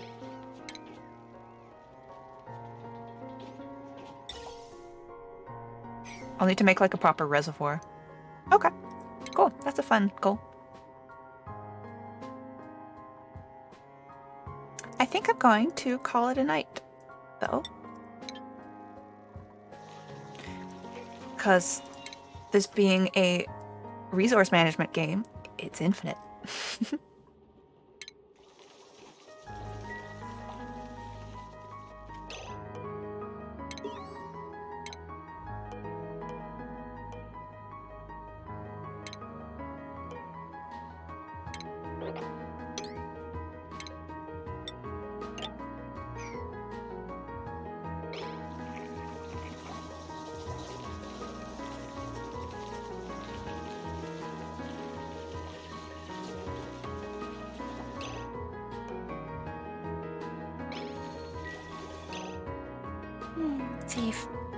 Yeah, until my whole colony dies. Yep. Which I haven't had happen. I haven't had a massive catastrophe. But maybe I'm only just getting up to like 30 days. You never know.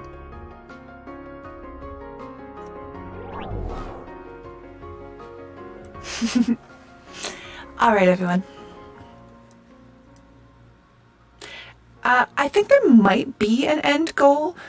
Technically speaking, you're supposed to find the surface of the planet. Because you were trying to land on the surface, and instead you got beamed into the center. So you're trying to dig your way out and survive. I know there's also some sort of an expansion or a DLC, which involves space. Your goal is to build a rocket ship to get to the second asteroid. I don't honestly know if I have that or not. We'll find out together, I guess. Alright, great time.